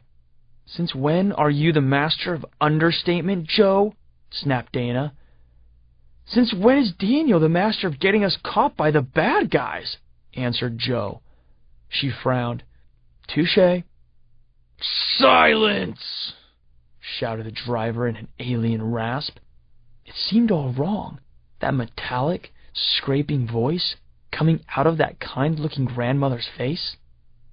As she said it, though, a gray, pulsating tentacle descended from the ceiling and wrapped itself around my mouth. It felt sticky, warm, and alive. Out of the corner of my eye, I could see a dozen more tentacles gagging my friends. Dana's eyes met mine.